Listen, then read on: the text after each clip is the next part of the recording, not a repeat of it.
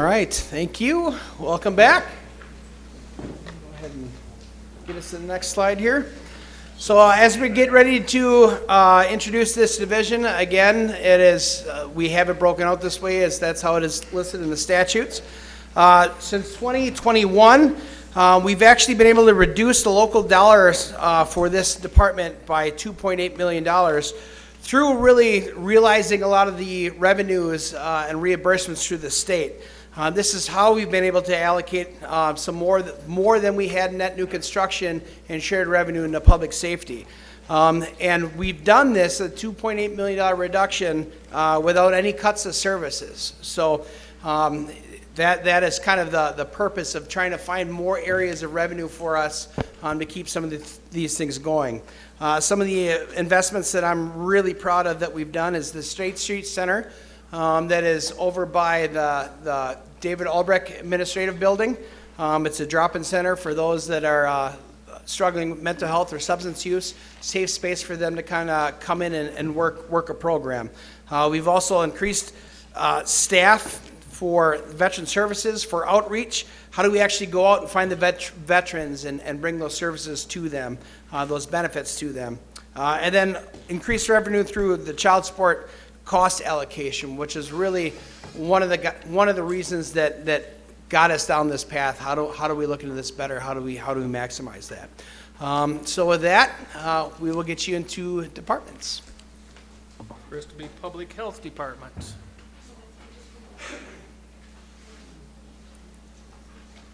While we're waiting for him to come up, I would like to call your attention to everyone on the wall over here and up above me over here. There are screens that will show you your 2-minute times. So we have done some work here while you were out, so we can keep track of that.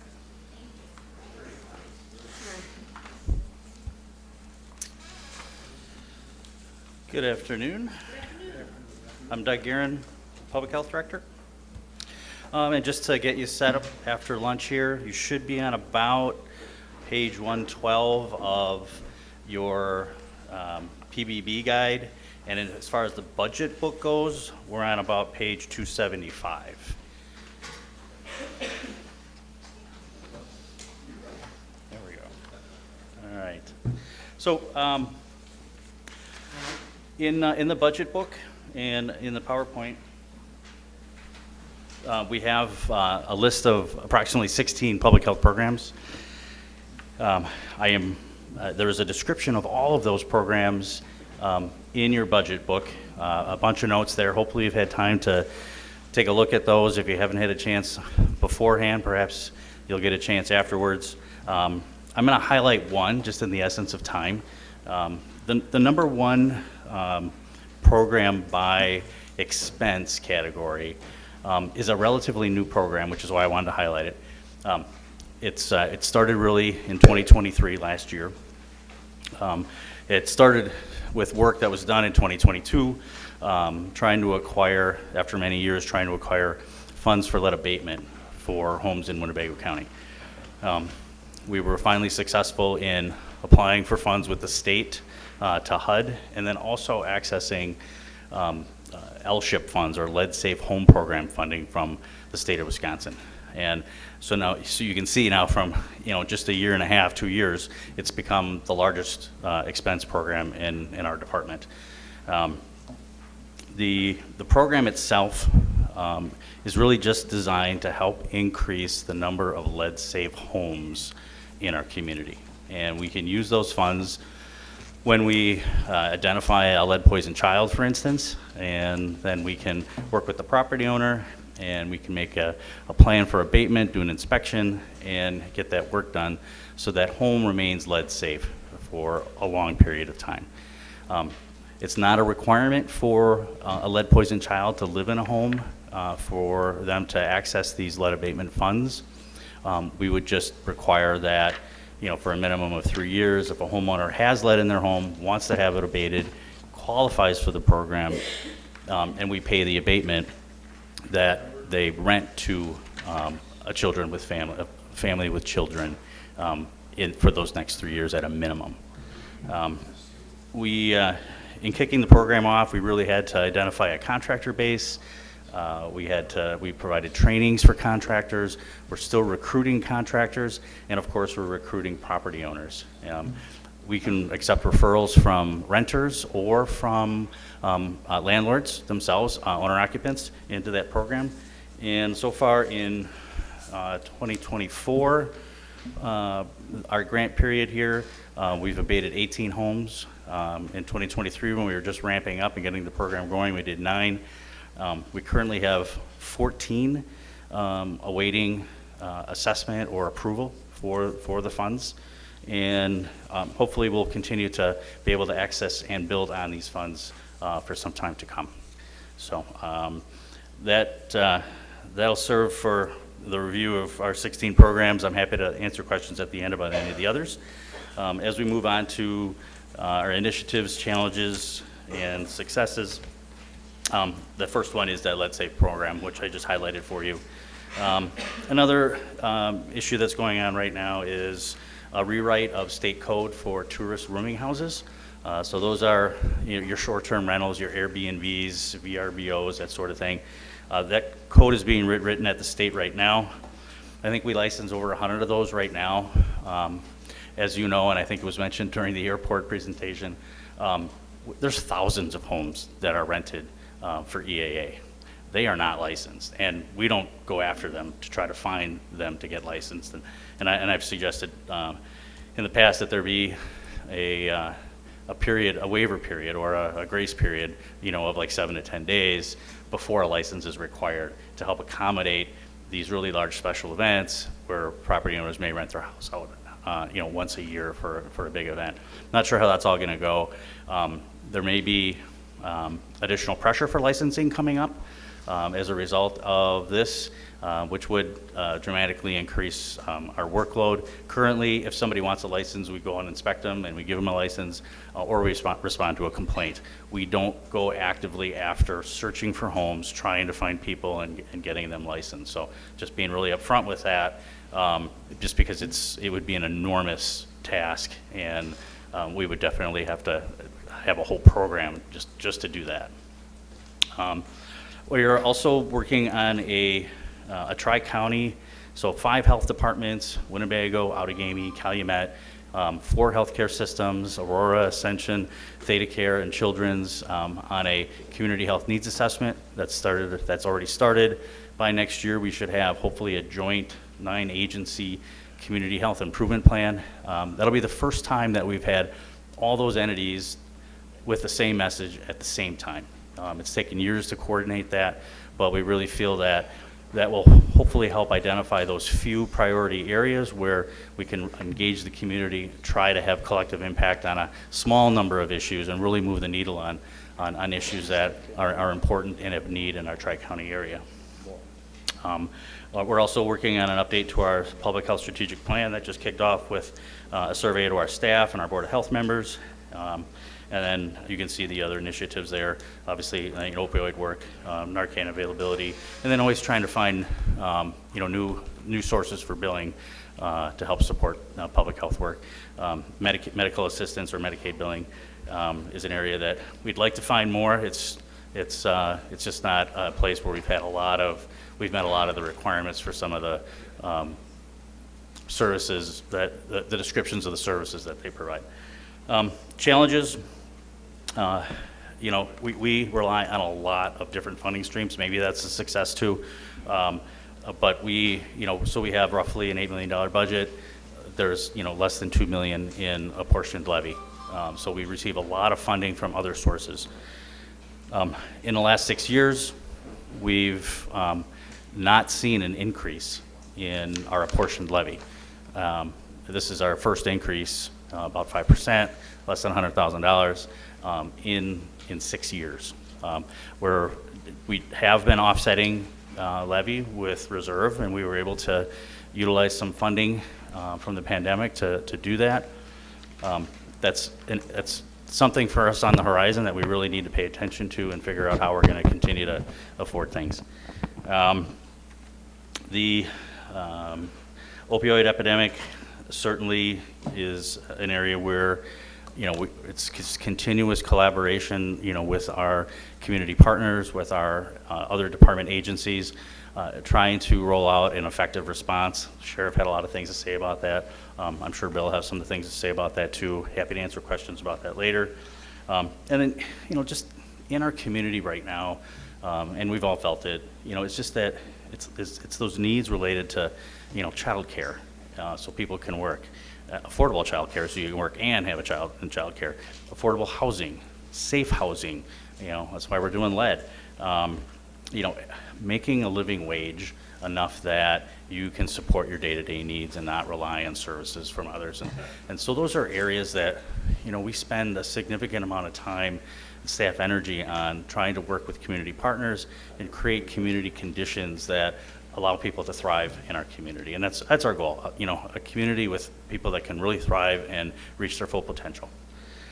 Successes, WIC enrollments, our Women, Infants, and Children program.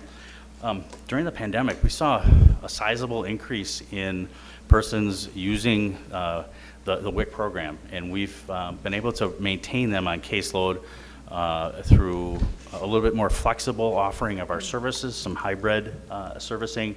The state just did a 5-year review of the health department this past week. They noted that they're coming back and looking for some answers as to why we've been able to do that when other communities haven't. So that has been a success.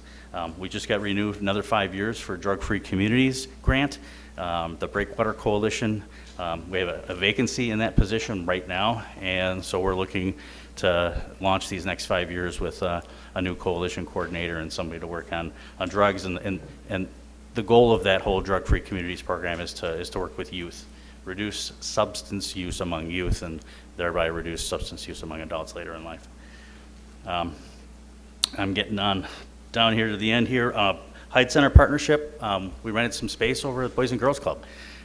We're trying to meet, parents and kids where they go already, where they need services, and we'll, be continuing to look for opportunities to do that, to meet families and their needs where they're at. Finally, if I may, the budget request. So we had a reduction in Department of Health Services funding this past year. It's really the ending of funding for that pandemic recovery period. I think you've probably heard from almost every department that there's been an IT interfund increase. We tried to come as flat as we could on budget. We removed a lot of our temp labor that we had been using. We have a wage increase to absorb, and of course, the wage increase from a couple of years ago that we really absorbed without any, apportioned levy increase back then. We have one position change that is a community health strategist that was part-time, and we're reclassifying that as a community health worker full-time. Cost of about $3,600 for that. Full-time position, we didn't need the higher level of requirements for the community health strategist, and hopefully likely easier to fill as well. And then, of course, continuing to use our public health reserve fund to offset that levy. Questions? Supervisor Barrow. Yes, thank you, Mr. Chairman. Director, I do have a question. I believe you stated for the lead safe home program, 18 homes have been abated. So 27 done. So 23 in 2023 we got when we first started doing them, got things going. We did 9. In 2024 we did 18 up to that's year to date, and our contract period is November 1 to October 31. So Okay. we're kind of at the end of that year right now. So my follow-up to that is on page 281 where you show revenue. It shows revenue and cost here, 1.8 million. Mm-hmm. So am I to infer from that we're spending $180,000 per home? Well, no, this is 2025 projections, Okay, and so this is 25, okay, yeah, which so- is based on how many homes? And so I believe, I think we were looking at 25-ish homes probably, plus the Okay. salary. So this isn't cheap. It's $25,000 to $50,000 per house on these Okay. abatements. So Thank some are less, some are more, but in that range. Great, thank you. Mhm.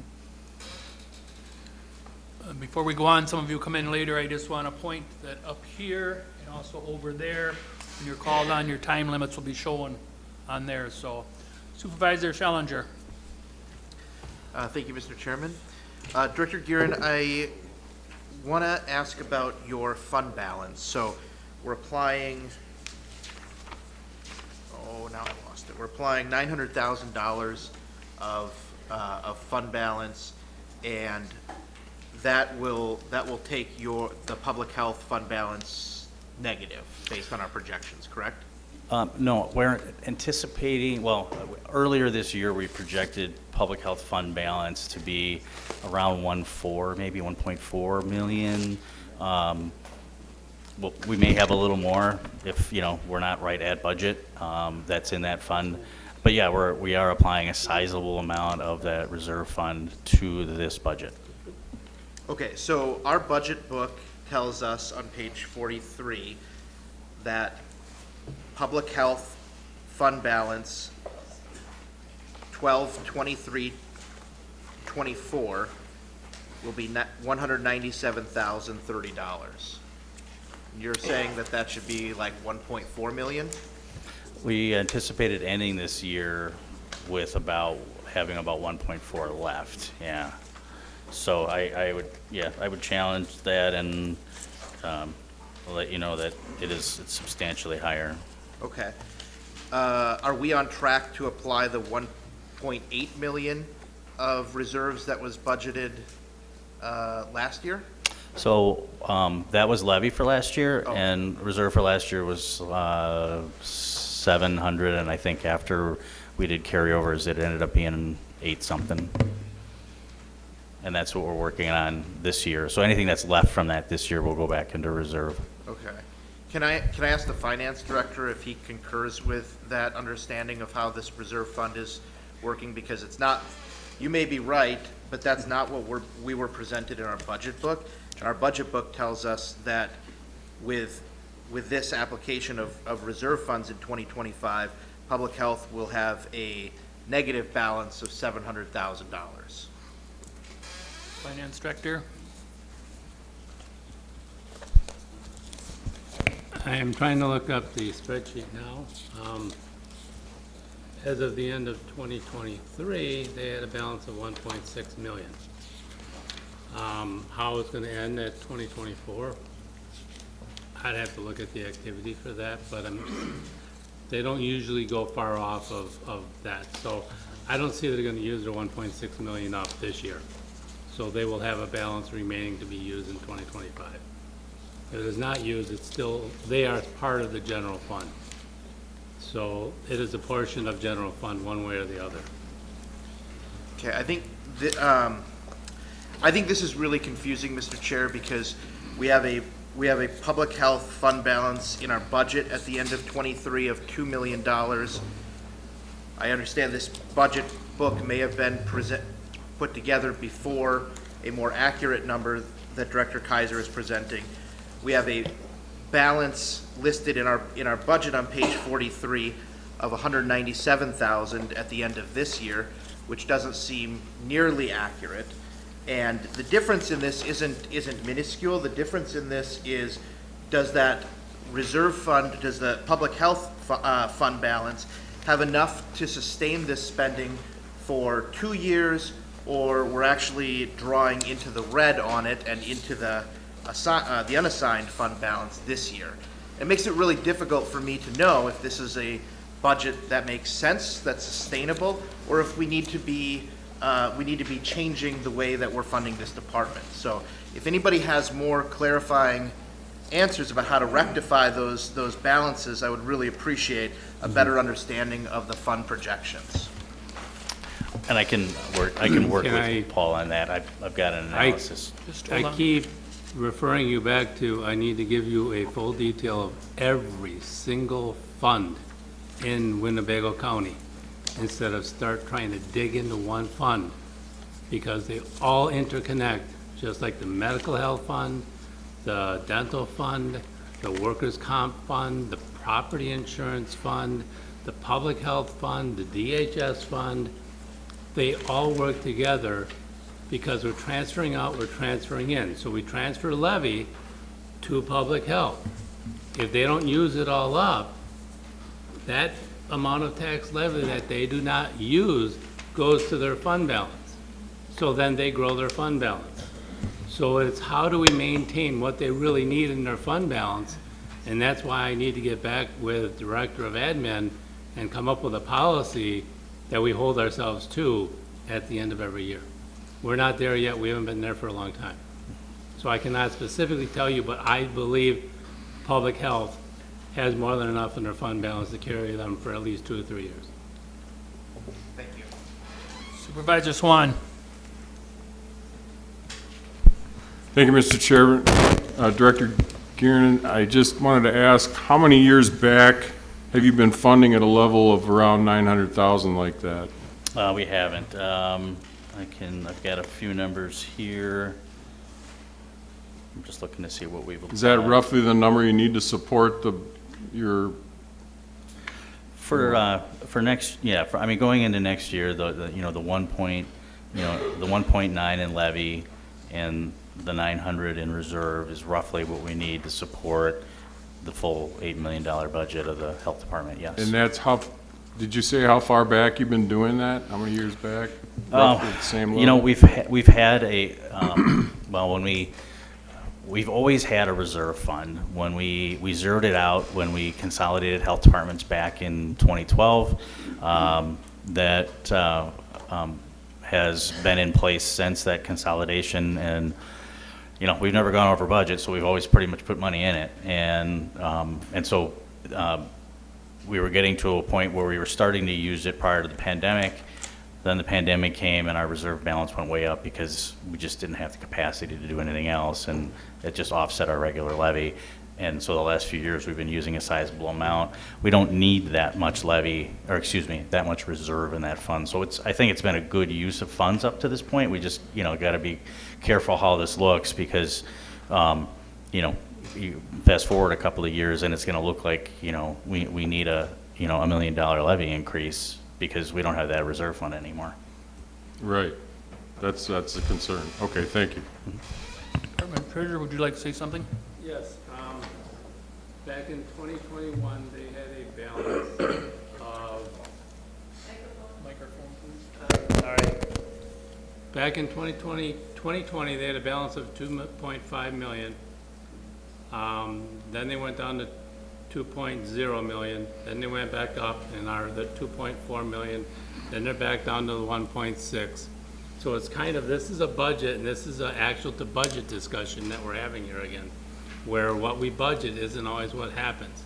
And the reason for the public health fund is there's only a small part of Winnebago County that is not really part of, I don't know the exact, you know more about it probably than I do, but that is why we have the fund. It's for a really small portion of Winnebago County. I'm sure that portion of what we have to really take care of, this fund is more than enough to cover. Yeah, our levy gets a portion to roughly 90% of the county. It doesn't get a portion to the city of Menasha and the city of Appleton portions that sit in Winnebago County.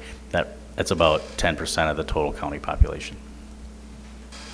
Supervisor O'Brien. Thank you. Yeah, we have some of these programs I'm familiar with, but some, particularly number 7, it's a $500,000 for community conditions that improve health outcomes and basic needs. Could you just take just a couple sentences to explain what this program is that's allocating $500,000? Yeah, and that really reflects, what I was talking about with, community conditions, basic needs, having people thrive. There's a full description in your budget book. I can pull the description that we have in the budget book up, just to make sure I'm consistent with what we put down. Yep, thanks. So, we know that, to have a positive health outcome, people have to have basic needs met, right? They need a place to live. They need, affordable housing. They need safe housing. They need access to transportation. They need to have a healthy start to be ready for school. They need to be able to, get a job. And so these are areas that look at our community and try to identify opportunities to improve that. How do we break cycles of poverty? Right? If you want to find somebody in poverty, look for somebody that grew up in poverty. If you want to look for someone that, has mental health challenges, look for a person that's grown up in a family with abuse, and then that perpetuates. So how do we as a community address, some of those issues so that people have a better chance to do well? And that's, a really high level explanation of that program, but so we'll look at policies, we apply for grants, we, work with partners on housing issues or on child care issues. And so there's a lot of pieces there to that. And then, there's more detail in here if that's an acceptable answer for you. Do we execute on these, or is this just investigation? Do we execute on these type of, how we, identify and Sure. support? Is Yeah. there things that we actually do? Yes, absolutely. So there's, a good example would be like a child death review team or our overdose fatality review team, where we kind of look at the conditions that led to a situation, an unfavorable outcome, and I try to identify what are the preventative measures that could have been placed for that to not have happened.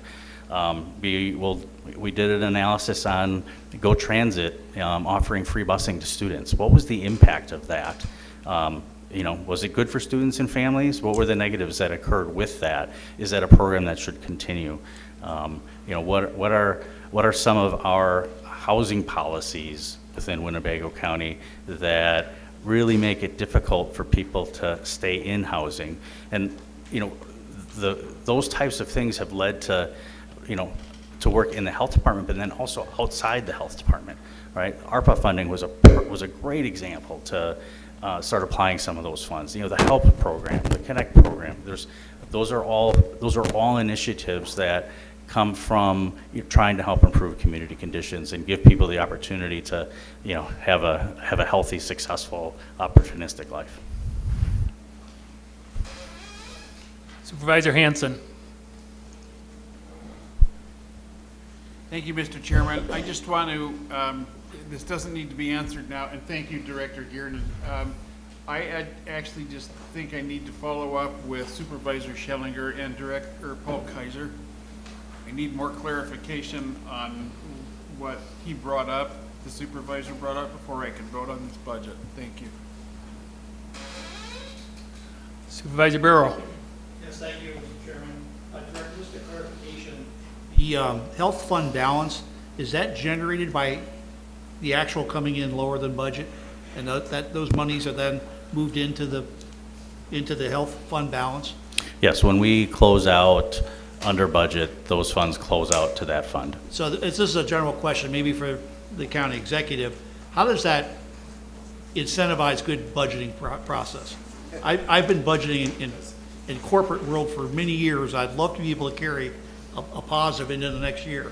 It never happens in the rest of the world. I'm just curious if that's something we would reconsider, just a point for how we do budgeting in the future. Thank you. Supervisor Powers. Thank you, Mr. Chairman. Director Guerin, maybe I should know this. Every family that applies for WIC and applies for it and qualifies, do they get it, or is there a waiting list? And the second part of this is, if there's a man raising small children and infant alone, wife died in birth, whatever, does he qualify for WIC as well? Not for the women's part, but for help with his children and infants. That's my two questions. Yeah, there's no waiting list for WIC. No wait list. No waiting list. We currently serve, I think our current caseload is around 2,300, 2,400 persons. And we see those individuals up to 4 times a year. We serve probably over 4,000 individuals a year through that program. The vouchers from that program are spent in Winnebago County.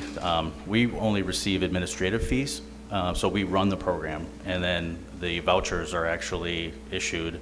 It's a federal program, but then they're spent in Winnebago County.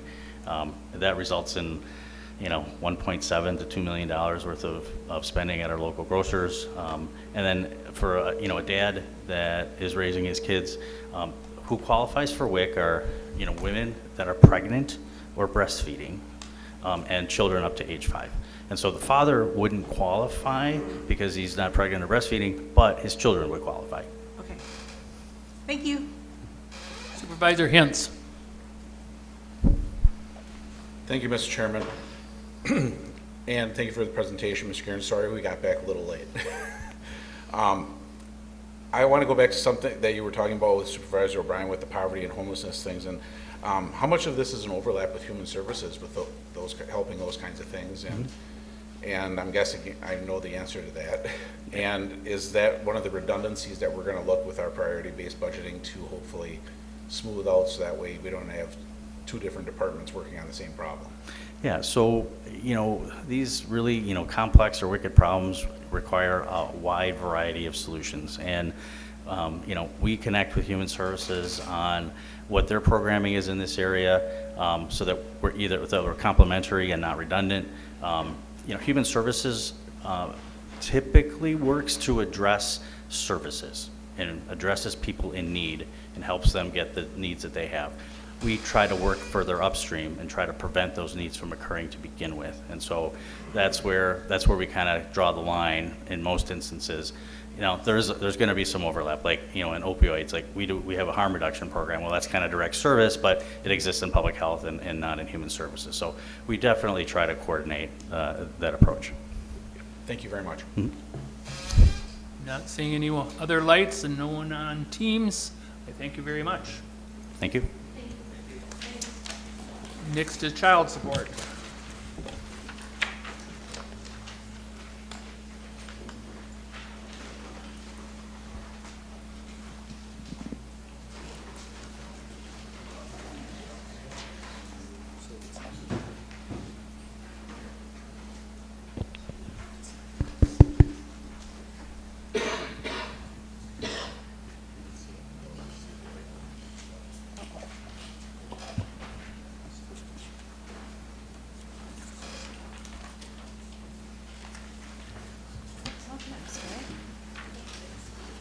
Oh, yeah.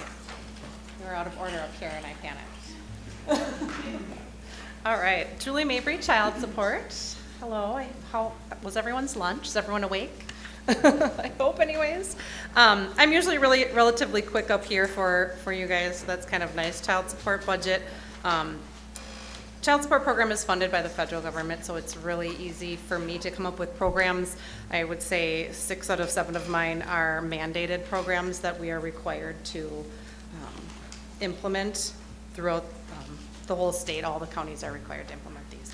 The only one that there was some changing in some verbiage in regards to our birth cost recoupment. That is now, it may be recovered. Our county still does recover it.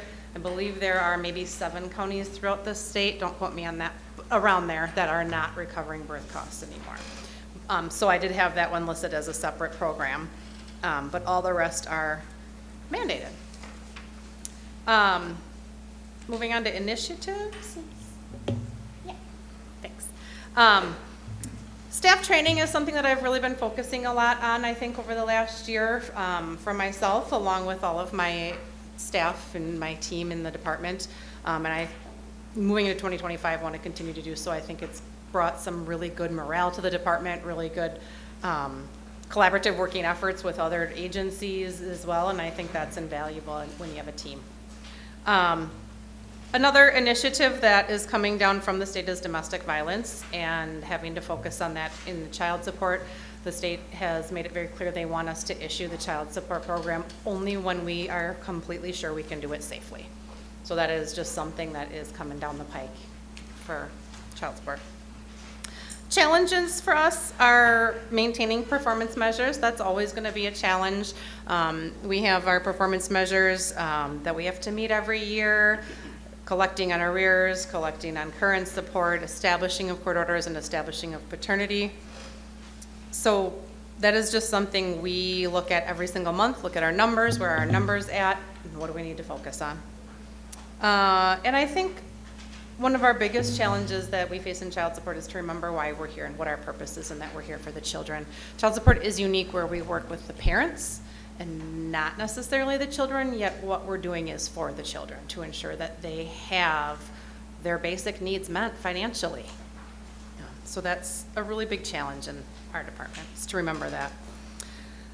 Successes, I listed staffing and performance measures. I think our department is doing really well on staffing. We have had some fluctuation in my entry-level position. I think that's gonna always be expected. I don't think that's anything new for any department with any entry-level position.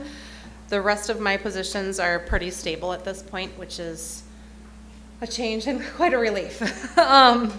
So glad for that. And then performance measures over the last couple of years, we have been doing really well on those. So trying to maintain that and keep that up to date.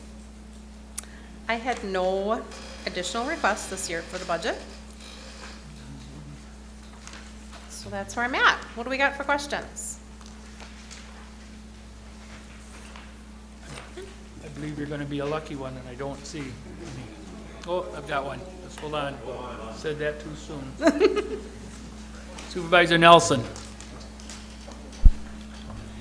Yes, I'm just curious, what, if anything, do you do to collect in arrears of child support?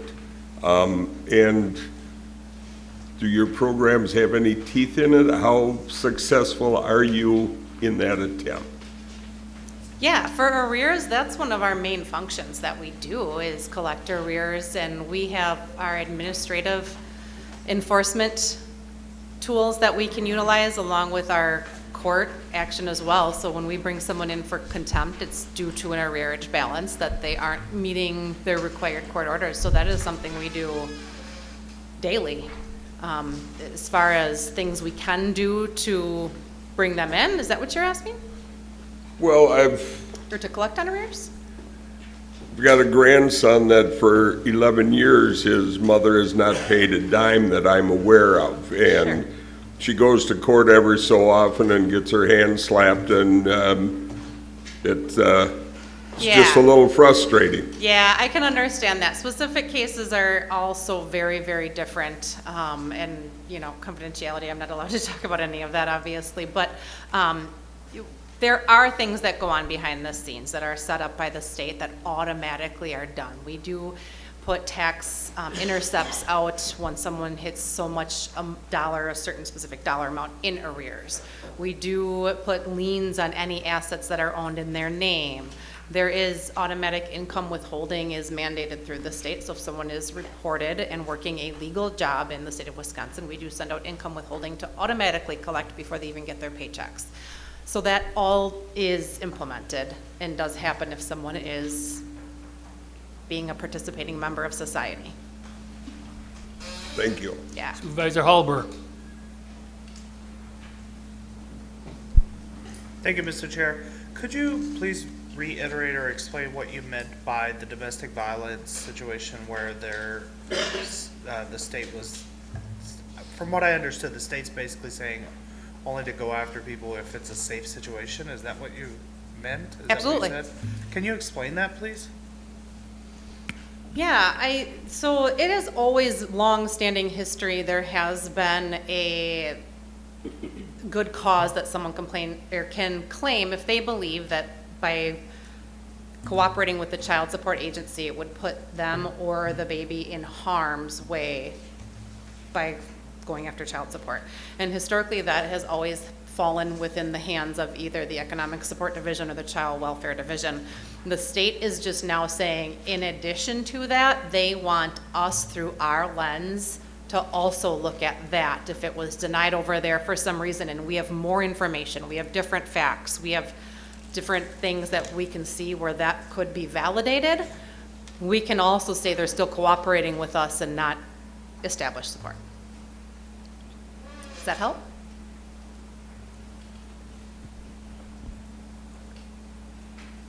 So if there's no, I'm sorry, I guess I'm not understanding.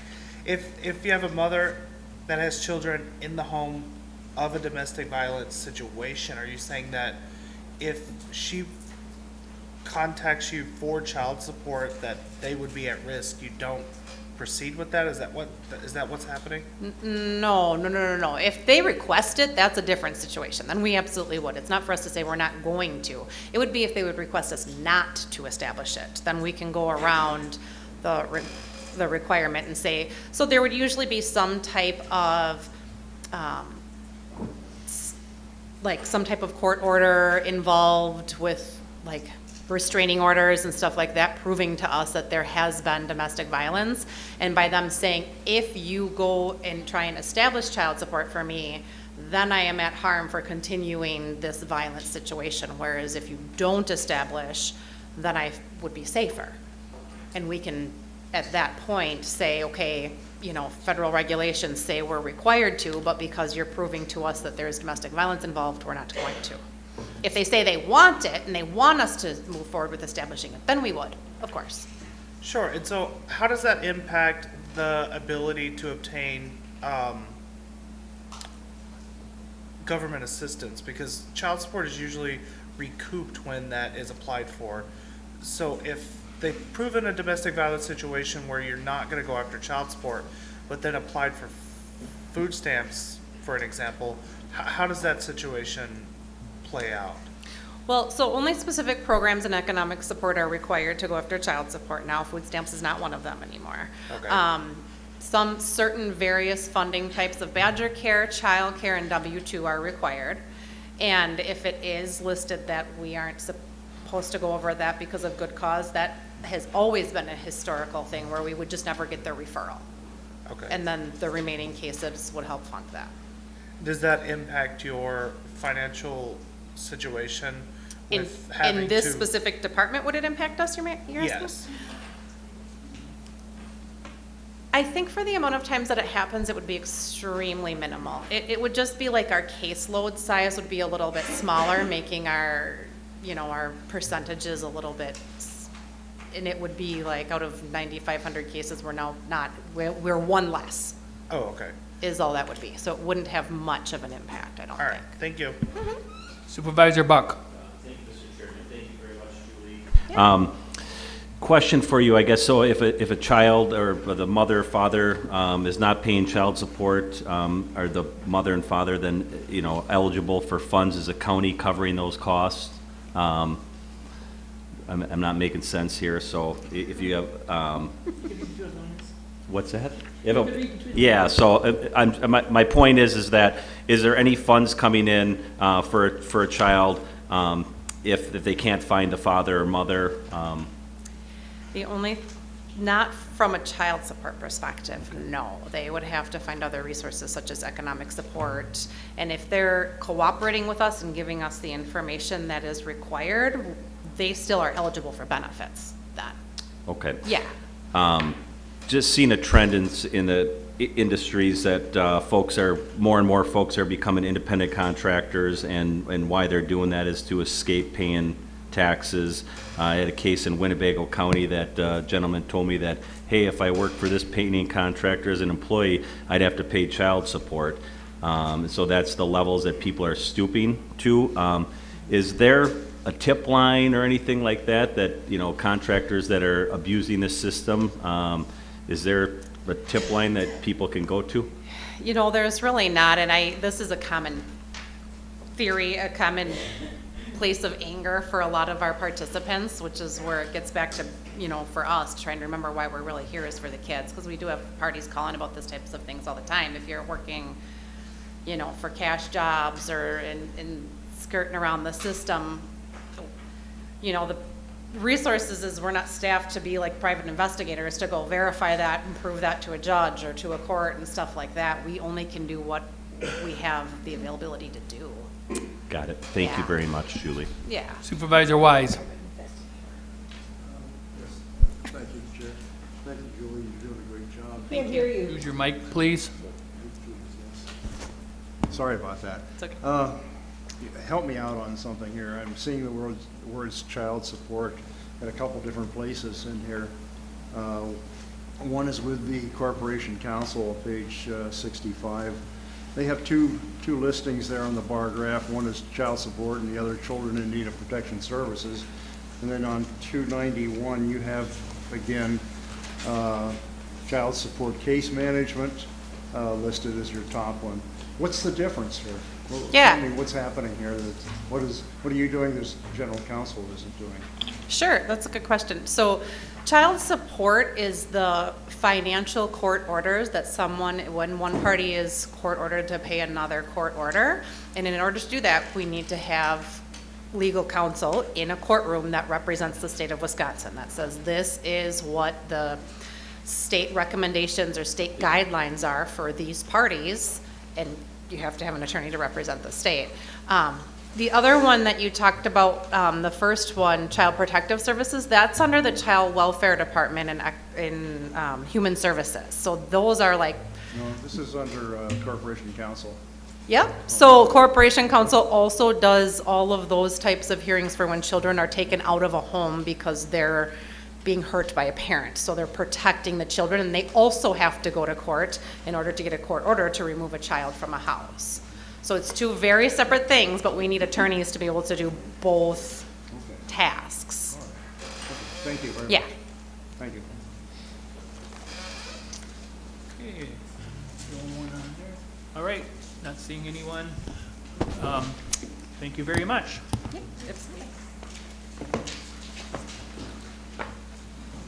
Next up is veterans.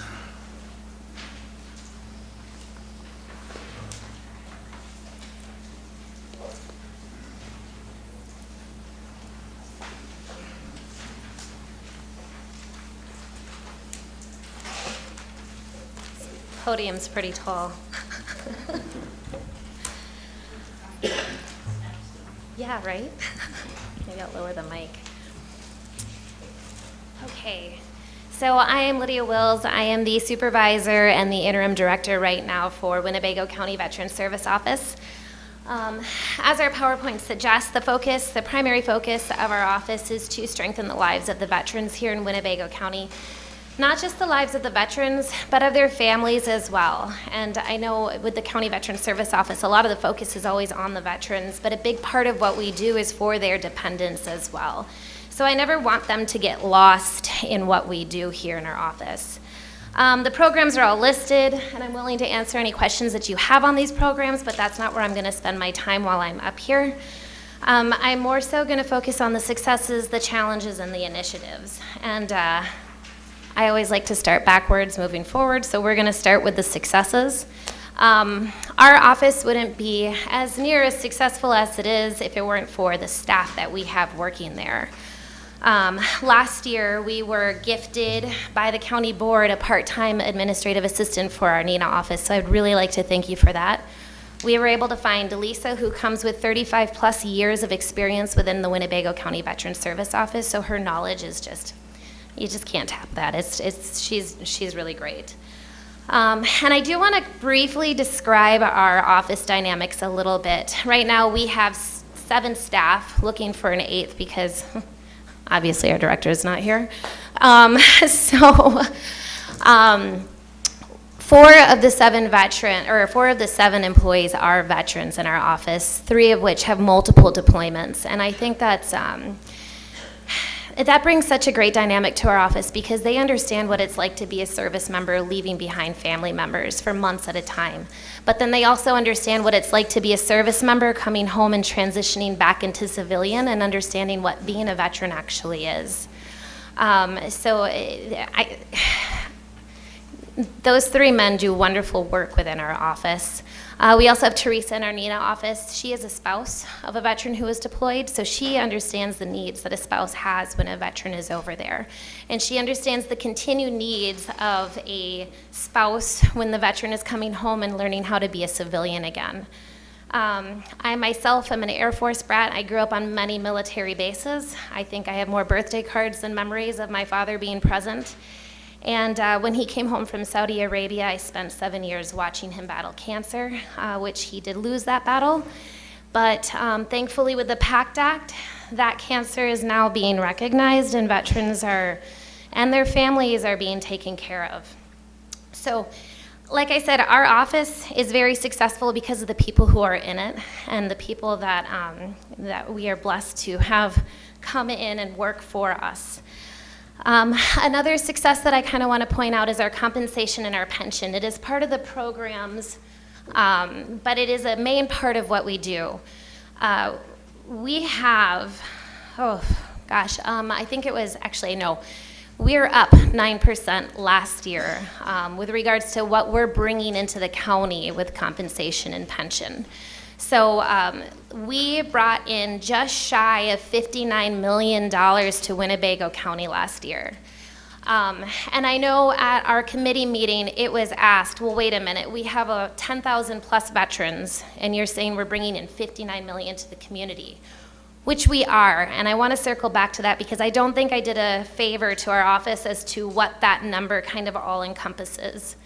So compensation, without getting too deep into the weeds, it's a disability that a veteran incurred while in service. So you can have a rating of 10% and be getting a payment of $171 plus every month for the rest of your life for that disability. Or you could be 100% service connected with dependents and be receiving $4,000-ish a month for the rest of your life because of those disabilities that are preventing you from working or supplying for your family.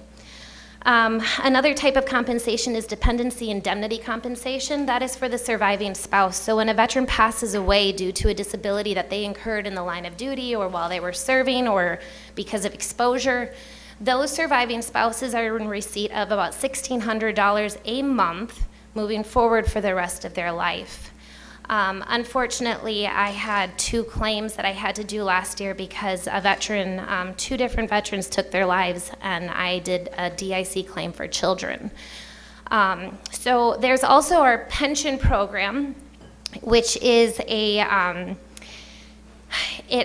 eligible, it helps offset medical expenses that a veteran or their surviving spouse incurs.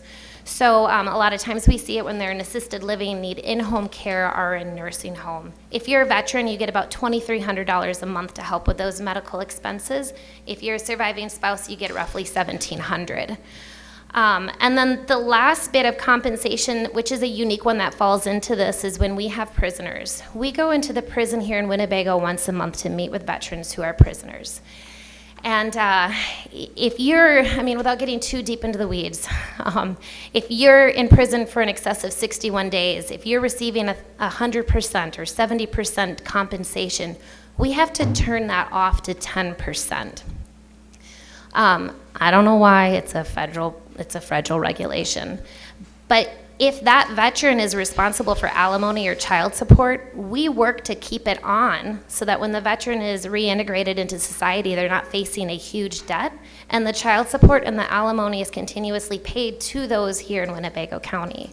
So when I say $59 million is being brought into this county, it's not just for the 10,000 plus veterans. It's for the children and it's for the spouses. Sometimes it's even for parents of a veteran. But that's really going deep into the weeds.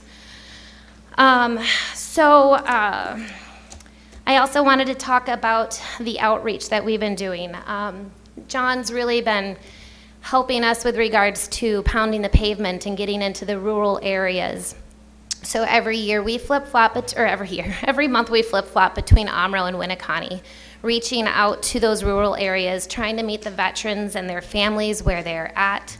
I don't know how many times we go out there and I hear another veteran say, "Thank goodness you're here, because I really do not like roundabouts." So it's helped. We've been able to capture a lot of claims that way and take care of those families as well. And even sometimes it's the younger veterans that just don't want to take the time in their busy day to come into the office to see what's all going on. The VA has a stat that says 50% of veterans have no clue what benefits they're eligible for, but because of the outreach that we've been pouring into Winnebago, I am praying that that number is way lower. It's something that we are really, really working on, and it is a continued initiative. One of the challenges that we have is not so much here, it's because of the VA, it's the federal VA. With the signing of the PACT Act, there was 4.17 million claims submitted, which is a lot. And When I was doing this presentation, the accuracy of those claims being decided was 79.65. I checked it again this morning, and the claim accuracy is 76.91. So that means 23% of those claims that are being adjudicated by the VA are wrongfully denied. And so we're really busy with appeals. If you take the 4.17 and roughly 23% of that, that's 960,000 claims that are getting kicked back for claims that should have been pushed through for those veterans. So that is a big challenge. We're very busy constantly. I mean, the easy part is putting in that initial disability claim for us. I mean, it's when it gets decided on and it comes back and we're like, okay, why was it denied? And not only why was it denied, but what's the rating, and is that rating accurate? Is that what you deserve? So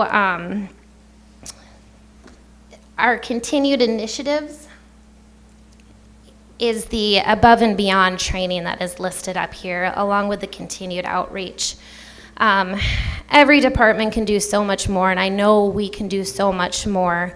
It's a lot to squeeze in 8 hours, but we do our best. But that's about all I have. Supervisor Powers. Thank you, Mr. Chairman. A couple comments and one question. The reason that their benefits are reduced while they're in prison or jail is because the government is providing them a shelter and meals and medical. So that happens with people who are on disability and hospitalized. They, because they've got the apartment and stuff that's all being subsidized. I just didn't want to get too deep into the weeds. So that's why it is. Okay. And I will say that another comment, I spent a few months checking out a soup kitchen feeding program in Menasha, and I was amazed at how many men, they were all men, who said to me, the veterans services here is so good. They're so helpful. So I want you to know that it's being appreciated. Thank you. The question, which is not on the budget, but you may know the answer to this, whether she could come to the VA about this or to Veteran Services. I have a very close friend who was born in Germany while her father was stationed there. And she's been told she can't get a passport because her birth certificate, she has one in German and one in English. Why she showed them the German one, I don't know. But I said, I can't believe that all these children of service personnel born overseas do not qualify for an American passport. Yeah, so my brother and my sister were both born in Germany, one in Hans Air Force Base, the other in Bitburg, and both have passports. If she's running into any issues, all politics aside, Senator Johnson does passports like that. So that would be an outlet that they should look into. Thank you. Mm-hmm. Supervisor Schellinger. Thank you, Mr. Chairman. Thank you so much for your presentation and for sharing your story and that of your staff. It's, I often hear that our Veteran Service Department is the gold standard for the state, and I take that to mean that we should be ramping it up to be a platinum level, because the work that you describe is just so magnificent and well needed for our county. So really thank you for everything you and everybody else is doing there. I want to ask about your line item for advertising. And I think sure. That had been a fairly low, like around $700, $750 for a while. Last year it was a lot more, and now we're back down. Could you just talk about what we did last year, what you did last year, what the outcomes of that were, and why we're going back down? Yep, absolutely. So last year we were given a one-time grant by Governor Evers in the amount of like $19,000-ish. And we thought it was best to join forces with Calumet and Outagamie County, and we held a tri-county mental health symposium last May. So our advertising really did an uptick because we were blessed with some extra cash. So we did invest wisely with regards to that advertisement stuff. So we bought a lot of outreach advertisement trinkets, so to speak, and brochures that will not expire. So we will be able to continue to use those until we run out. The Tri-County Symposium that we hosted was a beautiful event. We had a lot of bigwigs come, and the federal VA was there, and they said, we need more like this. But if I'm going to be 100% brutally honest, the outreach that we did at the Winnebago County Fair far surpassed what we reached at Mission Possible. And so moving forward, just because that's in our home base, I'd really like to hone in on Winnebago County Fair, make that bigger, better, grander on the Veterans Day, and I think we could really turn around some lives with the Winnebago County veterans, because I think there was one day I was there by myself while people were out and about doing other things, appointments, outreach, so on and so forth, and we were selling tickets. Veterans always were able to get in at no cost for that Friday, but then we decided this year that our office would flip the cost and lower the tickets for the families and friends of veterans. And that one day I generated 5 appointments because a veteran came in to get those tickets at a lower cost, and lo and behold, they didn't know what we did. So that would be I think a more beneficial focus moving forward.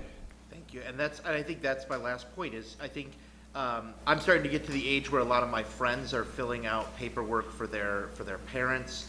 I know how many people complain about it when I say, well, have you checked out your local veteran service? And so many. Yeah, we do it in our sleep, so. Yeah, and I think part of it is so many people don't know where you are, and maybe not just here, just in general, that veteran service offices exist everywhere and help with this. So yeah, like I just really appreciate the outreach you all do, and if that seems to be an avenue to push down on, to reach more people and connect them with the benefits they deserve. I think those are really, really valuable initiatives to bring forward. Yep, we're moving, we not only go to the prison monthly, we go to the college campus monthly to try to capture veterans or possible students who have no idea they're eligible for the educational benefits. But we're also looking at getting into the assisted living and the nursing homes, because there's a lot of attorneys out there, hope none of you are attorneys in here, so that make a lot of money doing the claims that we do at no cost with the promise of getting it through quicker, and that is not the case. There's no such thing as quick with the VA. Well, thank you so much. Supervisor Zelmer. Thank you, Mr. Chairman. I'd like to comment, Lydia and fellow supervisors, on one of the challenges, and that's local veterans homelessness. And we do need many more tiny houses. For the homelessness, we're doing it over on the north side of town, where on county land. I don't know where. Will it cost us money? Yes. It's a little late for this year's budget, but Lydia, that's something maybe you could work on. Maybe there's a collaboration we could do with the city of Oshkosh on this. Our veterans have given us so much, and I would like Winnebago County to show compassion to these folks more than we do, and not to forget their efforts. And because if we don't address the problem, it's only going to get worse. Yeah, Thank I you. agree. It's been something that's been on our radar for quite a few years, and we've toured a lot of facilities. We've worked with a lot of outside agencies. It's been something that the county exec in our office has been talking about tirelessly. It's on our radar. Supervisor Nelson. Thank you, Mr. Chairman. Lydia, it's very easy to hear the passion in your voice that you have for this job. So I thank you for the job you're doing. I see it on a regular basis in Winnie County at our Legion Post. The countless number of veterans that you have helped is huge. And just for the record, Winnie County not only doesn't have any roundabouts, we don't even have one stoplight in Winnie County either. So easy to get there. And that's all I have for you today, so I thank you very much, and thank you for your service. Next is Human Services.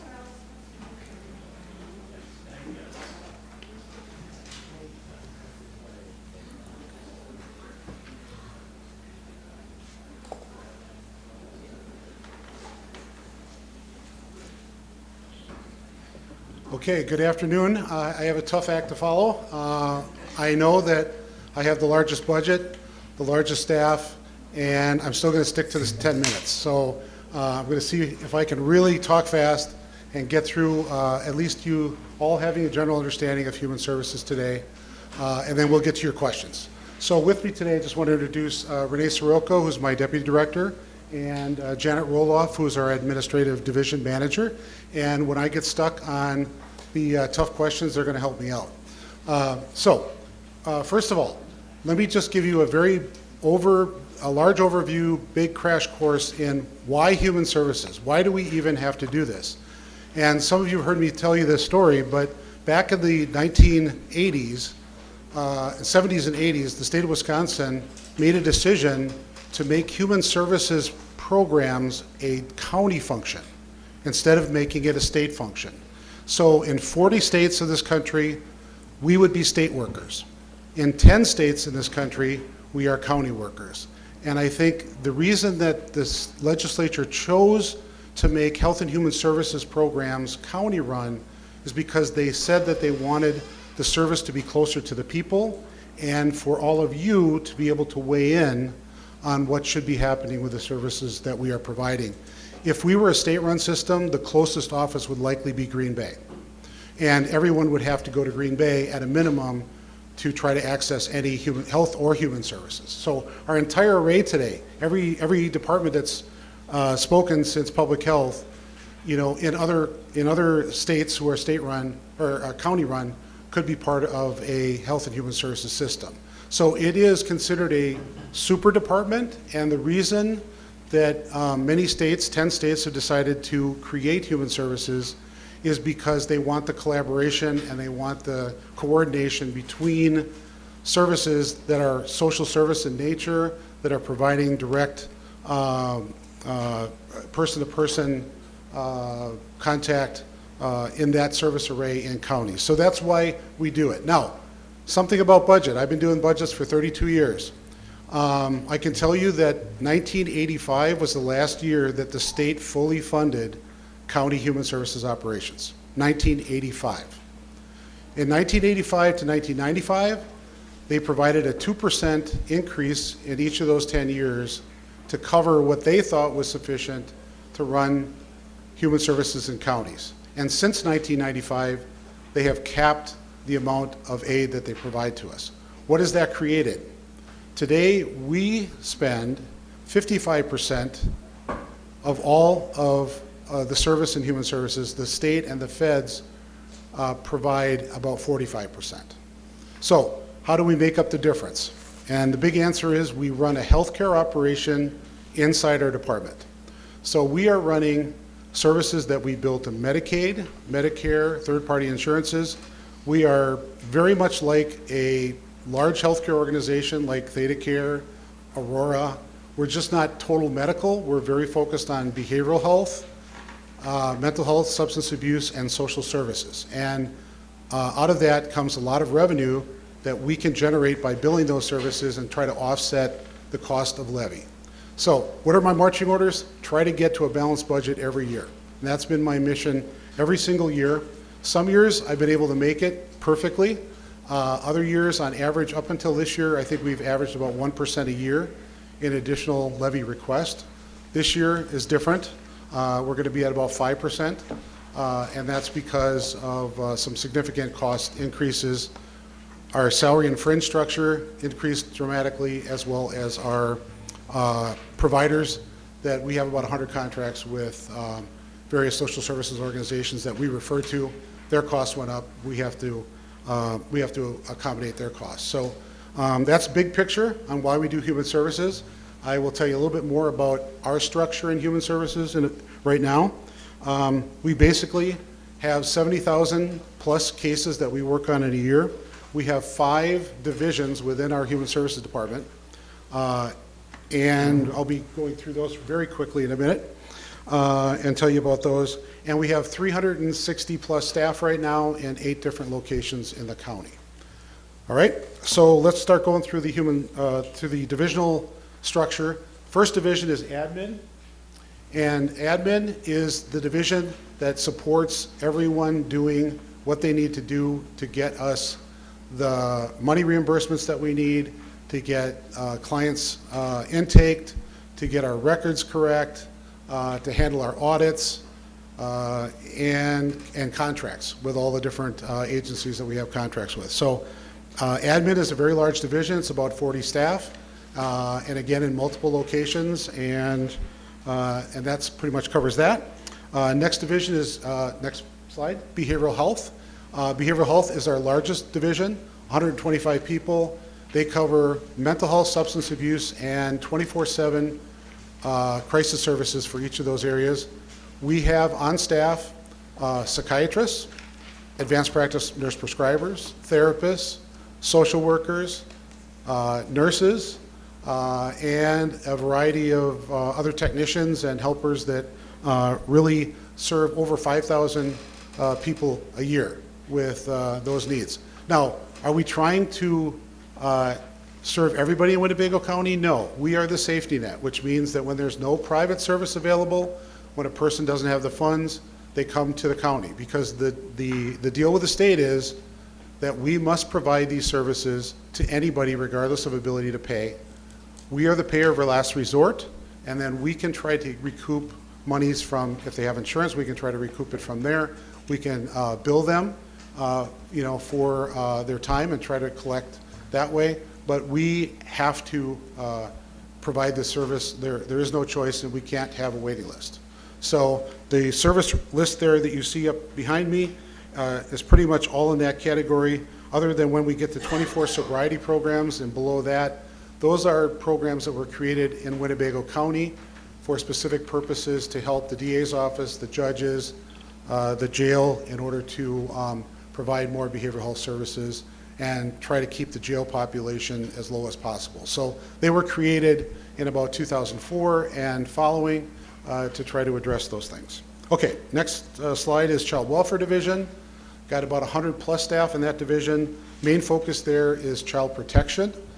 We have over 3,000, probably over 3,500 calls a year for concerns about children being abused or neglected. We investigate. We try to provide services to families, try to keep families together as much as possible, because we don't see that taking them out of their home, unless there's a very strong suggestion that they would be, their safety would be at risk. We try to keep families together and wrap services around them and try to avoid expensive placements. Because again, when we have to place kids out, that's a dime, that's our dime. And so we really try to keep the cost down and also provide the right level of care. That's about, I think about 3,000, 4,000 kids and families we deal with in that area. Next one is Economic Support Division. Here we have about 30,000 individuals applying for Medicaid benefits from our county, about 25,000 for food share benefits, and I don't remember the exact number for low-income childcare. But it's a large number of people. There's 40 staff. So imagine having 40 staff and keeping track of all of those cases. It's a full-time job and then some. So they're a very busy division.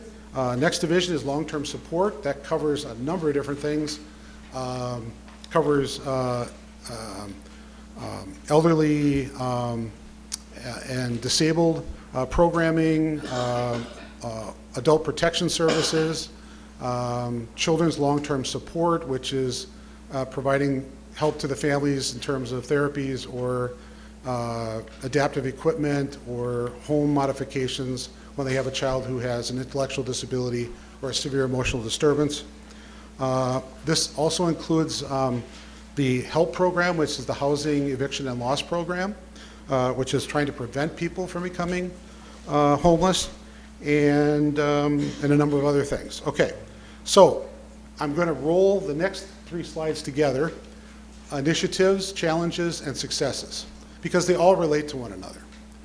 Our biggest challenge is also our biggest success. Our biggest challenge is to have a fully functional employee group. We need to recruit the best, we need to retain the best, and we need to make sure that they're getting the support that they need when they're here. So it's a challenge, but it's also success. At any one time, we're about 5% short on our retention, and I'm almost done. Oh, God. Okay, I got to get to my budget things. Now, remember, this is five separate departments in one, so give me 2 more minutes. All right, so recruitment and retention is our toughest challenge. It's also, when we have the great people that we have, we're able to do wonderful things with that.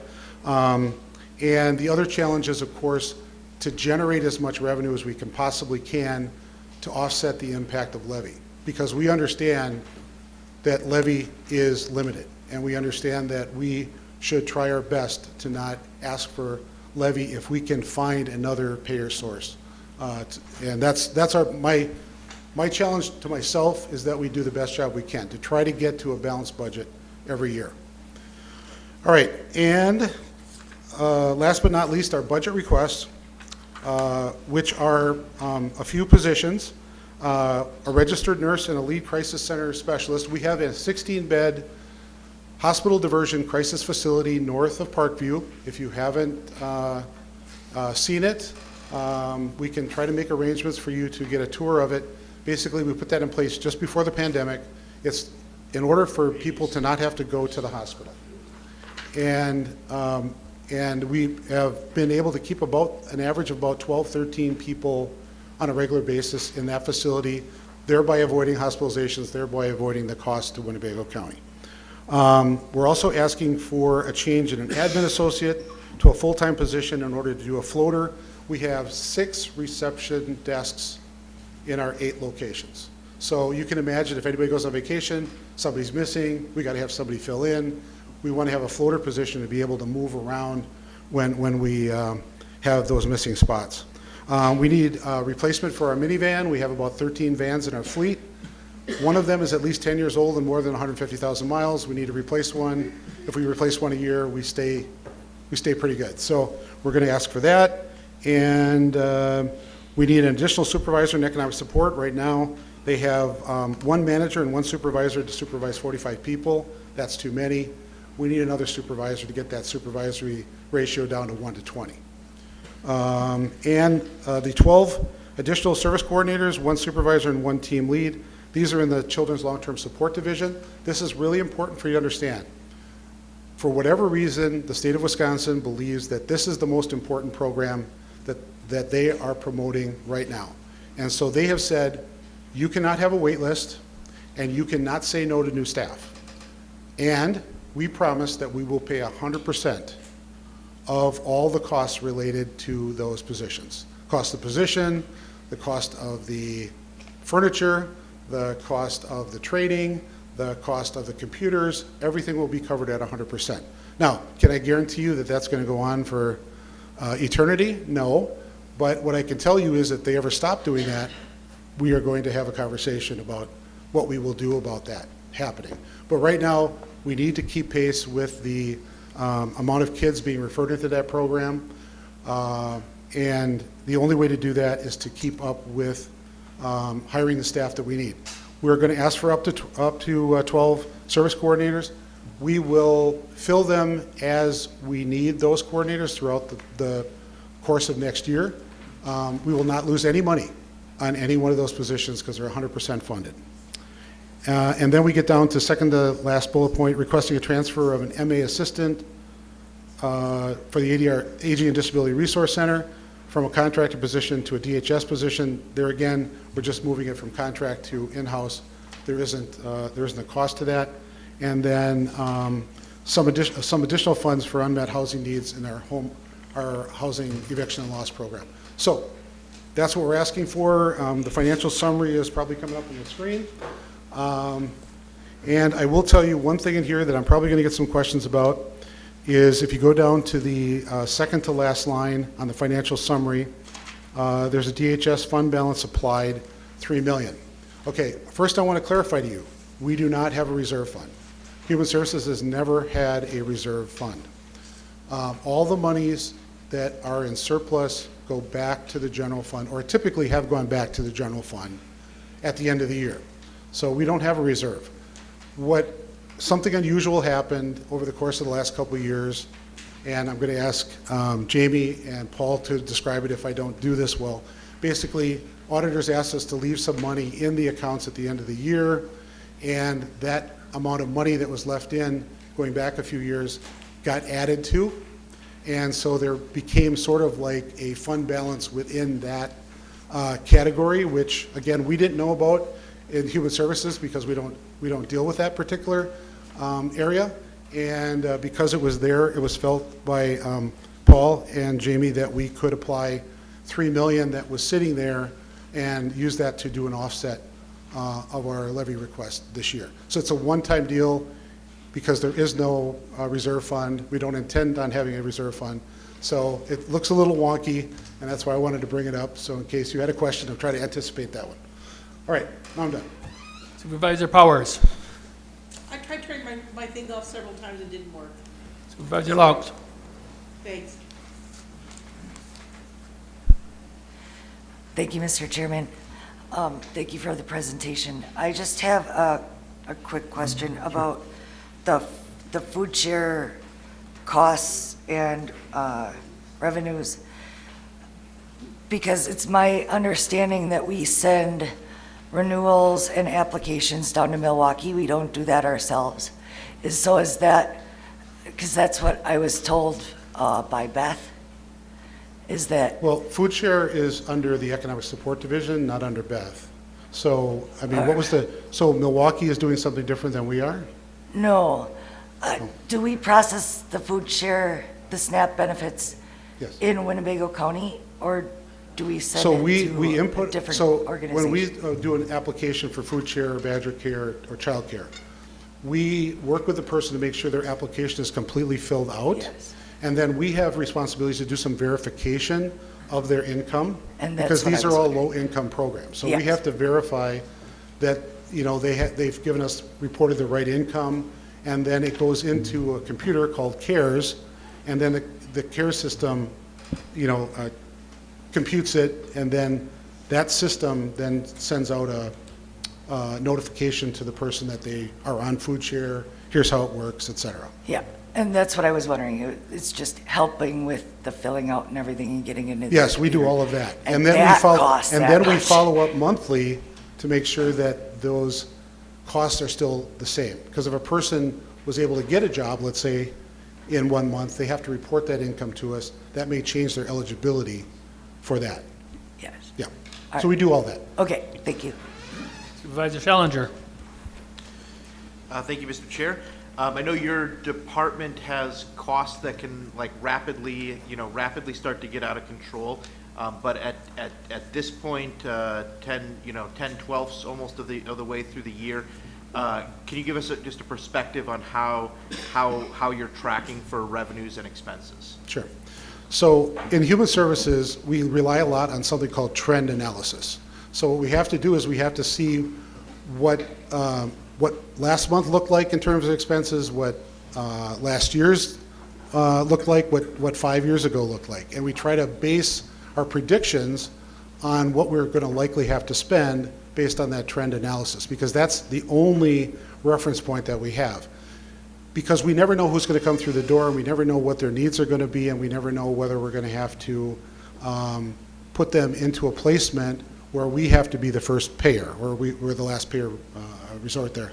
So what we try to do is anticipate how much money we're going to need in these very expensive placement accounts. So very expensive accounts are hospital placements, $1,500+ a day. Juvenile corrections is estimated now to go to next year to $2,300 a day. And residential placements are around $1,500 a day.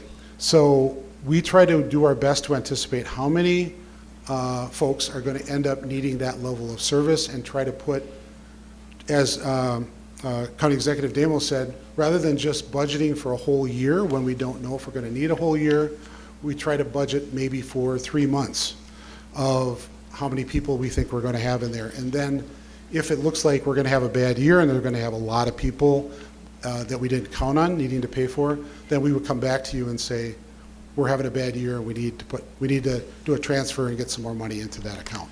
So and the swings are difficult because I know when you look at our surpluses and you look back over the last few years, there have been surpluses. One year was, I think the highest was about $6 million in surplus. We've had, when I first got here, we had a $200,000 surplus. And the year before I got here, we had an $800,000 deficit. So it does, one or a couple of placements could swing our budget by several million dollars. So we do our best to estimate what we think we're realistically going to need, and then keep it down as much as possible, and then if we find that we're going to need to go over, we go over. Now, we've been lucky, and we've been able to save on a lot of our expense lines over the years, and that means that we have some extra surplus at the end of the year to give back to the general fund. And for this year, do you kind of know where you're projecting out right now? Yeah, it's always dangerous to say where you think you're going to end at the end of the year when we still have a couple of months to go. But right now, we're estimating probably right around the $2 million surplus mark. Great. Thank you. And then for the board, I just will note, Human Services does a great job, Janet does a great job of keeping the committee updated, or the board updated with the monthly financials, with those projections and trend lines that Dr. Topa was talking about.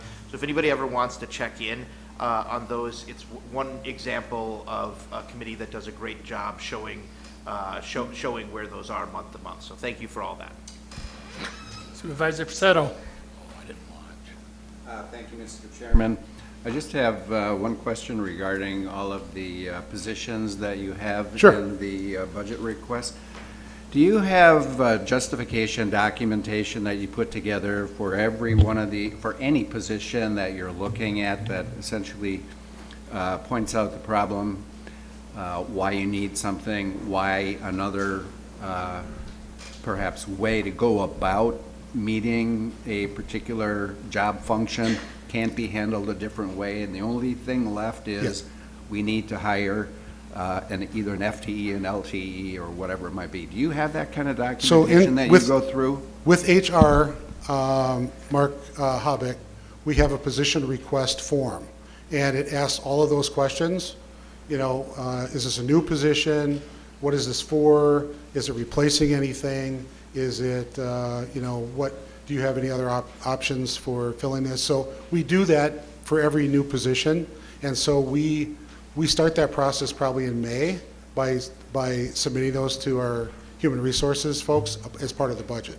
Okay, you're talking about a new position or any position? It could be a refill of a position, so if somebody's missing, we do the same thing, but if it's a new position, we do that at budget time, back in May.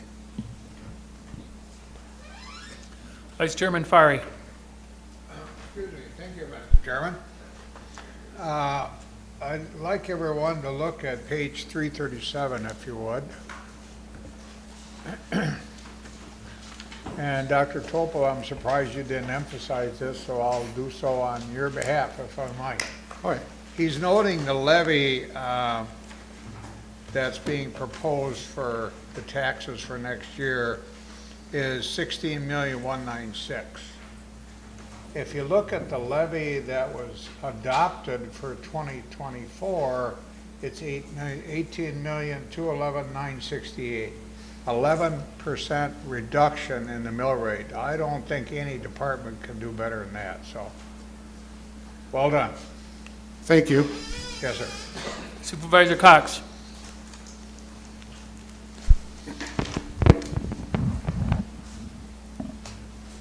Good afternoon, Dr. Topol. I guess the question is, are we still on markers, or are we beyond that? And we've got the forms made out, and we're going directly to Mark Habeck. And as you do that, we're now budgeting in advance, or budgeting over the forms that are already made out. Is that correct? the forms for the positions. The forms for the positions, we have historically done. We've done that as part of our regular budgeting to the county exec's office. This is not new, something we've always done. I understand. But do we have any markers beforehand holding those positions open? That's what I'm getting at. Are you talking about holding positions open? Holding place markers, will say, for the labor and for the fringe benefits of a position that you expect to fill. I'm still, so if we have a position, I'm trying to answer it this way. Anytime a position becomes vacant in our department, we go through a process of asking ourselves, is this a position we need to keep? Is this a position we need to change? And why would we do that? So we kind of vet it within our department first and with me. And then when it's okayed, we say, let's change it some way and then send it over to HR. HR will ask us to put it all on a position refill request with the new information and possibly a new job description. So if we're going to not fill a position, we would let them know that, like in the middle of a year, that it's not our intention to continue to try to refill this. So if it's for a new position that we start thinking about that in the budget, then we start by doing a position fill request and sending that over to Mark and getting his feedback on his thoughts on whether or not that's a good idea, a bad idea. He starts looking at the costs related to that position, gives us some feedback on that, because we then have to take that in consideration if we want to try to get to a zero budget. Then how are we going to be able to do that? Because we're going to have to give something else up. So that's what we do. I don't know if that answered your question. I'm sorry. I'm trying to figure out whether we've got the horse before the cart or whether we got the forms that are already filled out and now you're appropriating monies for those forms, or do we have money laying around, 300,000 or whatever, laying around in the budget, and we truthfully need to have forms filled out for each and every one of those dollars in order to get labor and fringe benefits caught up with the number of people that you're short. So oh, you guys, okay. Somebody help me with this one. Okay, so on the budget request form, we have to fill out the expense, which it would be basically wages and fringes plus computers, whatever. And then we subtract out any revenue that we think will be associated with that new position. And then the net cost, all of that is in the budget for next year.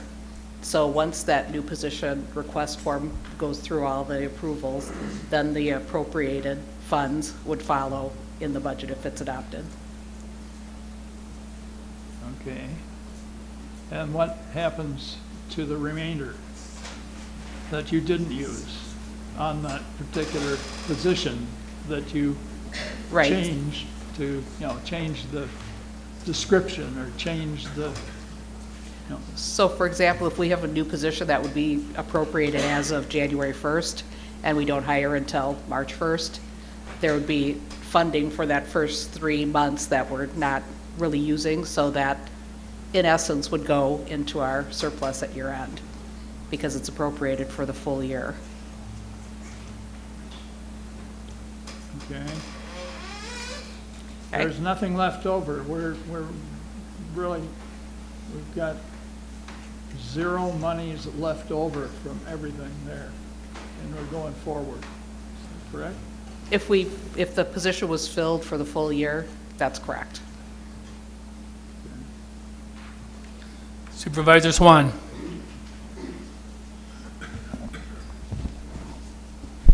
Thank you, Mr. Chairman. Dr. Topol, I just had a question on the 3 million. I just wondered, how do you determine that number? I mean, to decide this is the number I need to, I mean, are you trying to stay even with last year? Are you trying to help the county budget overall hit a certain levy level, or, you know? This is a good question. I'm going to ask Jamie or Paul to try to give you an answer on how we determine the 3 million. Paul can.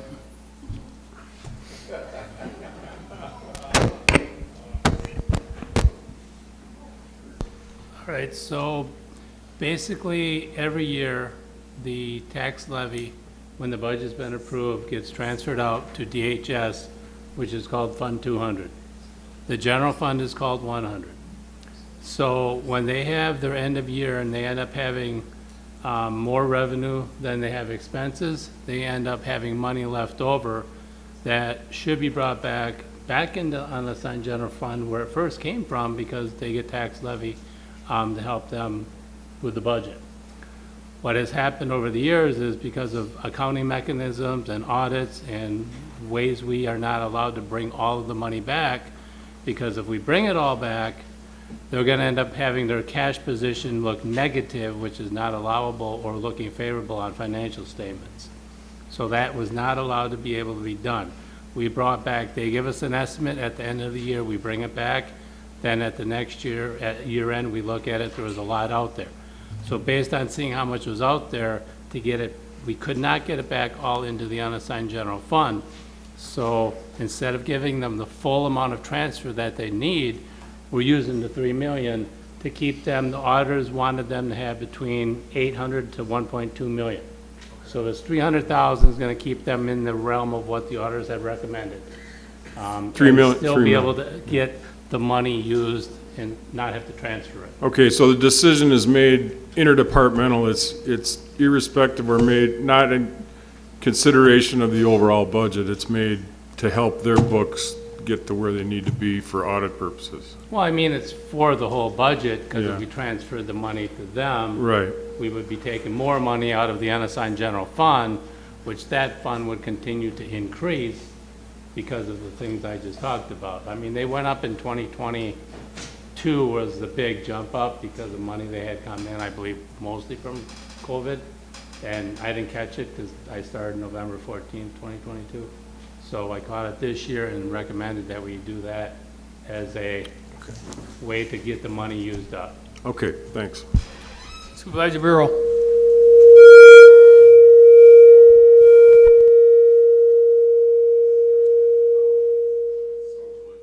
That wasn't me. Thank you, Mr. Chairman.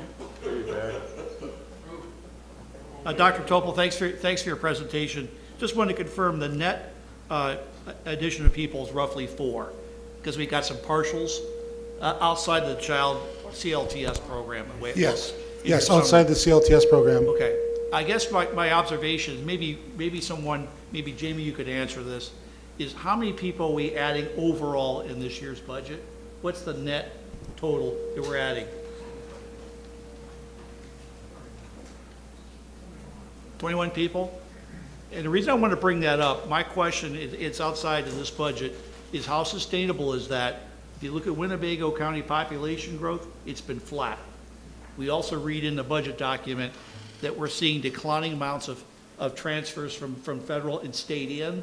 So something we got to be cognizant of. Every time we add people, which is our largest expense by far, this is going to be more and more of a problem down the road. So I just wanted to bring that up. And again, I'm not picking on your particular department. It's justified by just an overall observation for the board. Thank you. Supervisor Holt. Thank you, Mr. Chairman.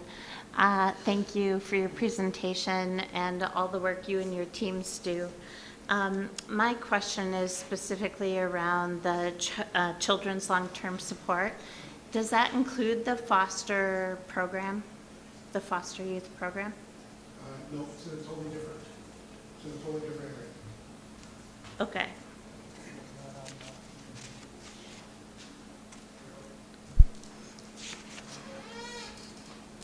Okay, not seeing any other ones. I thank you very much for your presentation.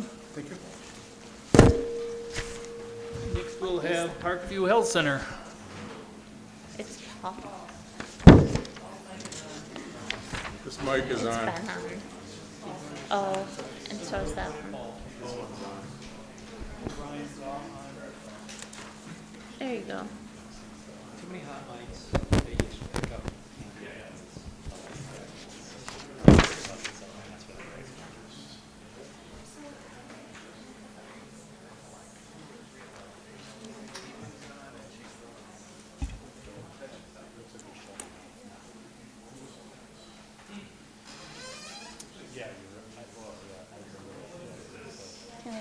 Can I just start? Good? I can start? Okay, great. My name is Lindsay Gaska, Parrish. I'm the administrator over at Parkview Health Center. For those of you that don't know, Parkview has been around since 1871. Started out, yeah, I know, right? 1871, we started out as the county poor farm, serving those of social outcasts and mental illness. Eventually, they separated them into two different buildings, one serving the social outcasts and one for the mentally ill. Those that were able-bodied worked on the farm there. In 1975, they eventually changed the name after it went through a few things like county asylum and all of those things that probably aren't, PC anymore. We finally went to Parkview Health Center in 1875. So the building that we're in now was constructed in 2006, 2007, and we've had the residents there since 2008. We serve Winnebago County residents doing long-term care, short-term rehab, dementia care, memory care, and then we also have specialized services there that is unique for Parkview and for skilled nursing centers. Most nursing centers do not care for those that need specialized services, so those that have developmental disabilities are people that we do take, and again, most nursing homes, that is something that they do not care for those, that community. So some initiatives for 2025. I know you guys have all of our programs. We have like 33 programs. I'm not going to go through that. I have 10 minutes. I could sit and talk through programs for probably 45. So I hope that you reviewed them. If you have questions, please let me know. But because I have 10 minutes, I'm going to go through our initiatives for 2025 and then our budget requests that we have for this year.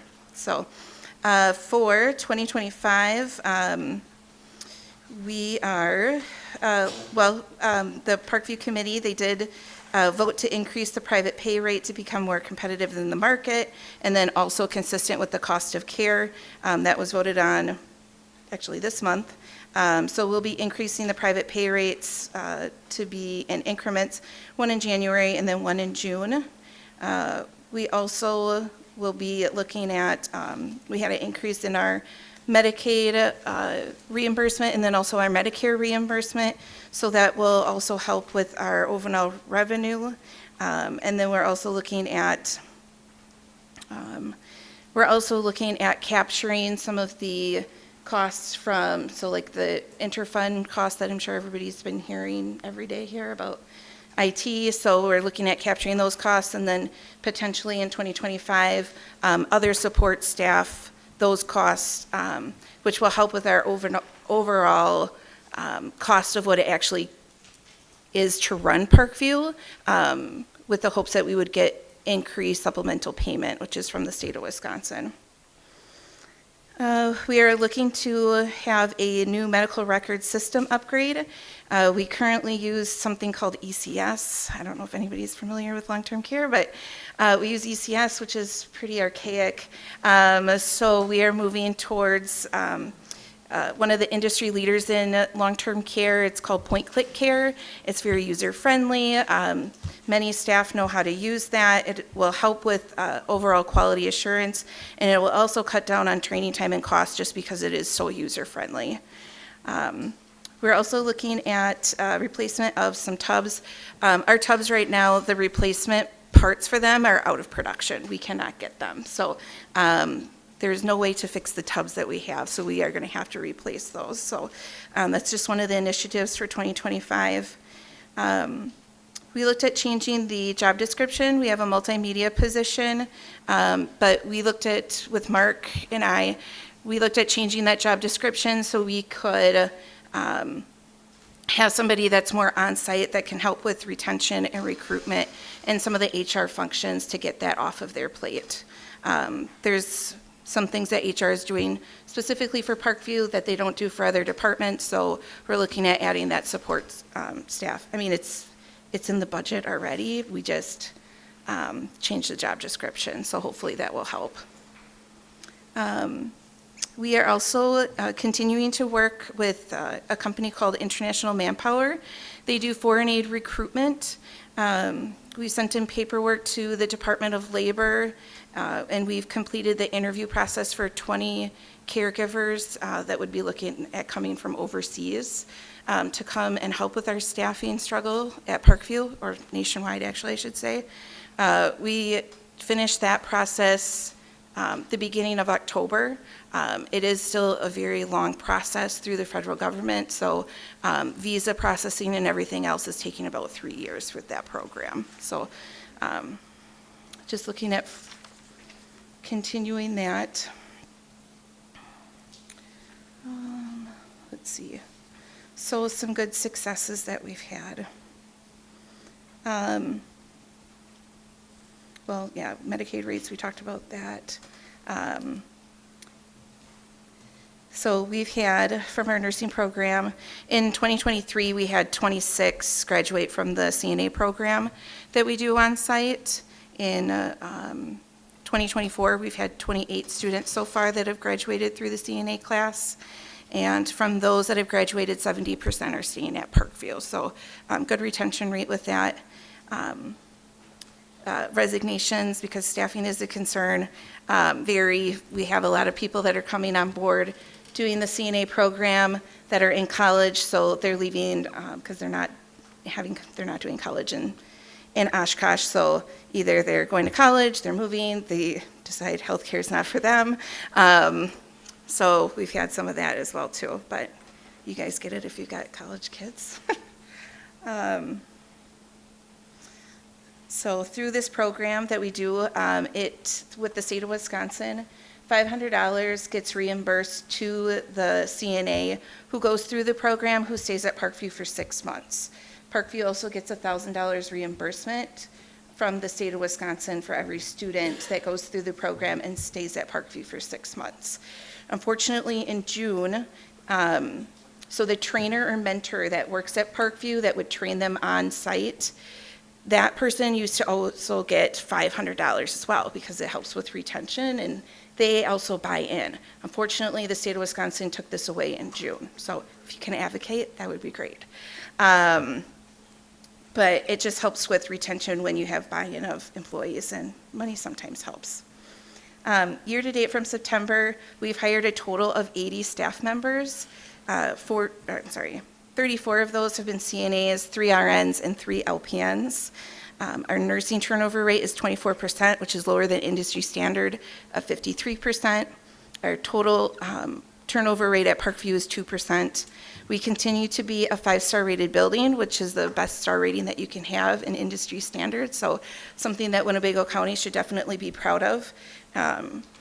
It just, that's from everything that goes into that, from staffing ratios to quality measures to state survey, it really is a big to-do to be a 5-star rated building. We also have been designated a dementia-specific facility through Leading Age Wisconsin, meaning we have a holistic approach and philosophy when it comes to memory care, making things more individualized, and it also gives us more opportunity for grant programs so staff can get additional training on dementia care, which we've done this year. I think we put through 24 staff members through additional, more in-depth dementia care. Okay, so some requests. Some of these I went through, the EMR, electronic medical record system I went through. The tubs, we're also looking for some door closures as well. It's costing more time to fix than just to replace them, and some are just not functioning at all. And that's more of a fire safety issue than anything. So they're kind of like they're a Maglock, so it's a magnetic lock. So when the fire alarm goes off, it automatically releases the door to shut.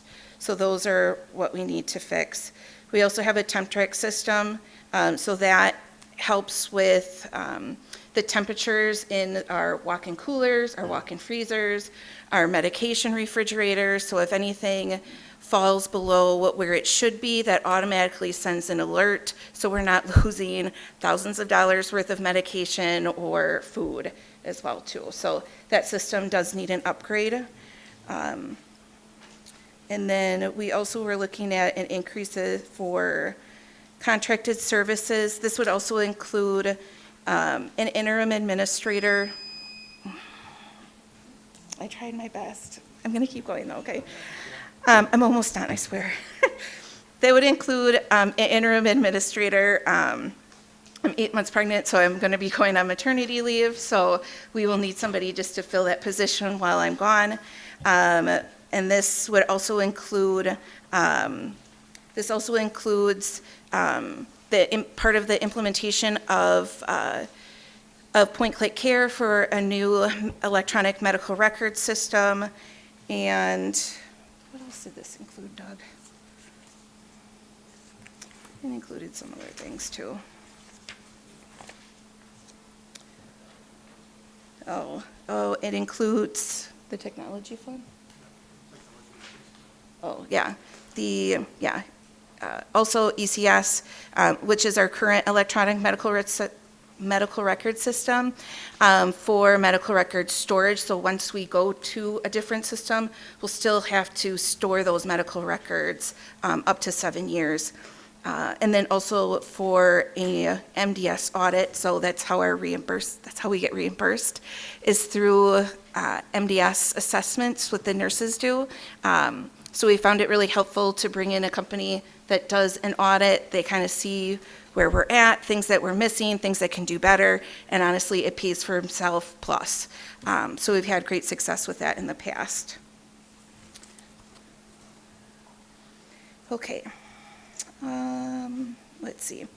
So I talked a little bit about the private pay rate. So the private pay rate is going to increase. Currently, we're at $350. So just to put it in perspective, it costs us approximately $468 per person per day to care for them. Right now, we charge $350.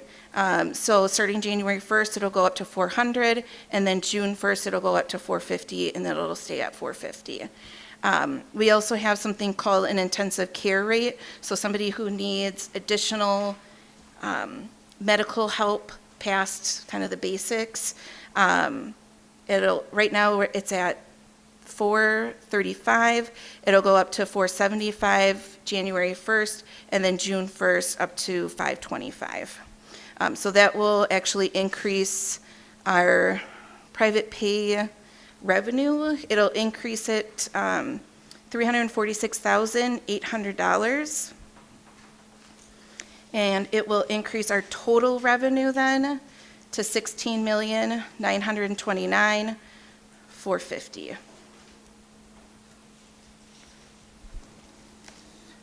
So that will help. Previously, we were losing about $700,000 annually on residents that were self-pay or private pay.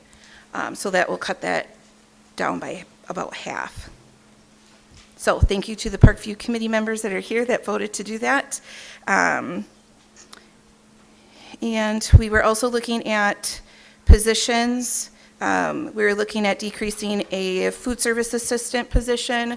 They need what's more of like a custodian down there. So we eliminated a food service assistant position and kept the custodian position. I think, well, I don't know where it is, but there was custodian on the slide, but it's actually a food service assistant. So 2 therapeutic wellness specialists, a social worker, and an RN shift supervisor. There is an amendment that's going to be coming to you whenever that part is of the budget, which myself and the county executive both agree on, is amending to agree to add in the full-time social worker and a full-time therapeutic wellness staff back into the budget. And we also just sold a van last night. So for $13,000, so that will help offset costs as well. Okay. Supervisor Powers. Thank you, Mr. Chairman. Lindsay, I have two questions. How long is the waiting list for people who want to come into Parkview? About 7 months. How many people? Oh, 31. 31. And how many beds are empty in the neighborhoods that can't be opened? 68. Interesting, thank you. Supervisor O'Brien. Yeah, one of the things I remember that's unique about Parkview is that, and we just kind of addressed it, that there is vacant beds. And if I remember, one of the restrictions was that we lack the the qualified care like RNs and CNAs and whatnot. Does this now? There's a labor request for an increase of 3.71%. Does that include any additional positions that we could open up those beds? For the labor, Yes. part of that is for the increase of pay for the wages. So that's, I think we budgeted 4% for that. And then the 3% would be hiring additional staff. We still have a fringe turnover wage and benefits turnover savings of $3.5 million. Does that answer your question? I'm not sure what that 3.5 million is. I guess what I'm looking for is do we have a plan that we could hire more people and open up the vacant beds? We need a plan. We do have a meeting on the books with Mark on Monday for recruitment. We have, like I said, we did redo the multimedia position to be more of a recruitment/retention person as well to help with that. And then also take some of that off of HR's plate so they can speed up the hiring process. And then also, our HR person was also doing a lot of software things for us as well too, which she's not a programmer clearly. So part of that is working with IT and Jennifer to also get that off of their plate. So somebody from IT would be working with our software systems. Okay, that gets into my second question, which was kind of not related to the personnel, but when you said you're going to implement a new system called like a point click or something along those lines, is that part of the IT interfund, and who supports that once you stand that system up? Yeah, so IT will be helping us with implementation of that program. Okay, thank you. Mhm. Supervisor Halber. Chair. Yes, so this 3.71% increase in labor, does that account for getting our staff up to the level of the surrounding counties where they're paying more than we are to keep our CNAs? No. Okay, what plan do we have for that?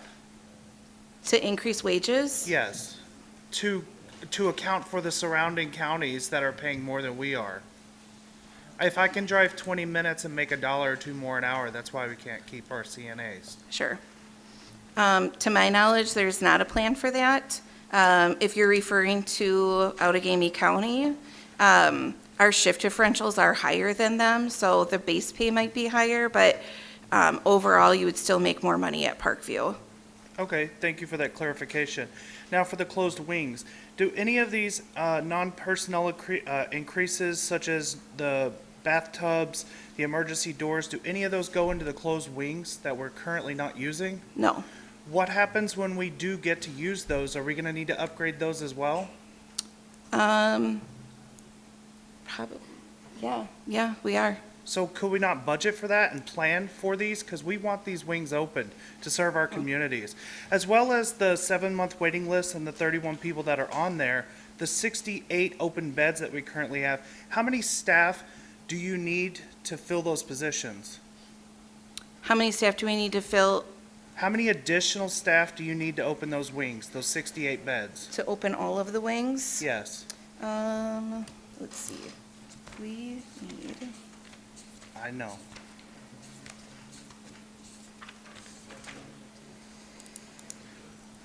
I think it's one CNA for every 8 to 12 residents? Right, yeah, on 3 shifts, so. Like 120. 83.5. Okay, and then as for the staffing issues, you have a line item for advertising at, it's object 53500. You're only asking for $1,500. Is that gonna be enough to recruit 68 and a half, or 83 and a half people? To be honest, most of the advertising that we do goes through HR, so if they're sponsoring positions on Indeed, it's not coming out of Parkview's budget, but coming out of Human Resources. Sure, but you just said that you are moving a position into the social media realm, and a lot of those postings cost money. So if you're trying to take the burden off of HR and put it onto a social media person, they're gonna need funds to post to Facebook, Instagram, and stuff like that. Sure, and we'll have to work with HR to see how those funds can be reallocated potentially, or if it's something that they will pay for out of their budget, but it's very new. And so I think we're just getting into that, so what we would budget, I don't know if 1,500 would be enough or not. Okay, so is it fair to say with what the budget currently looks like for 2025, we're not planning on opening those this year? Those closed, sorry, I'm nervous. Those closed neighborhoods, are we planning on not opening them this year? We are planning on opening one. That is our goal, is to open one. Is that built into this budget? It is. So all of the non-personnel increases are built into this budget for that wing that's not currently open but will be this year? Correct. Okay, thank you. Supervisor Sellinger. Thank you, Mr. Chairman. Good to see you today. So, just want to note for supervisors, if you missed what Lindsay said about the private pay fees, one of the documents that was handed out at lunch with corrections on the back side of it has those numbers in addition to a printing supply and print duplicate error that will change the numbers by about $370,000 in the favorable side. Okay, so I want to drill down a little bit on a couple of hiring practices because I think this is the log jam. We've heard from IT and HR that they seem to think that they have what they need to get online applications up and running this year, which will be great if it actually happens, but it's the third year it's come up and here we are. So let's assume that piece gets done. I think that's a big help. I think one of the other pieces that we need, I think, sort of standards we need is getting people from the point where they submit an application to the point where they've been interviewed within a week.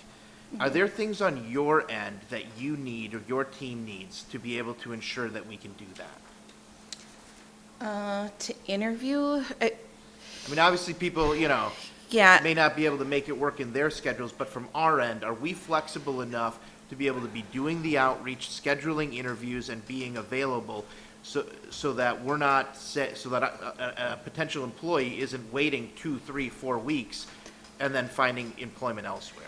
I think it depends on, I'll be honest, it depends on how they submit their application. If they submit their application via Indeed, it goes straight to the hiring manager. They can call and set up an interview right away. If they apply through the county website, it goes to HR, then it gets uploaded into a file, and then the manager has to be checking that daily to see if there's any new applications.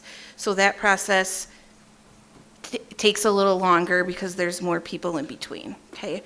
After the interview process, it depends. It could take 3 to 4 weeks after we interview to get paperwork and everything else situated. Does that 3 to 4 weeks post-interview, so you're saying 3 to 4 weeks post-interview to when an offer can be made? An offer probably can be made within 2 weeks, and then the following week, we would get them in for paperwork. Okay, so even 2 weeks, though, isn't can be a long congruent time, with yes. industry standards, right? So what else does your team need, or what else does the county need to do to be able to get that time frame narrowed? I think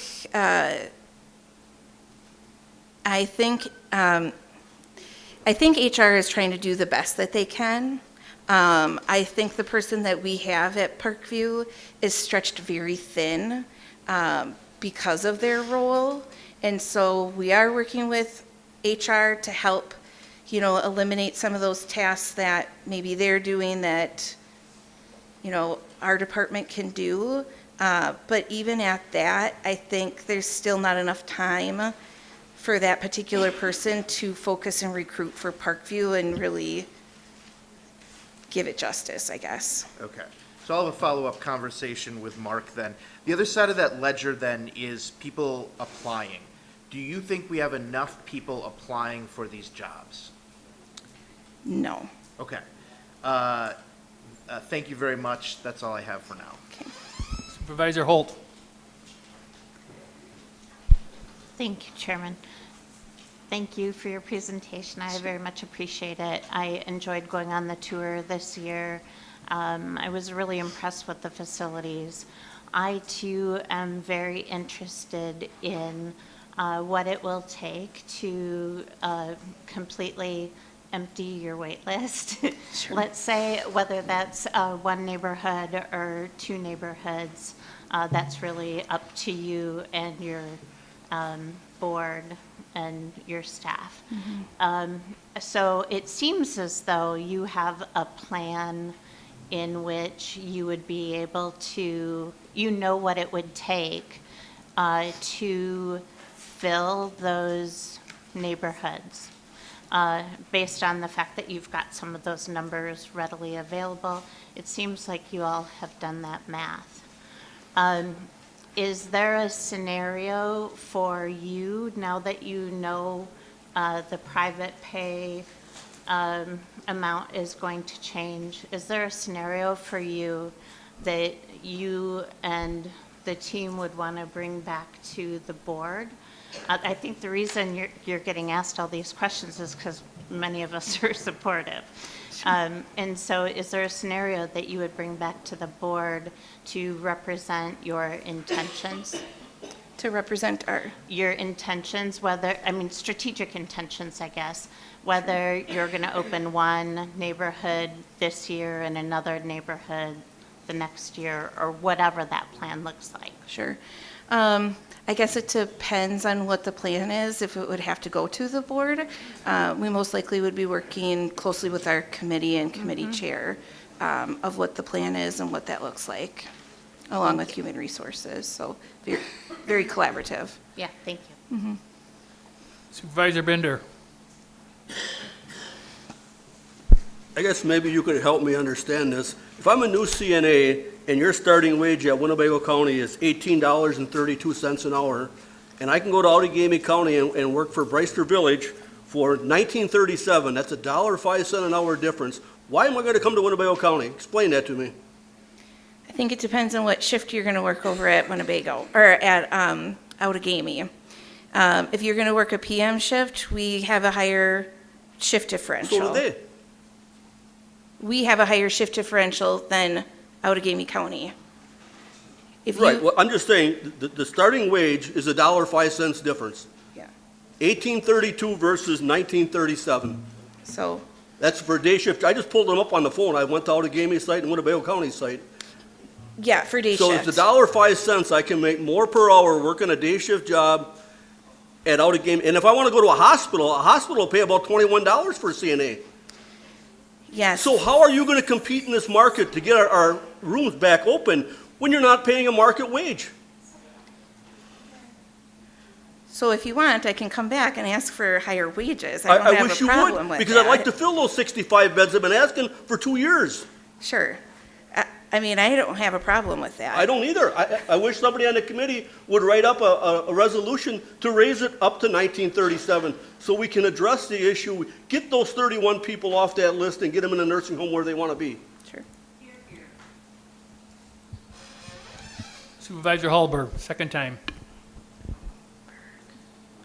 Thank you, Mr. Chair. We've earlier heard from HR about how they're handling Indeed. I love that you guys are putting things out there in the open, but as one of the other supervisors pointed out, 2 to 3 weeks in this market, it doesn't help sow any trust in the Indeed system, which is already failing. So it also doesn't instill much trust in our open positions. They look like ghost positions among many thousands of other positions on Indeed. Is there any way that we can get you to commit to 1 week turnaround time with contacting people that put in applications, regardless of where the applications come from? And can I please get you to update this advertising budget? Because I would love to see those beds open, and I think that your staff deserve a higher wage. I think we need to pay all of our people fairly. We love what you guys are doing out there, but we want to do more. I would love for you to commit to a 1 week turnaround time for CNAs, and I would love to see a higher advertising and labor budget. Sure. So for interviewing, absolutely, we can do that. We'll work with HR as far as, people that are applying on the county site. Right now, we definitely are calling within a week to get interviews done. I think at this point, if you want to increase any line item, you guys have to do an amendment at this point. That's not something that I can increase. Okay, if you can get me some realistic numbers before the end of today when we vote, I will absolutely help you with that. Okay. Supervisor Schellinger, second time.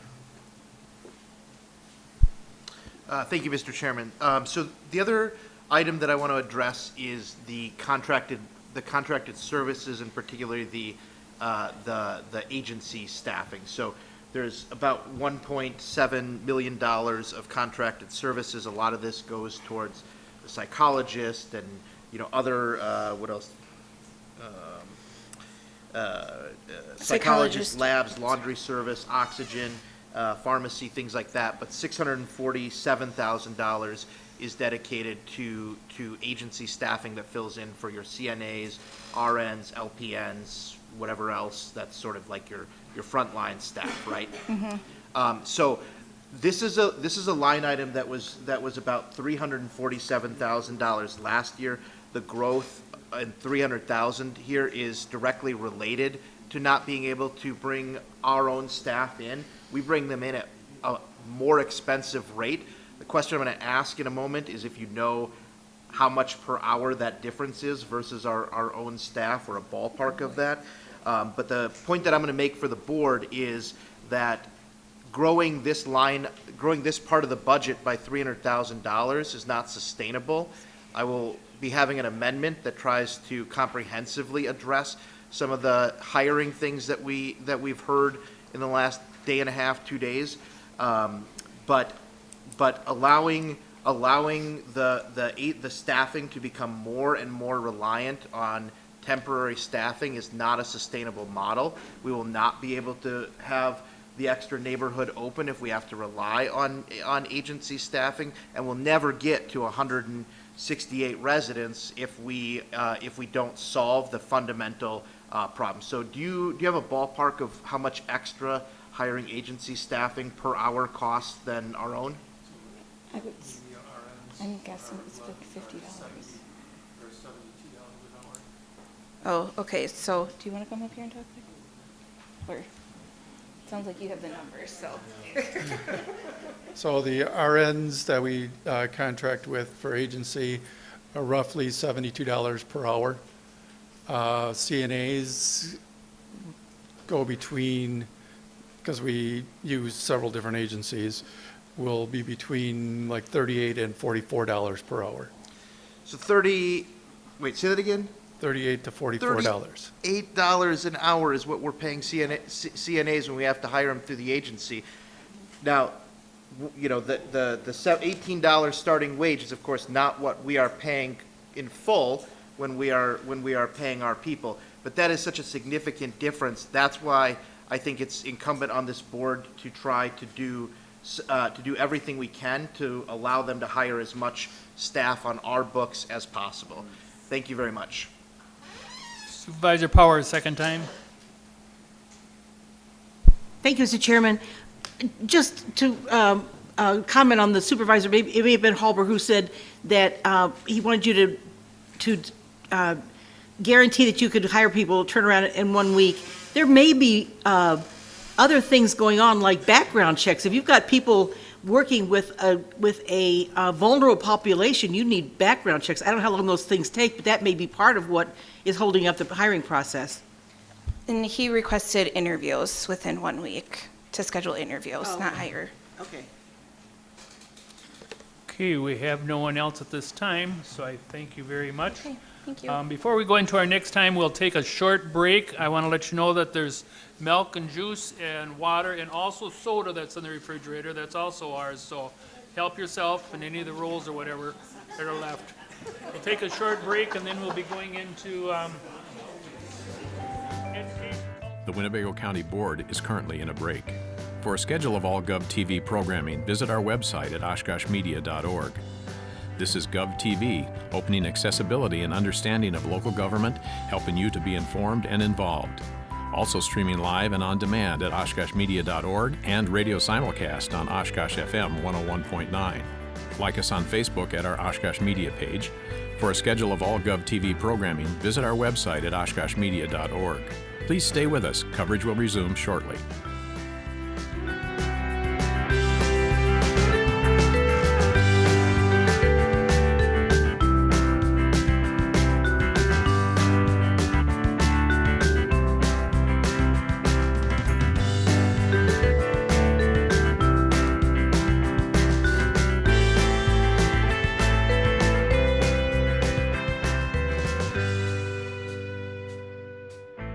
The Winnebago County Board is currently in a break. For a schedule of all GovTV programming, visit our website at oshkoshmedia.org. This is GovTV, opening accessibility and understanding of local government, helping you to be informed and involved. Also streaming live and on demand at oshkoshmedia.org and radio simulcast on Oshkosh FM 101.9. Like us on Facebook at our Oshkosh Media page. For a schedule of all GovTV programming, visit our website at oshkoshmedia.org. Please stay with us. Coverage will resume shortly.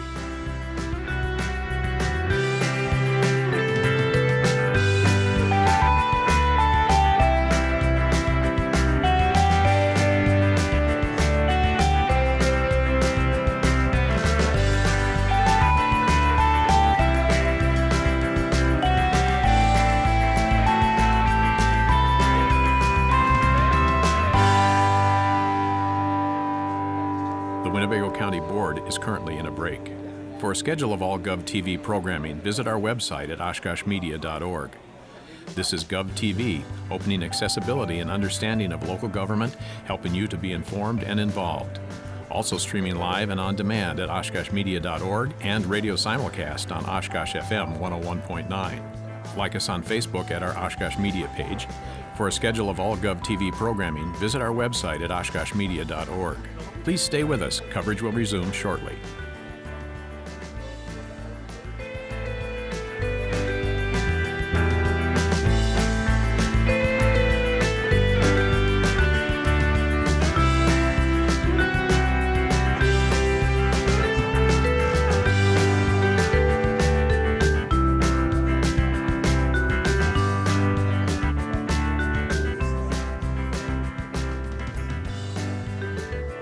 The Winnebago County Board is currently in a break.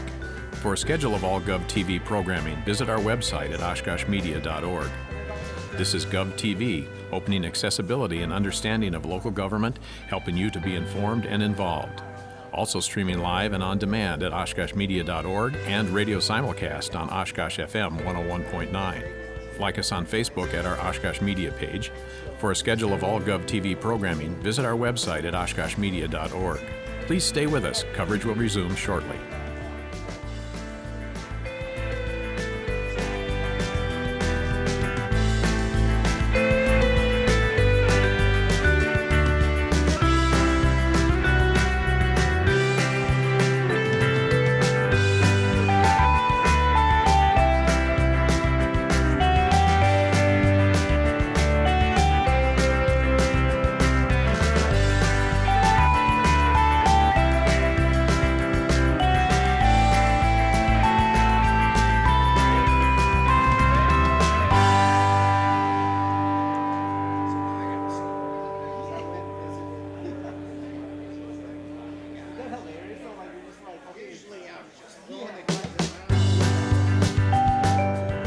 The Winnebago County Board is currently in a break.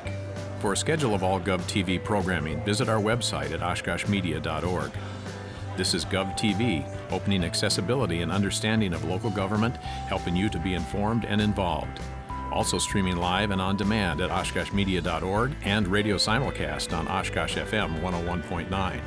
Like us on Facebook at our Oshkosh Media page. For a schedule of all GovTV programming, visit our website at oshkoshmedia.org. Please stay with us. Coverage will resume shortly.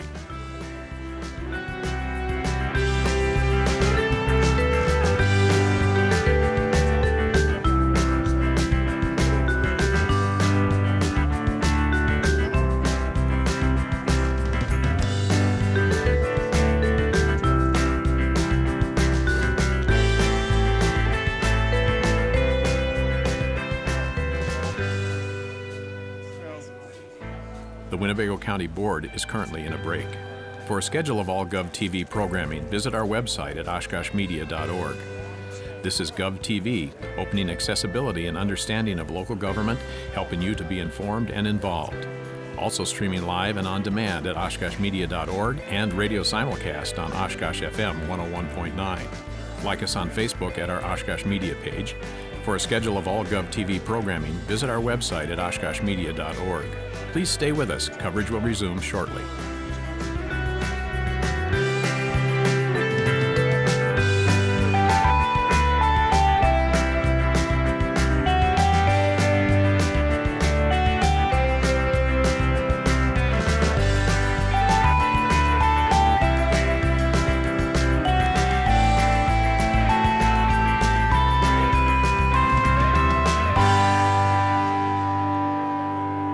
The Winnebago County Board is currently in a break.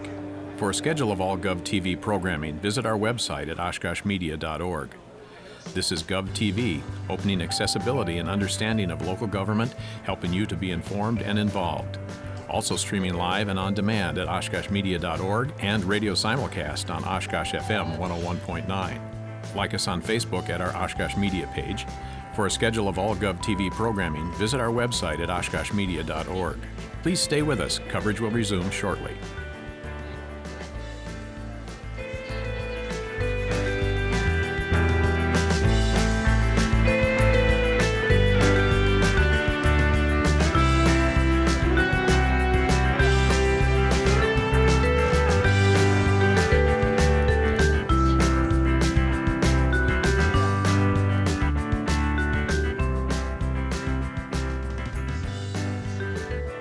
The Winnebago County Board is currently in a break.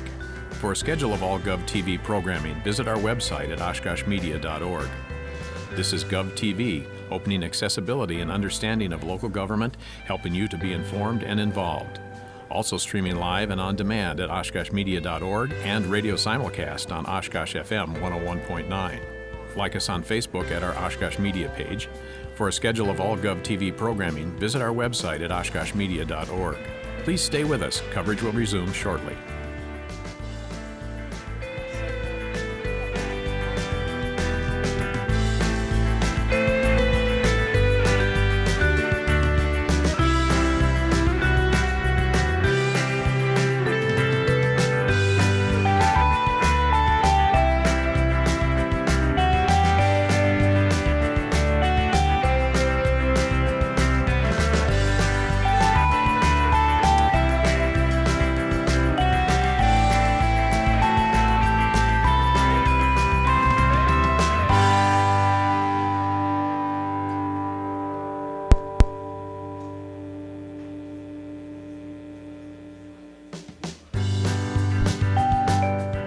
The Winnebago County Board is The currently county in a break. executive someplace? For a schedule of all GovTV programming, visit our website at oshkoshmedia.org. This is GovTV, second? opening accessibility. Well, he always wants to start these. He's coming? Okay. Unmute it.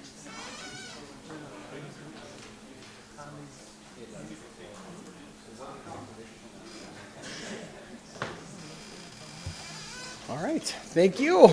Right in time. All right, introduction to education, culture, and recreation. Again, this is just like it is in the state statute. Since Well, I guess our biggest challenge in this is really the UWO, Fox Cities, and finding a solution there. I can tell you that we are working diligently toward that and hope to have news on that soon. Also like to say in this division, we've had an investment of $140,000 in operating dollars, local operating dollars increased here. Huge capital investments into Sunnyview Community Park, Waiwash Trail. That was part of the Spirit Fun outdoor recreation that we passed that goes with our comprehensive outdoor recreational plan. And then also, one of the big things that you'll see in parks and some others, we're really looking at our maintenance schedule to figure out how do we make it easier to maintain? How do we make it cost less man hours to maintain our services? And that's a different way that you could look at some of the programs. It's not always increasing revenue, it's being able to decrease that cost and decrease that workload. So with that, we'll turn it over. UWO.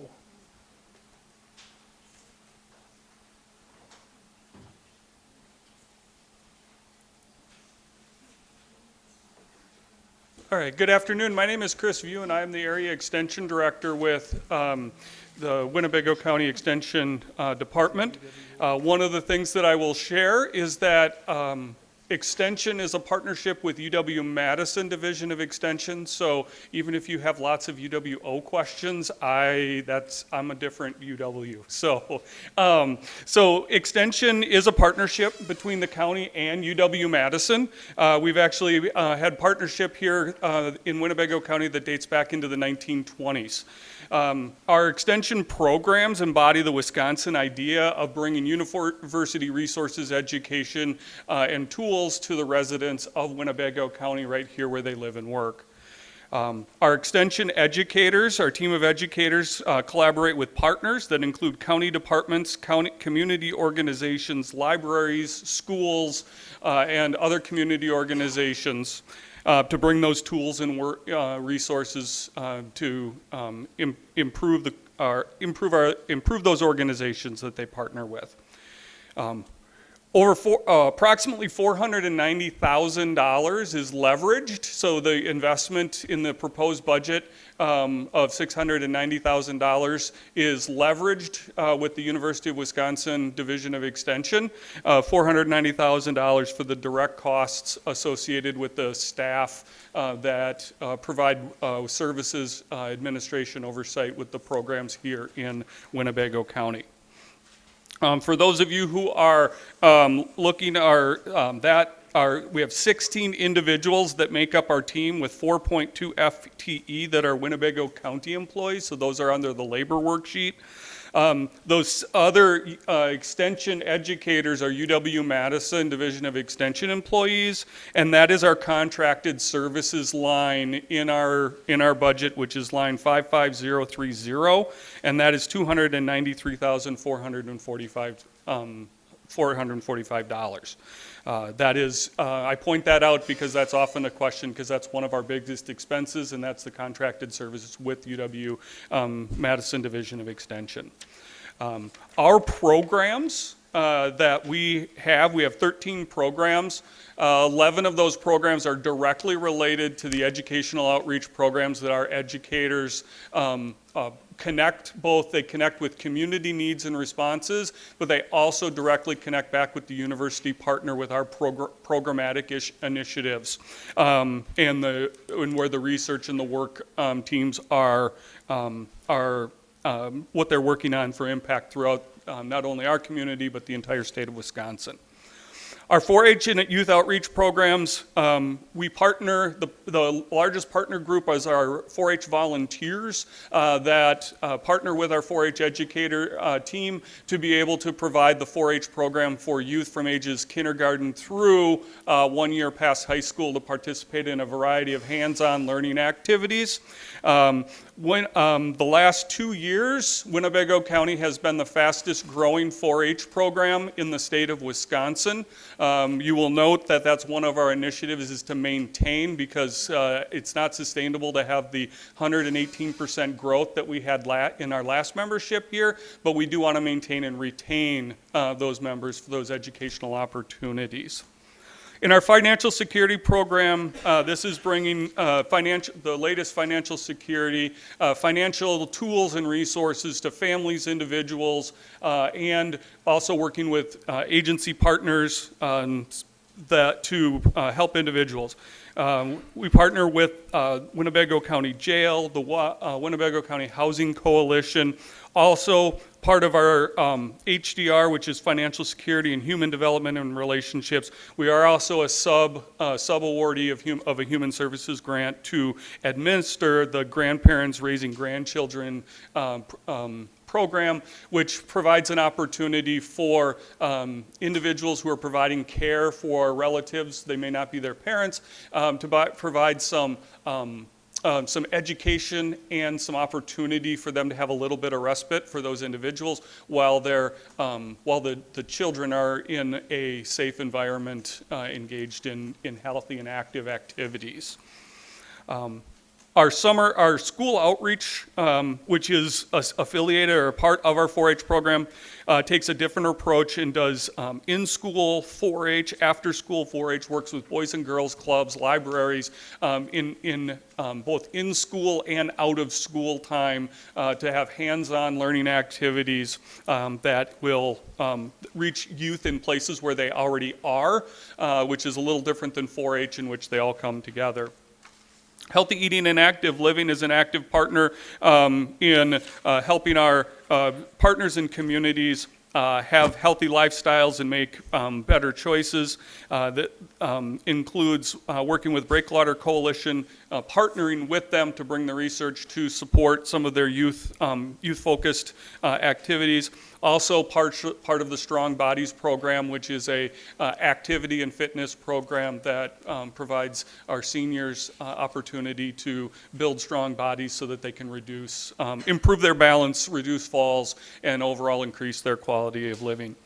We have a horticulture educator that connects to our state-level diagnostics and connects individuals, homeowners, businesses with any of their lawn and garden questions, but also connecting to the research base. So it's not just something that was looked up on Google, but also, in addition, providing outreach education in places such as our libraries at the Coughlin Center, and providing support to community gardens throughout the community, just from a technical knowledge from that standpoint.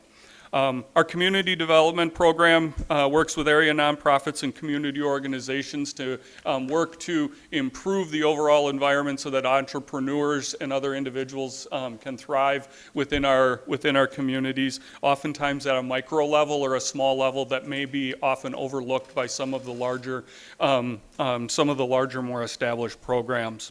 We have 2 ag educators that are regional educators, one in the area of crops and soils and the one in the area of dairy. So not only do they work with producers and the ag professionals that support our producers, they also partner with, like for example, our land and water conservation, because they will help with bring the educational component with the latest UW research and resources that will help support and implement the practices that they administer. In addition to doing on-site both farm and field visits and working with supporting changes and helping farmers make good decisions to increase their productivity, because that will impact our economy, and it'll also just improve the overall many aspects of our community. We also have a FoodWise program that is a really unique opportunity, and within Extension, it is a federally grant-funded program with the Supplemental Nutrition Assistance Program, or called SNAP-Ed, and it runs through the University of Wisconsin Division of Extension. And what it is able to do is individuals that are either receive or are eligible for nutrition assistance programs. Those are administered by our health department, WIC, and others. This team brings educational resources to them to help make the best decisions possible so that they can stretch their resources to make the healthiest foods, to make the best selections for healthy foods. Also working within our farmers markets to get individuals to use their food share or EBT at farmers markets, which is something that many people don't know, and also working with food pantries to sometimes some of the foods that may be received are not the normal fare, and they will help them utilize those products that they would receive so that they can utilize and have healthy and nutritious meals with the food that's available to them. So some of our initiatives are to maintain the growth and quality of the 4-H youth and outreach programs. Also, this past year, our whole team collaborated, and we have an outdoor classroom outside of the extension office in the Coughlin Center that includes raised garden beds for individuals of mixed abilities. 4-H youth can grow. We also have a chicken run. So in the summer, we have chickens on site that provide a educational opportunity. It serves as a classroom where individuals will come in and learn there, but it also serves as just a really cool resource for the individuals that are in the area. So we hope to enhance and grow that now that we are up and running. And one of our other programs is to support the meeting room reservations for the Coughlin Center. So our department manages those, and we're transitioning to a new reservation system. We've started the transition now, and we'll implement it in this upcoming year. Our challenges is we have no shortage of opportunities for programs, and with finite resources on both the state and the county side, we understand the need for prioritization because we want to make sure that we have balance to ensure that both of the goals in all of our efforts, the goals of both of the partner organizations are met to the best of our ability while creating the maximum amount of impact here in Winnebago County. So that requires to balance our program initiatives and local needs and search for those win-win solutions whenever we can. As far as our budget detail, there are no significant programmatic changes. Just wanted to point out that the contracted services increased by 2%. That actually is below the 3% projected increase because we did have a new staff member with our horticulture educator, so there was a small amount of cost savings that were applied to this year, to this upcoming year's budget. And then as has been noted in many other departments, the majority of our increases related to the tech fund interfund change as we move forward with that. I'm happy to answer any questions if anybody, sorry, there's the budget, the last page. Our total budget is $690,100. That includes just shy of $65,000, so $64,500 of revenue for our programs.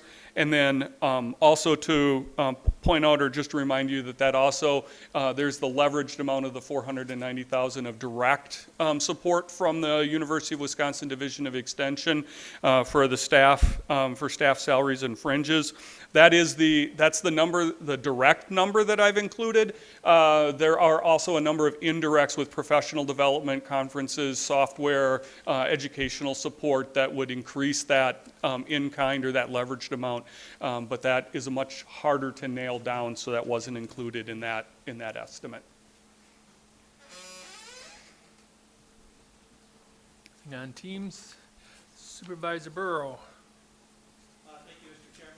Director, I see the other expenditures is what's driving. You've got a 11.8% increase from 25 budget over 24 estimated. What's driving the other expenditures, again, to drive that overall almost 12% increase?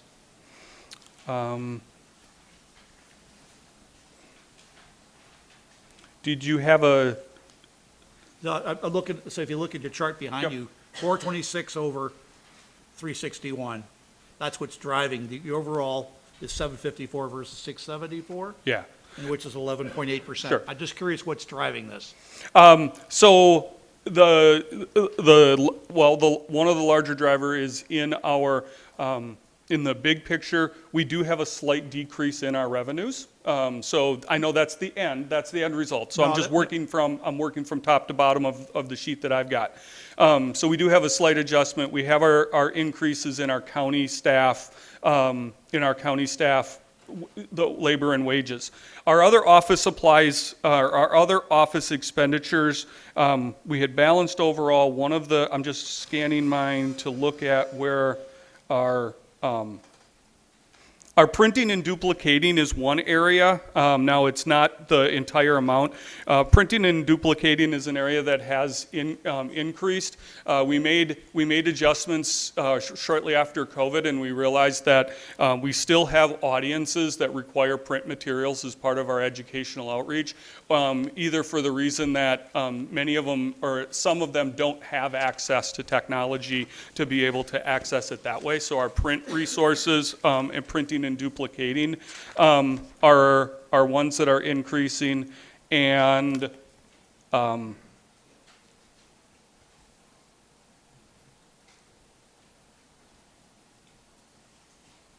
our other rents and leases increase. That is our expenses related to our 4-H program. Those are the direct costs associated with participating in 4-H camp and/or facility rentals throughout the year. So that is continually going up. That was an 11% increase compared to last year. Let me interrupt you again. Yes. I'm just driving specifically to other expenditures. That's what's driving your overall increase at 12%. And it looks like it's on page 375, it's around technology interfund expense and other contract services. That's what's driving the number. Okay, so the technology interfund expense is the $17,000, the change that of our department relating to how the IT was That's distributed allocated. IT. Yep, that's related. And the other is the 2% increase of our contracted services. So the total, it was a 2% increase from last year, and Okay. I have that. That is that 55,030. So that was in 2024, that was 287.50, and this year it was 293.45 for a total of a 2% increase, but it was close to 6,000. Again, I'm drawing comparison. We heard the story that we're not really good at budgeting. So we're comparing the 25 budget to the 24 budget, which I heard the 24 budget isn't, we don't have a great track record of hitting those numbers. I'm comparing the 25 budget to 24 actual. And that's all I'm saying is it's a probably pretty big increase when you see it again, overall for 8%, 11.8% for your department. That's all point I wanted to make. Okay. Thank you. Supervisor Hancock Cook. Absolutely nothing about what you do in the extension, so I'm really glad to hear about this. I am curious about how many children or how many participants you have in the 4-H program and what you can attribute the increase in the 113%, I think you said, increase it to. Yep, so I actually have that, and I just have to bring that up. So so there's one key area that we can attribute the increase. So the 4-H enrollment year matches the federal year. It's a federal program. It's actually part of the United States Department of Agriculture. So the 4-H membership year runs from October 1 to September 30 to match the federal fiscal year. So so there's a current year that is just wrapping up, in a couple of days. So during the past 2 years, we've changed how we're able to enroll youth in our program. So we're directly attributing our growth to our in-school and after-school and out-of-school programming that we in the previous years were not able to include as part of our 4-H membership, which with changes to policy and working with our USDA partners, we have been able to change. So we are able to get the individuals, they're receiving 4-H programming, they may be receiving only 1 or 2 sessions, but we're also able to connect with them and use and connect with them via email and promote and have them involved with other activities. In the 2023-24 enrollment, there was 1,087 youth who were participants. Now that could tweak a little bit because technically the year doesn't end until Thursday. So that was a 53% increase over the previous year. And directly related to attributing the growth and the new ability to work with in school, after school, and out of school is we have 749 first generation members. These are individuals that are their parents or grandparents. They were not members. They are new, introduced to 4-H, which that was a 91% increase. And I do need to stand corrected. My 110% increase was in our first year members, so not our overall membership. That was a 53% growth. 110% was our 669 first year 4-H members, of which our focus this year is being able to retain as many of those that we can.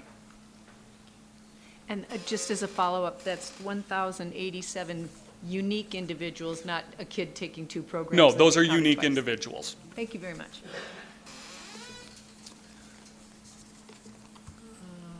Supervisor Patterson. So please pardon the question, because I guess I'm not very familiar with what happens here, but I look at these different programs, and are all of these like reaching out to the community programs? Do any of these programs produce college credit for undergrad? Because I even see some of these topics, these could be like grad school topics for some of this stuff Right. too. When you look at the agriculture and diagnostics piece. Is there any of this that goes to college credit, or is it all youth programs and high school age extension? No, actually, so great question. So one of the, going back in the history of extension, this was an outreach to an underserved population, which at the time was our rural farm communities were underserved if you go back into the 19-teens, 20s, and 30s. So that was to reach out to those businesses and those communities and those family members. So a good chunk of our program is 4-H and youth related, but that's not the only thing that we do. The other program areas have primarily adult audiences, and there's 2 components. They may be direct ed or bringing direct resources to them, or they may be partnering or collaborating with our local organizations or community groups to then help establish and identify and build areas of gaps, capacity, identify ways to build capacity, those types of things. We do not, through our program, we do not have a direct correlation to college credit or credit programs.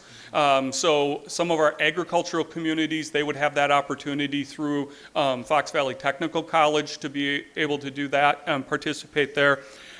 We are working to improve our ability to be more responsive to inquiries or questions about enrollment at UW-Madison. That's not necessarily something that's been on our plate, but we are affiliated, we are a division of the university, and we do get asked a number of questions, so we're working on increasing our own competence of how to connect individuals here with the university from a future or prospective student or a transfer student, but we don't have that up and running yet. Thank you. Okay, that's all the lights I have lit, so I thank you very much. Thanks. And next we'll have Parks.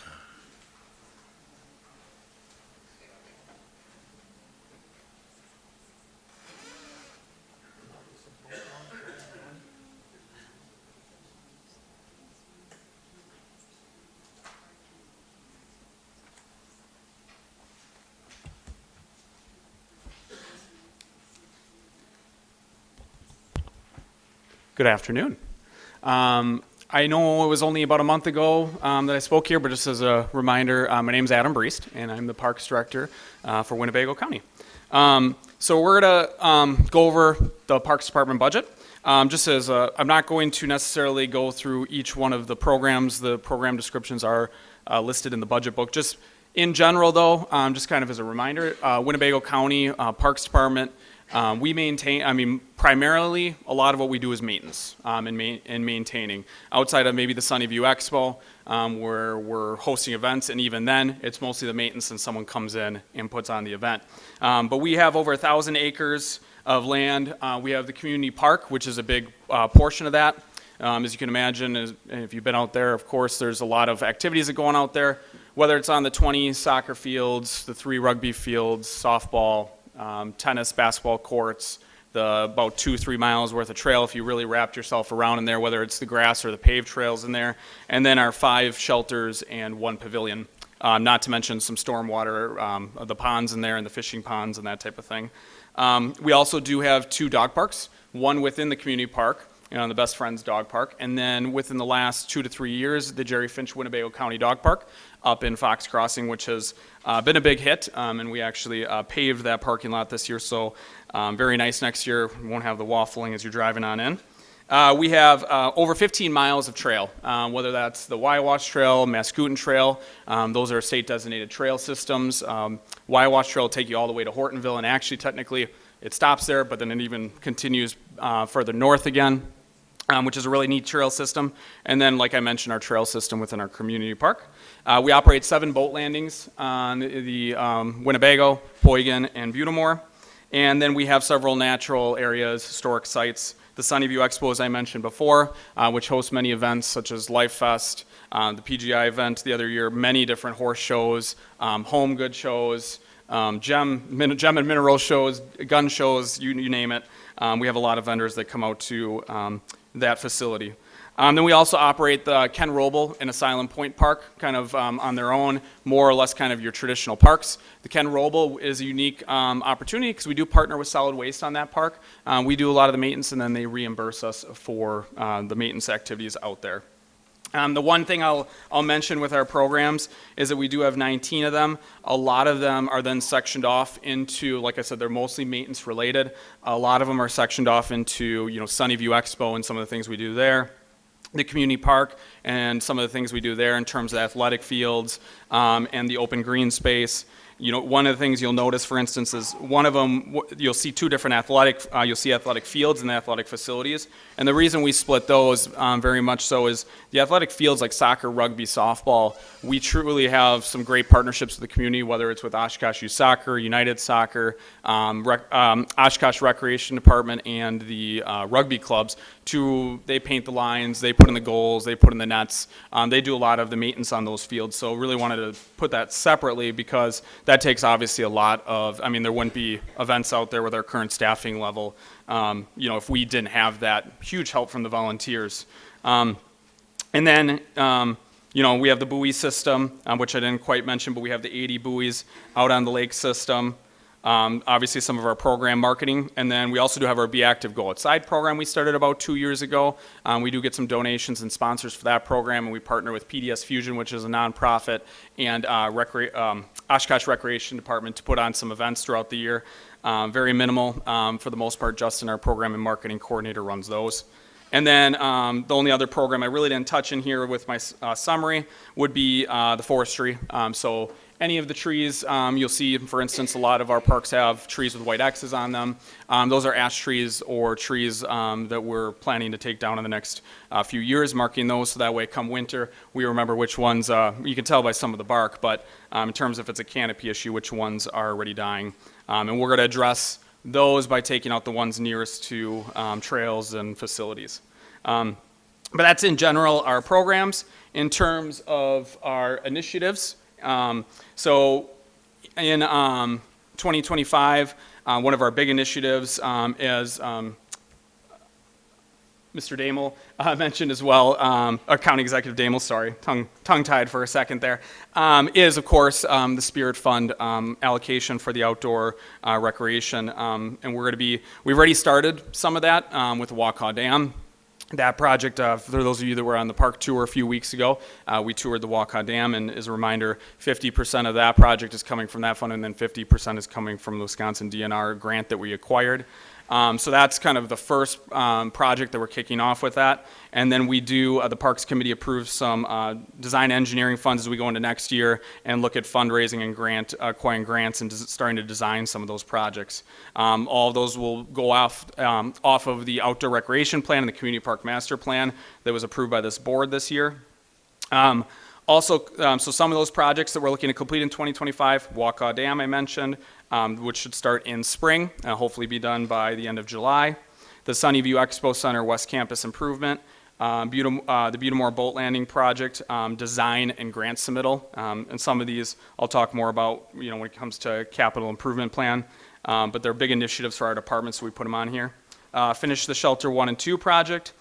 Submit, so we, for the buoys and the boat ramp, both installation of those are big parts of either the boat landing budget or the buoy budget. In fact, the buoy budget's pretty much all the removal and installation of the buoys. That contract is up for renewal, and we have to go back out to bid for that. So those are two larger proposals we'll be putting out this winter. And then continuing to work towards the transfer of the Waiwash Trail, the section by UWO to the city of Oshkosh, to about Eklund Power Sports, so about 3 miles of trail that's been in the works for about 12, 13 years, way past when I started in my position. But we're making some good progress there, and part of our efforts with the Spirit Fund is going to be some work with the Waiwash Trail and then eventually turn that over to the city of Oshkosh. Challenges. Developing additional sources of revenue. So we're looking at all sorts of different unique ideas for this. We've been working with there was approval from the county board last year for entering into a contract with a sign developer to replace the sign out on Jackson along Sunnyview Expo. And they basically would put in a new sign for us, so we would have a brand new sign, and basically they'd be paying rent and utilities on that small piece of property. And we'll be going for a variance shortly with the town of Oshkosh. The soccer shelter has received a lot more revenue. This year, more rentals. We changed the name from Soccer Shelter to Shelter 5, and that seemed to work because I think a lot of people thought it was meant just for soccer programming. But unique expo rentals at the expo too. We're looking at things like renting out campsites for AirVenture, renting out campsites for the NFL draft, to see if we can get any hits on different unique ideas such as that. One of them is our expo manager is working on winter storage. So we have a very large area right outside the Sunnyview or the stadium, and it's outdoor storage, but large space that we can store boats, RVs, trailers, and that type of thing over the winter months. We used to do that, but we did it indoors, and it was a little, there were some issues with the fire suppression system, so we're going to try that again. So we're looking at all sorts of different ideas for developing additional revenue. Of course, utility rates, I know facilities director talked about it last night. That's one of his 4 big programs, even as utilities. So as you can imagine, same thing for us with our buildings at least. With the utility rates continue to rise. Local user groups continue to request use of the park.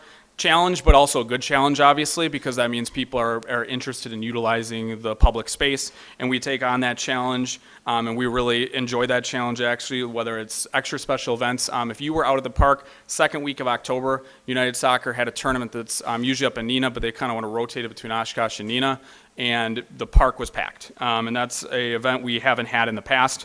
Worked with United Soccer on that. Flag football is going to be in the park this upcoming spring, and we've worked with soccer clubs and to find a space for them on Sundays when barely anyone's out there. So we're definitely, if there's space to be utilized, I feel that we should be trying to provide that space for our community. So, like I said, of course, pros are good and bad because obviously trying to find space sometimes when we have so many groups out there. In 2025, too, we're going to continue to investigate more grant and fundraising opportunities. I mentioned the Butamore boat landing, if that's a capital project that ends up moving forward. Part of that, just like the Grumman boat landing, it received 50% funding from the state of Wisconsin DNR recreational boating program. We'd be applying for that same grant with similar criteria, so hopefully we'd have a good application there. And that's, applying for about a $700,000 grant.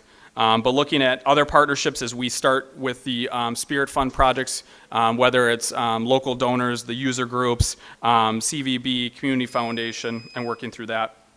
And then continue to provide regular maintenance for our 1,000 acres. I know that's my buzzer. So successes from this year, I'll just real quick, basically a lot of our projects. A lot of these projects are included in the capital improvement plan, finishing the expo center floor, the wall partitions, staff and the inmate crew came in and painted the ductwork from the yellow to the white. So if you go in that building, it looks real fresh. We've painted the columns. Eureka boat ramp replacement was just recently on the river end, was recently replaced through the Boatland Fund. Pavement projects, if you go through the community park, you'll see a lot of new parking lots or pulverized and paved parking lots on the north end. I mentioned Jerry Finch, Boom Bay parking lot, and installing the new Ventec pay stations. And just real quick too, if you look at these numbers, I don't have to necessarily go through all of them, but you'll be pretty excited to see how many people are utilizing our facilities, whether it's 52,000. We have a couple trail counters, that's why it says 52 and 48. So on Westwind, where we have a trailhead, 52,000, and Allenville, 48,000 total users in the calendar year. Mascouten, 4,700. Asylum Bridge, and that does cut it in half. 27,000 users going over that bridge that was recently replaced a couple of years ago. A lot of cars going down Asylum Point Road, and then Lake Butamore, where we have another car counter of 34,000. Really, ultimately, bottom line with the parks budget, there's kind of two budgets because the boat landing is separate from the rest of the park system. We have a decrease of 0.31%. A lot of that has to do with an 11% increase on projected revenues. Our expo manager has done a fantastic job over the years. Since 2019, we've gone from 200,000 to 290,000 this year, and that's obviously with COVID for 2 or 3 years in between all of that. So a large percent, a 32% increase over the years there. So, and I know I'm at my time, so I will. Supervisor Frasetto. Thank you for the presentation. Can you explain to me or to the board the BOGO initiative? I'm looking at the, it costs 16,000 plus and you generate revenues of 4,000. And as I look at the inventory or the description, it's providing a program such as Be Active, Go Outside. What does that mean? Page 378, sorry. 378 and 379. So on 378, it says providing programs such as BAGO, Be Active, Go Outside, and other programming opportunities. Yeah. Sorry, I thought I heard you say boat landing for a second. So our BAGO program is, so most of that cost in there is for our programming and marketing coordinator, just some of his time. All supplies and any funds, like, so for instance, there was a run in the park in October here, the Haunted Hustle, getting people out to the community park and getting outside and being active. The initiative is basically getting people outside and kids outside 920 hours throughout the year, because of the 920 area code.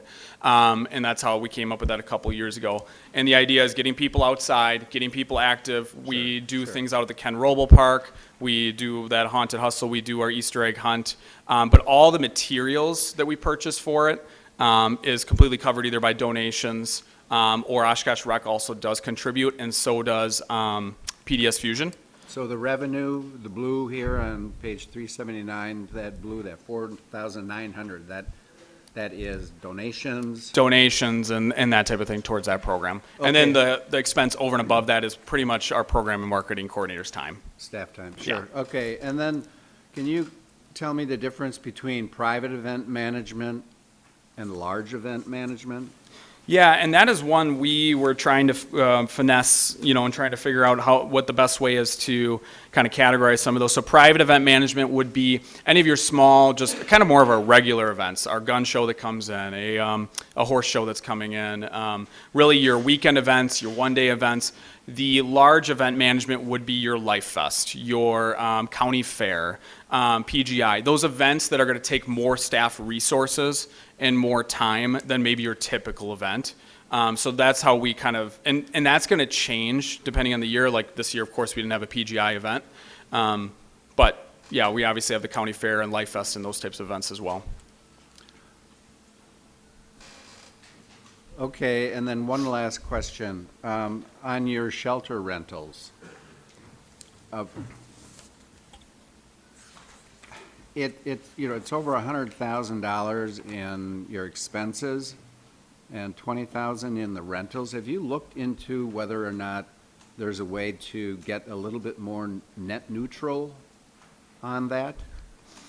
So we did, and a lot of that, once again, is for the most part staff time, cleaning, that type of thing. But we did do, a couple years ago, we raised the Parks Committee and the County Board raised the rental fee. It was a nominal, about $5 per rental. We did do a survey of, Oshkosh, Appleton, surrounding communities, Needham and Asha, figure out what they're charging for their rental rates. I mean, that's definitely something, we could bring back to the Parks Committee to look at the, basically in 25, look at those rates again. I think it was 2022, I think, is when we increased those rates and did that comparison. Sure. Since you mentioned it was staff time that cleans the shelters, have you looked at comparison of the private sector for that type of cleaning? So we do seasonal staff right now, so like $15 an hour.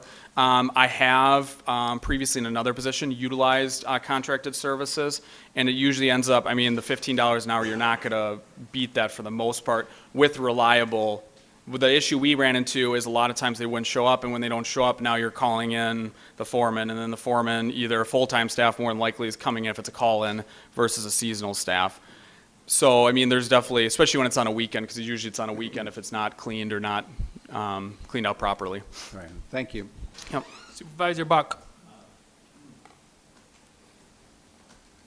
Thank you, Mr. Chairman. You touched on it. I'll try to be as brief as possible, but the leadership that was shown with the Parks Committee and past boards to invest in our county park, and I'll mention I'm out there a lot, and Supervisor Nelson, I can tell you there's a lot of kids from Winnebago out there playing soccer and utilizing that park, and kids from Menasha, Neenah, and Fox Crossing, and all across the county. So really want to say thank you to the past supervisors that have made a conscious effort to invest in Winnebago Community Park. And a couple weeks ago, I've been going to County Park for over 40 years. I've never seen it so busy, and I'll tell you that there was cars from all across the state. That means, things that, there's folks that look at something like the park as how much money can we get out of it? How much money do we put in it? How much money can we get out of it? You don't know the money that people are spending in bars and restaurants and hotels and that kind of stuff. And it wasn't for the leadership of a public and private partnership to put in outlets in that in the community park, we wouldn't have had that tournament there. So just first and foremost, a real thank you to the Parks Department, past and present, for that, and just looking forward to the future of the community park. And one more point, that rugby, it was out there this spring, 6 different states. That so many people were out there playing rugby, and so I know Supervisor Binder has been a huge advocate, and from somebody that's been going to that park for more than 40 years, people have invested in it, and there's a lot of intangibles that you can't measure. So thank you very much. That's all the lights I have, so I thank you very much. Thank you.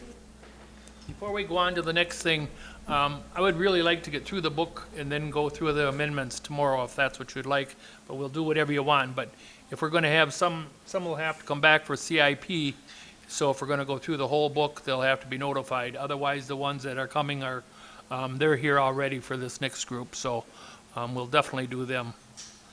So I don't know what the feelings are or whatever, or think about it while this next group is going.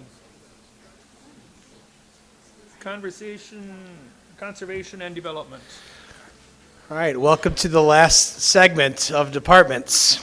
We've almost made it. So, renamed from planning environmental to conservation and development, as per state statute. Again, 6590 is where we're pulling that from. Since 2021, $300,000 increase investment in local dollars. 2 additional FTEs in land and water. One of them is grant funded, and that was a 3-year position. For the Climate Smart Grant. Potential increase for land and water labor reimbursements for services already provided.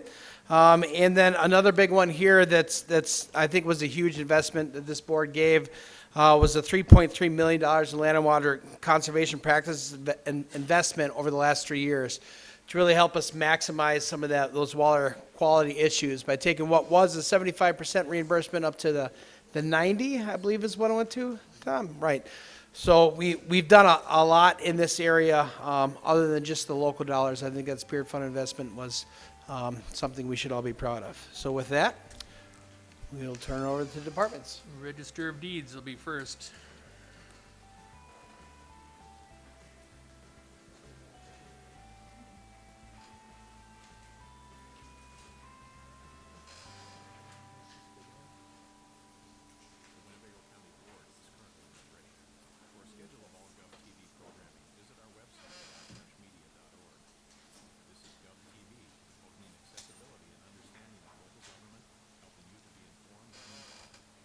Good evening. I'm Natalie Strohmeyer, the Register of Deeds.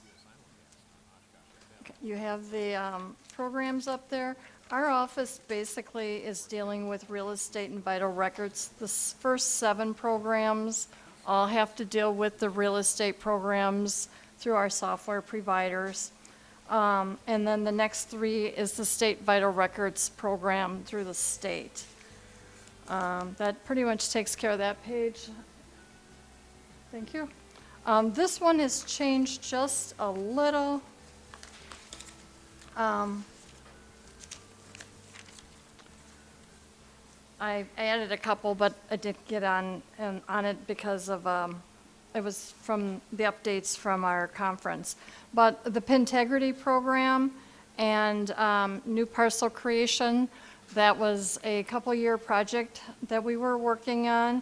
It basically takes the legal descriptions, tax parcel numbers, and the addresses and combines them all together to make more information being put into the system for when people are searching, that they don't have to click to so many different locations on that. We are also trying to put our GIS mapping link to that. We're in the process of working on that right now. The next one is the property fraud alert. That has been brought on a lot of attention lately. It's been on Channel 2, Good Morning America. People have been fraudulently recording documents and taking people's property without them knowing it. So the property fraud alert is a notice where you can go on our computer. It's the second item on the website. I also have flyers if anyone wants to have some. It's just to alert you when anything is recorded in our office. It won't stop the fraud, but it alerts you that you can do something quickly about it instead of, if you have hunting land, all of a sudden your trees are being taken down, someone's building a cottage on it, and then you're fighting over who actually owns it and everything like that. There's been a lot of them, and you would think in Wisconsin it wouldn't, but it does happen in Wisconsin too. The next one is the transition for remote users to Laredo Anywhere. We were always on Laredo Desktop, but we have to be off of that as of April 1st when the Act 235 for Daniels Law takes effect.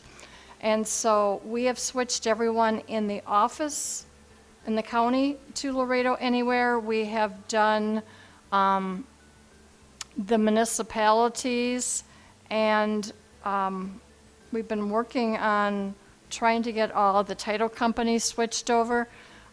We've given them the information to do it, but we can't tell if they've actually switched. So we'll find out when we shut off Laredo Desktop in probably the end of November, 1st of December area. We'll find out if everyone switched like they were supposed to.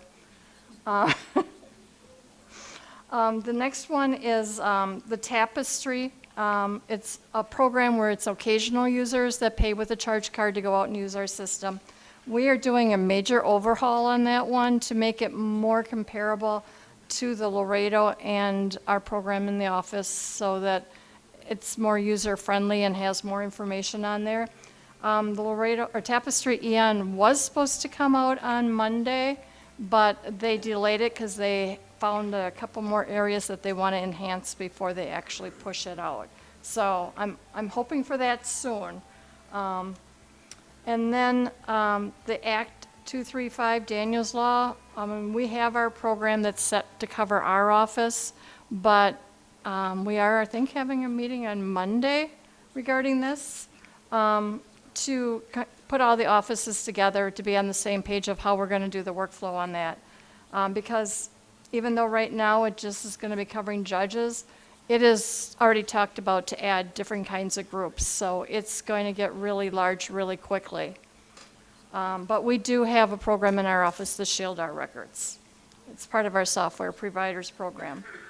The next one is the Wisconsin Department of Revenue is updating their e-receipts for the conveyances, and that should be done in the early part of 2025.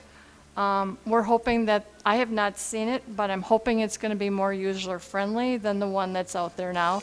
They keep on saying it's going to be, so I hope it is. And then also the State Vital Records is overhauling all their programs, and so there'll be a new program workflow with that coming the first part of 2025 also. The challenges that we have is we're holding our own this year for the real estate recordings, but they're still down compared to the past. And a lot of that has to do with low inventory of houses and the high interest rates. So hopefully if the interest rates could come down, that will put a lot more properties on the market. And then the other challenge that I'm asking that can be considered through the county is to have a condo committee review before the documents get to our office. Condos is a nightmare of a statute. There's a lot of things, and you have the homeowner, you have the attorney, and you have the surveyor. And sad to say, they don't talk to each other, but everything has to come in at one time to us, and they all have to match. And of course, everyone wants it recorded yesterday. So it takes us a couple hours to review those just in our office for our part alone. So we're asking as we go forward, and they're trying to put this all electronic, if it goes electronic without a committee, it will just basically stop our recordings for the rest of the time period until we can get that one done due to the fact that we are a race to the county and we have to do them in the order we receive them. So I am asking that even though I won't be around, that they could get a committee started to review condos. Brown County has an excellent review, and they said they would help with organizing that. And then for successes, last year I implemented what's called SWIFT. It's to return the documents electronically. They fill out a form with us, giving us their email. They can do it on an occasional or keep their email address on file with us. And once the document is processed that day, they get it automatically back electronically. They don't have to wait mail time, come in and pick it up. At first, people were giving us envelopes to get their document back. That stopped like after a month when they saw how convenient and nice it was. So, and we saved, what did I come out to figure on that one? So far this year, between postage, labor, and envelopes, we saved over $5,000. That's small for the county-wise, but it's large for our office. And then the other thing is, I couldn't have done all this without the support of my staff and the county board. Sorry. I don't know if you guys all know that this is my last county board budget. I am retiring. And it's a happy and a bad thing. I enjoy what I do, so I will miss it. But I've got 40 plus years in between the two counties, and I just feel time is to retire. But it's hard.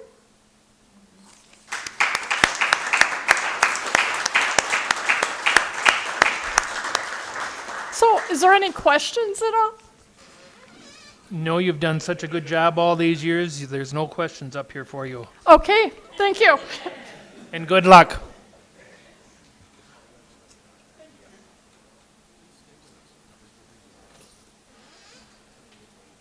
Next is planning.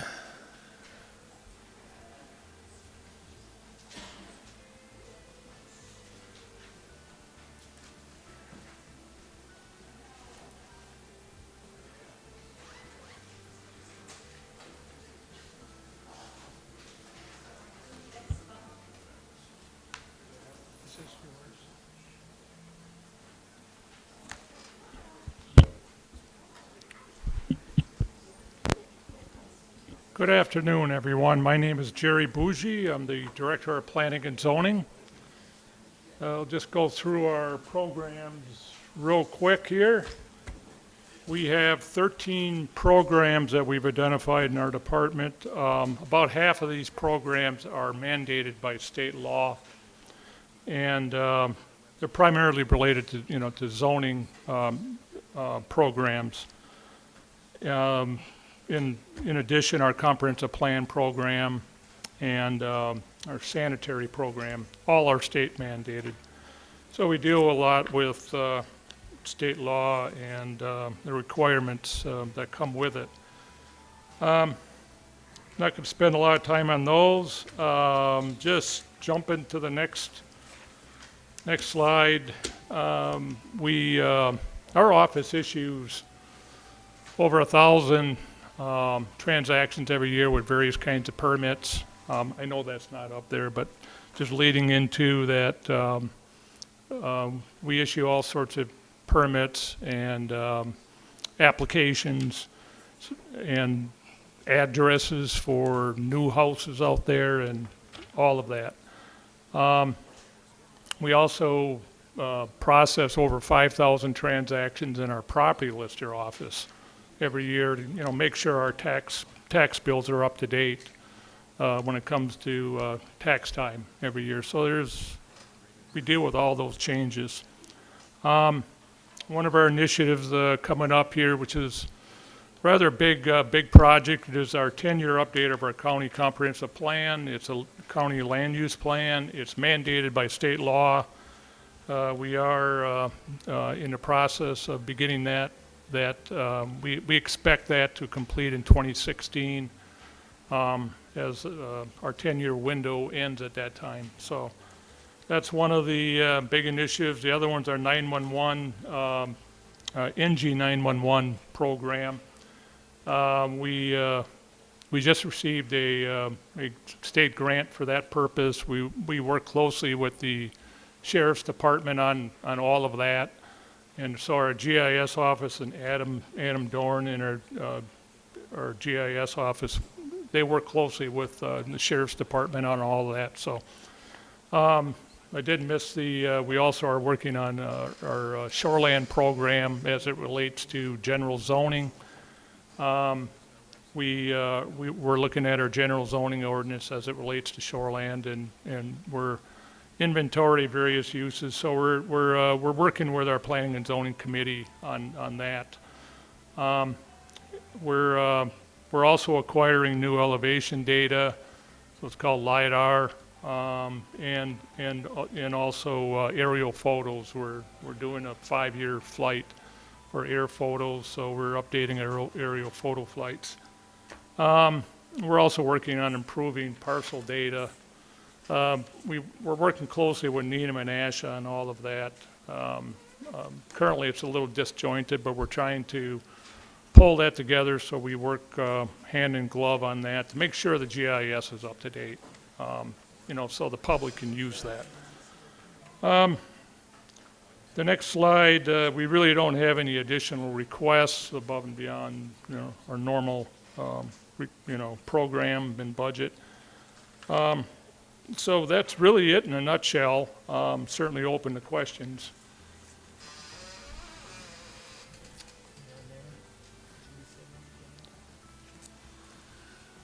I see no questions for you, Jerry.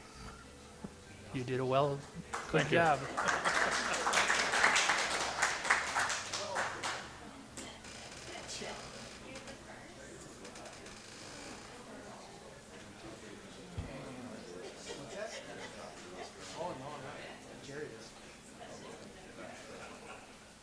Yeah, Director Bougie, you still got to get property lister in there. So close, so close.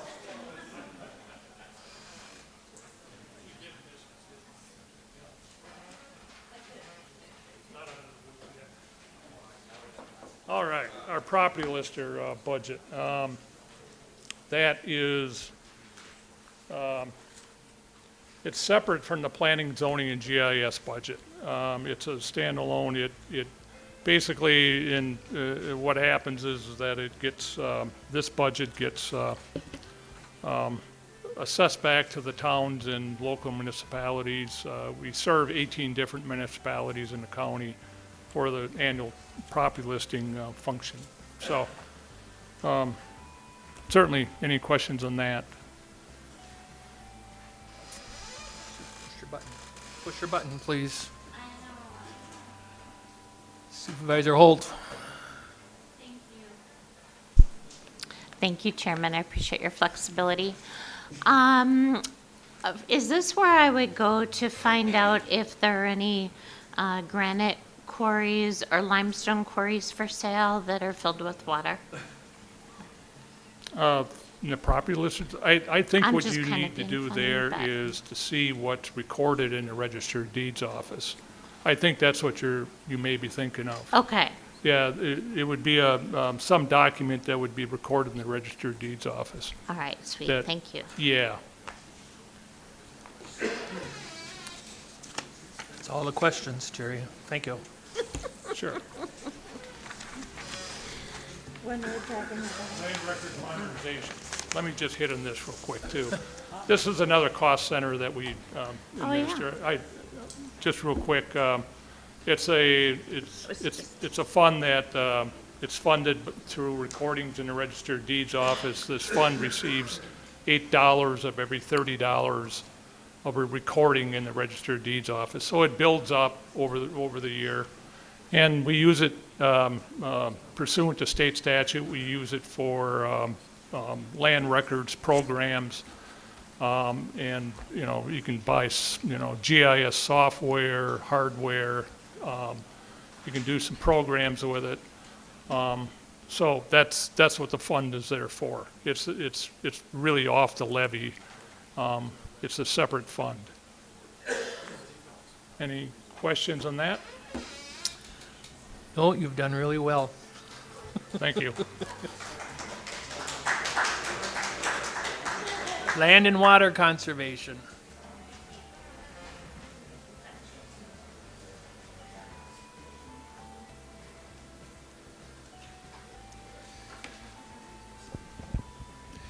Okay, good evening. For those of you that don't know me, my name's Chad Casper. I'm the director here at Land and Water for Winnebago County.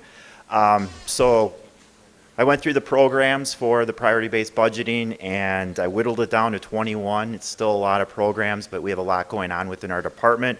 I'm not going to go into all the detail of all the different programs. You have that in your budget book with the descriptions, but just let me know if you have any questions. But in a nutshell, a lot of these programs support working with landowners, whether it be farmers, waterfront owners, people living outside the city, but really working with them on conservation practices. We provide cost sharing with them. We provide education, engineering support. So we have staff on board that can help with drainage questions, engineering designs, that sort of thing, construction oversight.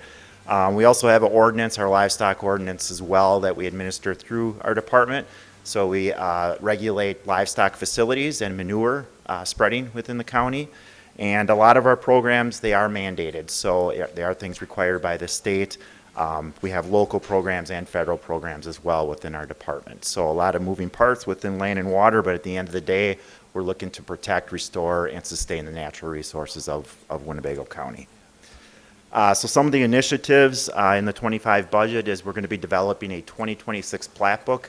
I'm looking to get that done right around hunting season, so about this time next year to have that available for people that are hunting and Christmas gifts.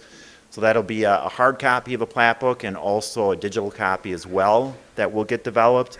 Some MS4 changes, so we administer the MS4 permit on behalf of the highway department in the county right now.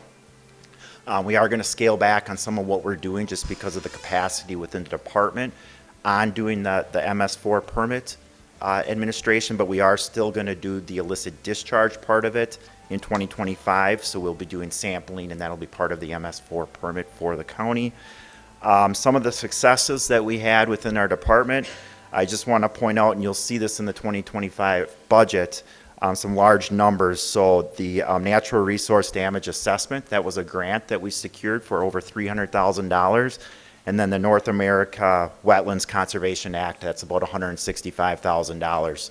So those two grants are going to be used for a large breakwall project on the Winnebago system on Lake Winneconne. And those funds were secured because of the Spirit Fund money that we have. We were able to identify that local money in those grants, and in less than a year, we leveraged almost $500,000 more into the county. So I plan to continue to do that with that Spirit Fund money in the county to bring more outside funds into the county to get work done. The Spirit Fund program, we've allocated about $300,000 so far, and it's just a plethora of different projects that we have enrolled. So it's really exciting to see these projects start to advance and get the interest of landowners throughout the county. We have the USDA Farm Smart grant. That is a 3-year grant that was mentioned earlier. We have a grant staff on board with that, and he's working hard. We have over 1,500 acres already enrolled with farmers. And there's several other grants identified here that are soil health initiatives. That would be cover crops and no-till practices. So you're going to start to hopefully see call it a green wave across the county. Cover crops starting to green up in fields that were worked a lot. I'm hoping to get more and more of these acres installed. I think we have about 2,500 acres right now signed up, and that number is going to keep growing every year with the efforts that we're doing within the department. We also have our water quality improvement program. That's our local program. So we get between $80,000 and $100,000 a year. That's really the bread and butter of the department to leverage other funds. That's been in existence since 1998. And then I just want to mention producer-led group. We developed our producer-led group this year. They're called the Muddy Bottom Farmers. Started out with just a few farmers, and now it's up to close to 30 farmers that are part of that group.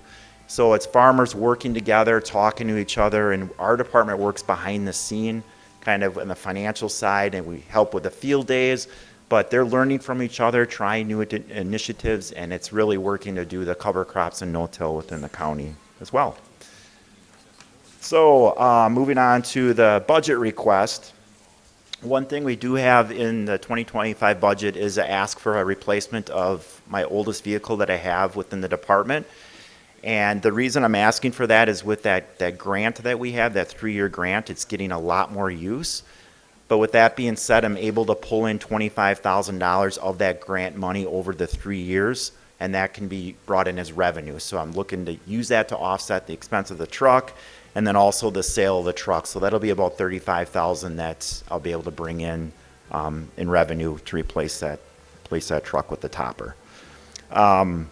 We have a labor increase of about 3.2%, or just under 20,000. You've all heard about the new technology interfund increase. We have about 16,000 there. And I mentioned the producer-led group. If we get that grant, that's a little over, or a little under 13,000. That's a reimbursable grant, so that's money in, money out. So that won't be any additional levy for the grant.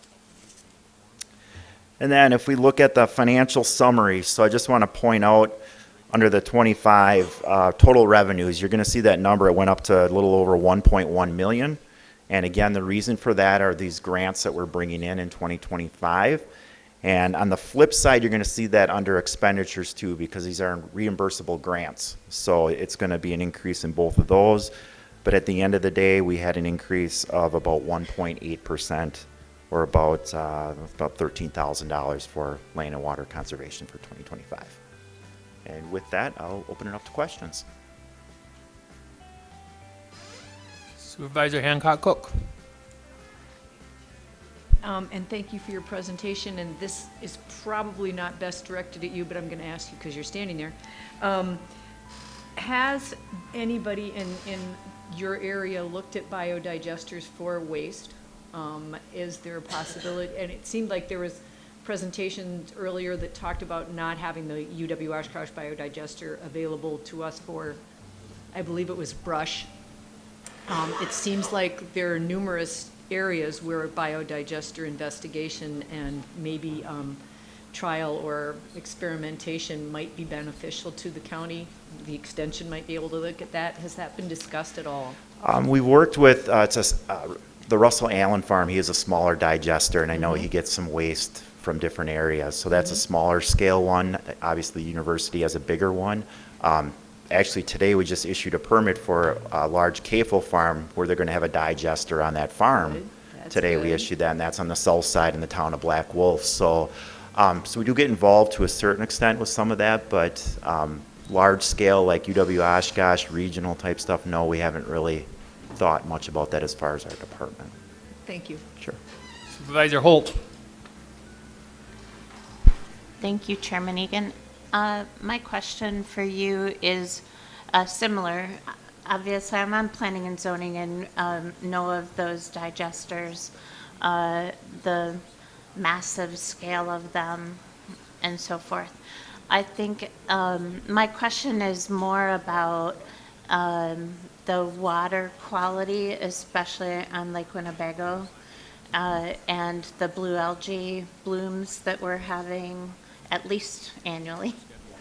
And are you feeling like there's a way to make headway on the algae blooms and the disruption to the economic impact of the lakes on our area?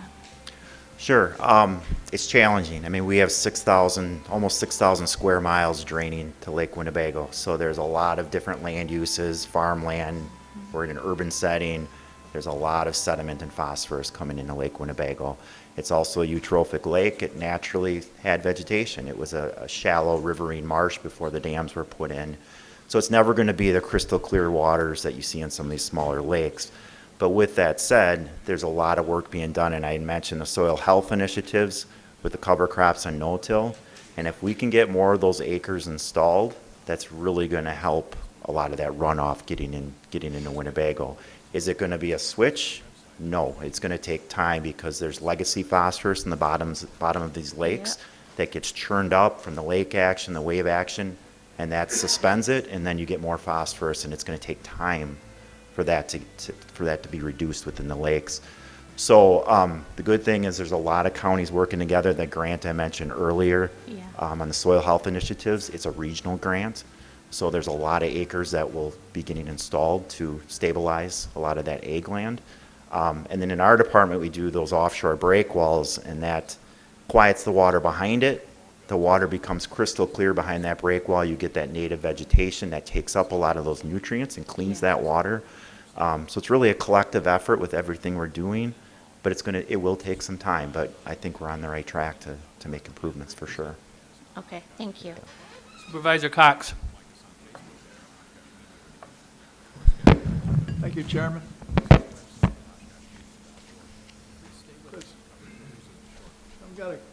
I've got a question on the last line.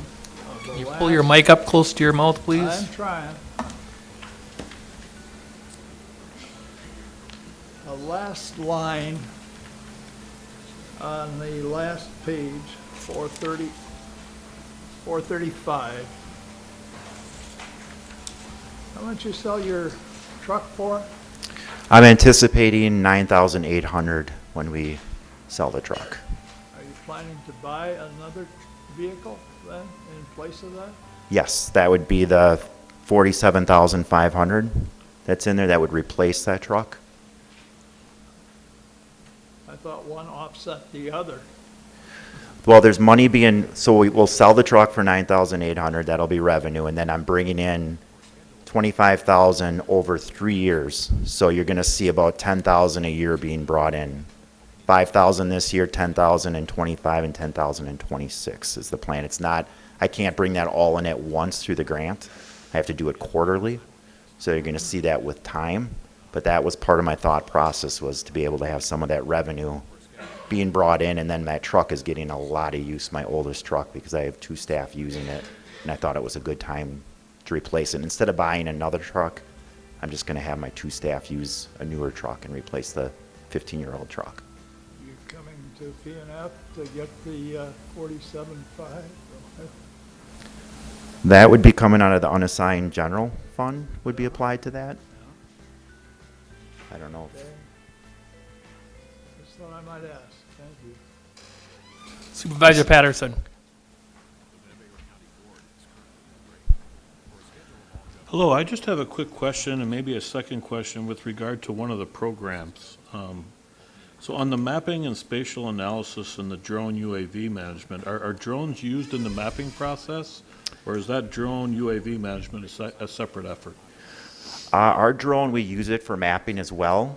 We use it we fly it to, we can do flights, and we'll get thousands of pictures that get merged together, and then you can create one aerial photo. So it gives you a shot in time of like for a project, for example. We use it a lot for monitoring. I'll give you an example, like our break walls. We go out there, we fly the drone before an offshore break wall goes in, and then we fly it 2 years later, and you can see the plant growth, and we're able to zoom in. You can tell the plant species, and then we can determine the acreage of how the aquatic beds are expanding.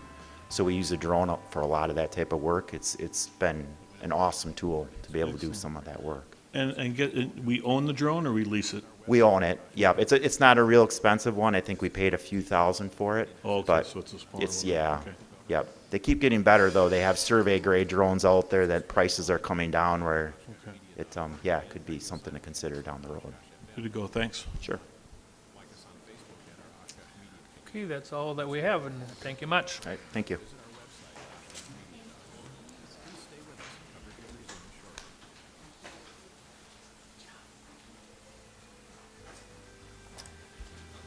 Okay, we've made it through departments.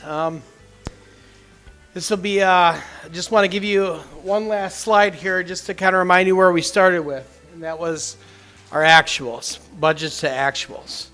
So if you add up these 5 years, and if we had actually performed to our budget, we would have had a $65.7 million structural deficit. What we had over these 5 years is a $23 million surplus. So all we're trying to do in this process is to really get us closer to true. We don't have to fix it all today. We don't have to fix it all with amendments, but we do have to start evaluating our programs through committees and start making some of those good questions you had today and start looking at some of those costs. Let's look at some of those revenues. Let's look at why we do some of the things we do so that we can get it closer to true. And I do believe this is the right path.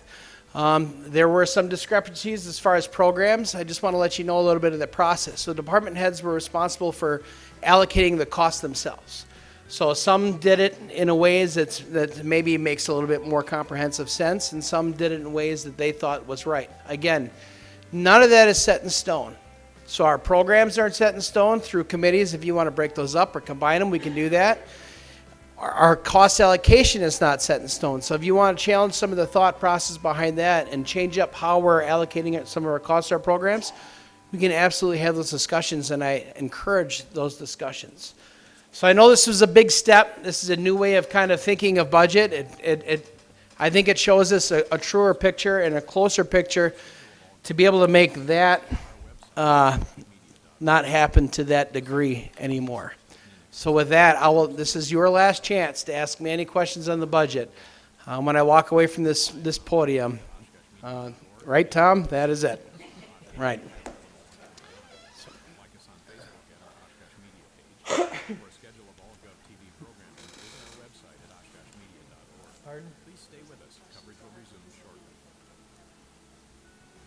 Yep, you'll have to raise your hand if you have questions. You'll have to raise your hand because Yep. Supervisor Holt. I have a quick one, I guess. I think it's procedural. So as we go through these amendments, and we add, say, to some priority that we think is really important, are we expecting ourselves to then take away that same amount from some other priority, or will that be done offline? I can tell you in the past, it was just fund balance. It's usually what happens. I got a lot of feedback from that. The last time when I was running, I got a lot of feedback that we didn't balance our budget and we didn't think realistically about where it was coming from. And one of the benefits of priority-based budgeting is to prioritize what we're going to work on and what we're not. And so I just challenge, maybe it's still okay now because we have a humongous fund balance. Maybe our requests aren't dramatically different from what's being proposed here, and we can cover them. But in the future, I think we have to be pretty disciplined about prioritizing those programs that are most important to us. Yeah, I would agree with that. we are in a really good financial position. And that is a true story. But we will not be for long because the costs are catching up with us. The cost of utilities are catching up with us. Costs of labor should be catching up with us. For a long time, employees got a 0.5% or 1% raise for a long time. We can't continue to do that anymore. So we went after a new pay plan and a PTO plan. We're going to have to afford that going forward. I don't want to get us to the point again where our highway department is short people. I don't want to get us to the point again where our sheriff's department is short jailers or deputies. And we have to figure out Parkview. There are a lot of things we have to figure out, but we have to plan for it. So I believe we're on the right path, and we have time. Thank you. Anyone else? Supervisor Cox.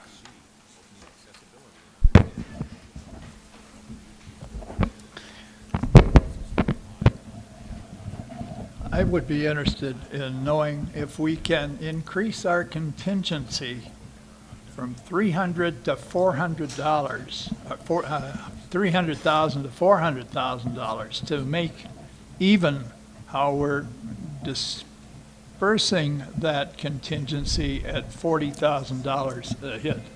At $300,000, we were dispersing, I believe it was $15,000 before we changed it to $40,000. Now it's at $40,000. We can't get 10 hits out of 300,000. See what I'm saying? I'd like to see that increased in the general gist of our rules. I'd like to be able to at least look to 10 times. To respond to that, I believe 300,000 is good because you still had that up to 40,000, which was important to do. Before it was at 15 was the limit for a contingency fund, and you can't get a lot done for 50. Can't even buy a washing machine for $15,000 anymore, right? And that was, I can't even remember how much that was, 38,000, something like that. So it's enough to cover that. That's what a contingency fund's for. But through the year, if you get close, I think the proper way to do it is come back to the contingency fund, which is the general fund. That's the purpose. A contingency is just supposed to get you to where you need to. If there's a big ask like Lincoln Hills, I don't know if Dr. Topol told you that they want to raise their rates, and one placement Lincoln Hills could cost us $1 million in a year. So for that, we need enough time to get us to come back to this board and ask for it. The general fund is the contingency fund for all departments, right? So I'm okay with the 300,000. If you want to raise it, you can do that. You can make a motion to make an amendment to raise it up to 400,000. But I think 300,000 is fine as long as we have that $40,000 limit. Anything else, we can always go back to the board and ask for more throughout the year. We challenge that when we take a look at the contingency over a year or over 2 years to see how much is being taken out each year. And on average, we're getting at least 8 to 9 hits, okay? If we were to do that with 40 on a $300,000, it would, limit us. And we'd end up having to come back to the board to increase it in order to make the next move. And that would deter an immediate move from P&F into the county, Sure. into the county vote. And I would like to see that increased so we would have a smooth sailing from a P&F to the next county meeting in the event that should happen. And just on that, not all the 8 to 9 hits are $40,000 hits. That's true. Yeah, Some one of them are was larger, $1,000 for the Purple Heart Highway, Right. which was good. And Director Kaiser, I don't know if we've ever gotten close to spending the 300. That I can't tell you. I think we were comfortable when we went to raise it to 40,000 for 15. We did an analysis over how close we've Yes, done. we did. And I don't think we ever got close to the 300. So, I mean, if you want to make an amendment for that, by all means, I'm comfortable with that at 300,000. Thank you. Yep, you're welcome. Vice Chairman Fari. Hang on here. Thank you, Mr. Chairman. Just an observation. Do you have the budget book in front of you? Not in front of me, no. Got to memorize, Chuck. Can you take a look on page 6? Sure. Fourth paragraph down.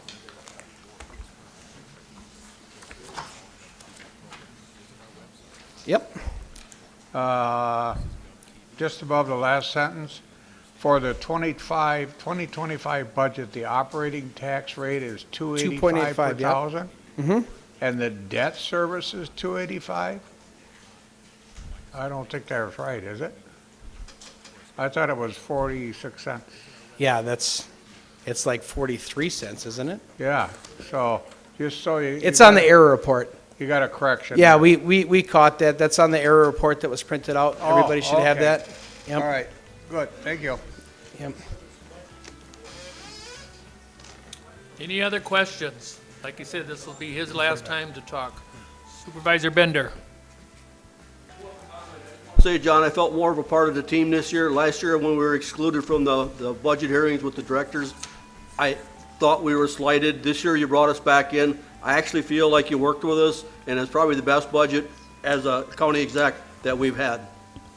I appreciate that very much so. And I expect this to be an ongoing process in committees to really go over the programs. And again, if anybody ever has a question or you want to understand something more or you want some more information, I'm open. Reach out. We'll schedule one-on-one. We'll bring in department heads. We'll go through whatever you want to find out. We'll dig into it for you. Supervisor Facetto. Thank you, Mr. Chairman. I move we recess until 8:30 tomorrow morning, at which time we'll address the capital improvement plan and any amendments to the budget. We said we were going to finish the book. I think you were coming late. We said we were going to finish the book before No, we I do- heard it. I'm Okay. still moving. No more questions for me? No.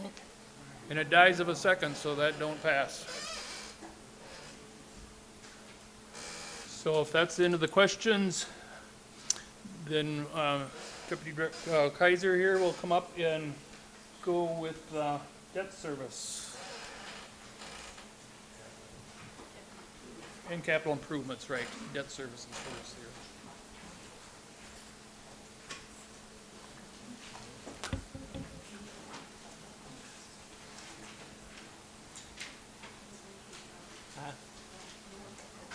We don't have it?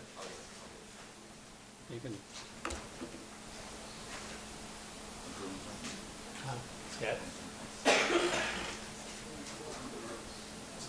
No, that, there's that.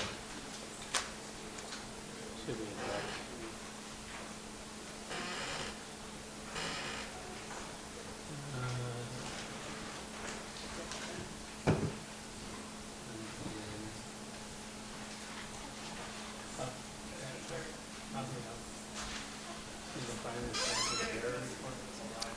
Pardon? Yeah, so I changed out of the presentation when it's streaming, so as soon as I can get the next one up, I'll start streaming again. Thank you.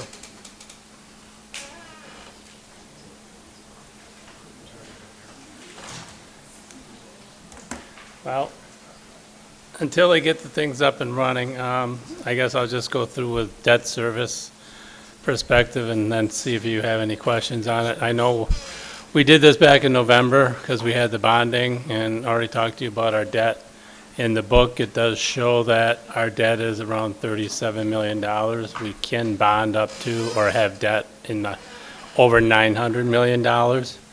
So based on that, you know we are doing a very good, diligent job of not borrowing. We do have a very good debt rating, the best we can get unless we start having some places come in with really high-paying jobs, because that's the only thing that's going to get our debt up to AA1.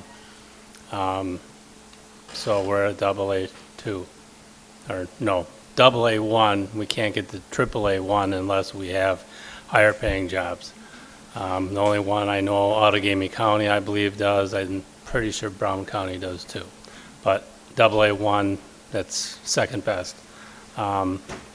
So we just did a bond issue of 8.12 million. That's going out November 7th.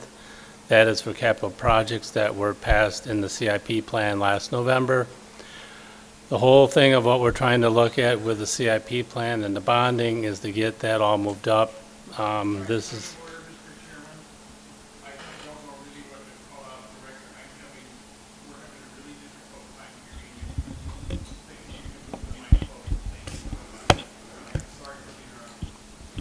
okay, so, back to the debt. I won't do it all over, but, so, I mean, we're bonding for that. We have that coming up, and we're in a good spot. I mean, that's about what I can say on the debt. It's also, I feel debt and capital goes together along with our funds and our balances. It's all something we are working on. We're trying to get a better program and better processes in place. So that's debt. I mean, I kind of want to flow in the capital improvement plan because I know you have to do the projects later, right? You just want me to talk about the capital improvement plan. So we've been looking at the capital improvement plan every year. The first year I got here, for the board members who are new, I got here November 14th, 2022.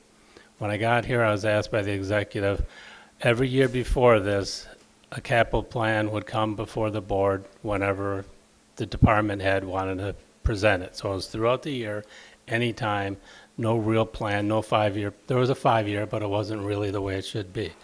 So he challenged me to do that, so I put that together. We presented that to the board. That got passed, I believe, in March, April of '23. That was the first attempt at the CIP plan for a 5-year plan to present all at one time. The second year, which was '23 for '24, we moved up the timetable and got that, I believe, approved in January. So and the whole goal was to try to get it as part of the budget. So that is this year is when Jamie came in, she kind of pushed us over the hurdle to get us through there to get the CIP plan into the budget. So hopefully what does get approved can start getting out for bids, and we can start getting things ready to go when it, well, today's a warm day, but when it gets cold and warm again, we can start working on things. I've heard a lot of things about the CIP plan. We're trying to work on that because we need to get the plan going forward. We need capital. We need all capital. I know we have the facilities assessment study that Mike's doing.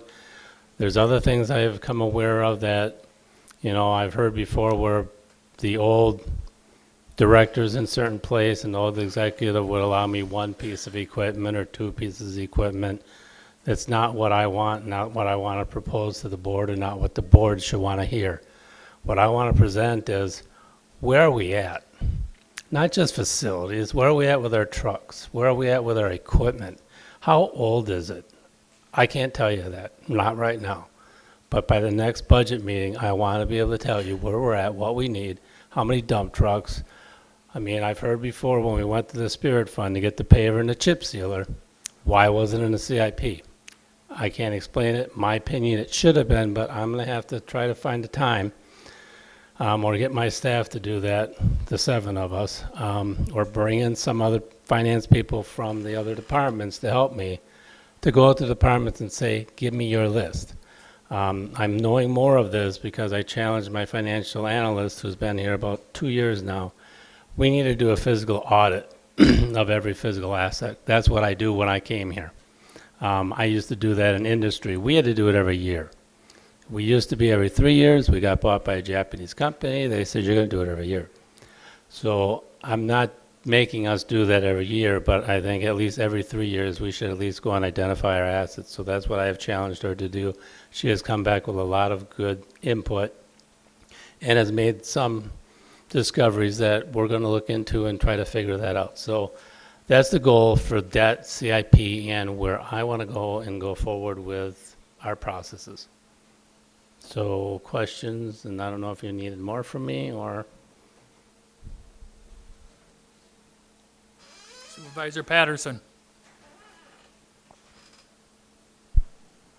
So I guess my question, I think that process is excellent, and that's the way we should be going, but how, I mean, the CIP talks about end items that are $100,000 or less. Would you be going lower? I mean, and Yeah, I mean, I saw that we're redoing some TVs or screens in one of the departments, right? I mean, how low are we going here on this equipment or supplies assessment? When I got here, and this is the first year we're trying to put that on the plate too, because there used to be two concepts, CIP, Capital Improvement Plan, and then the other one that they would call capital outlay. My opinion is capital improvement plan are things that are fairly big, 100,000 and above. Capital outlay is the squad car. I don't want to look at that. I don't even want to think about borrowing for that. So 100,000 is more, even though it might be solid waste and highway. I want it on the capital improvement plan, even though solid waste can pay for it themselves. We're not going to borrow for that. So, but I want to know the whole county, what is our capital plan? So right now what we're looking at is capital outlay is going to be under $100,000. Capital improvement plan is over 100,000. Thank you. Supervisor Holt. Thank you, Chairman. Thank you. I appreciate your vision for where you want to take this, and I'm aligned to it. I think I asked the question of Chairman Egan not too long ago. Do we have an estimated amount that we are willing to spend on an annual basis for our CIP? That's what I do want to you- present so the decisions can be made. It's been, before I got here, it's been kind of a stand of $10 million was in the, what they call the CIP plan. But then they would add another 4 to 5 million of capital outlay. So Right. really it was 15 million was really what was being spent. But when you look at it, we only really borrowed 10. So it doesn't show, this is probably the closest, but there's still some outliers I don't know about yet. So your goal, just to put it in my own words, your goal is to be able to forecast over the course of 5 years based on your inventory and your audit. Yes. Yeah, thank you. Supervisor Challenger. Thank you, Mr. Chair. So I know there's a lot of different ways that metrics that we can use to think about our county's level of indebtedness. We can use the raw amount. We can use ratios to, to what our tax levy is or the equalized value. In your opinion, are there metrics like that you would like this board to be, to be thinking about as more or less important when making decisions about what debt levels to take on? I think the first step is going to be to get the plan on where we're at, which is going to be facilities assessment, all the other capital that I am not 100% sure what we need right now. So that is the first step. I believe Winnebago County is in a great place for our debt. The tax levy, we already shown you that we got 1.036%, which was $600,000 to pay for all the inflation and everything else that we want to try to maintain employees. Only way you're going to do that is PTO, time off, good insurance plan. Well, we got up to pretty much all three of them now. So to go backwards is going to be really bad. And we'll have more open positions. So I think we're in debt. We're in a good spot for debt. I think what we need to see is where do we need to go to now make us more solid. And until we get that good 5-year plan and facilities assessment done, we're not going to know that. Okay. And then is there, you've talked a lot about trying to make sure that we're paying a bigger chunk of that principal on our debt, like in that first year, to reduce interest payments in the later years, and therefore like smooth out the debt service payments each year. That should continue to be our way to structure these?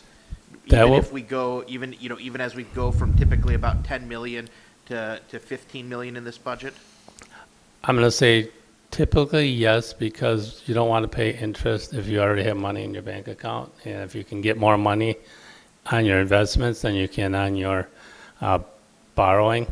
You'd want to pay it off as quickly as possible, but there is going to be a time when you're probably not going to be able to do that because you're going to be borrowing more 3, 4, 5, 10 years down the road, and then you'll start making the payments over the 7 to 10 year period. Okay. And then my last question is, as you anticipate less revenue from interest potentially moving forward, how does that affect the interest rates we're likely to be paying over the next few years on our bonds? We should be, I mean, we had a pretty good rate this year. The actual effective rate came in at, I forgot what Justin said, 3.45. And the interest rate that I can still get on CDs and bonds and treasuries is over 4. So, I mean, it still has not, I don't know if any of your investments, but the inverted curve has not turned back to being inverted yet. So I think we're good for 7 years because I'm out till 2030 with what I think is good for our cash flow. Once I see January start hitting with the taxes coming in, I'm probably going to look for some more short-term investments just to get locked in at a better rate. But right now, I want to keep my cash flow where it is. Okay. So I'm one of those people who maybe doesn't quite understand all those curves or whatever, but that what you're saying is essentially like moving forward is not likely to be a worse time to borrow money for the county. No, not that I can see. Okay. And then my point for the board is, I think that we should take that advice and guidance as we do get that facilities study and try to make good decisions about when to load that borrowing. If we're going to be in a favorable position to borrow, we should be open to borrowing more money during that condition.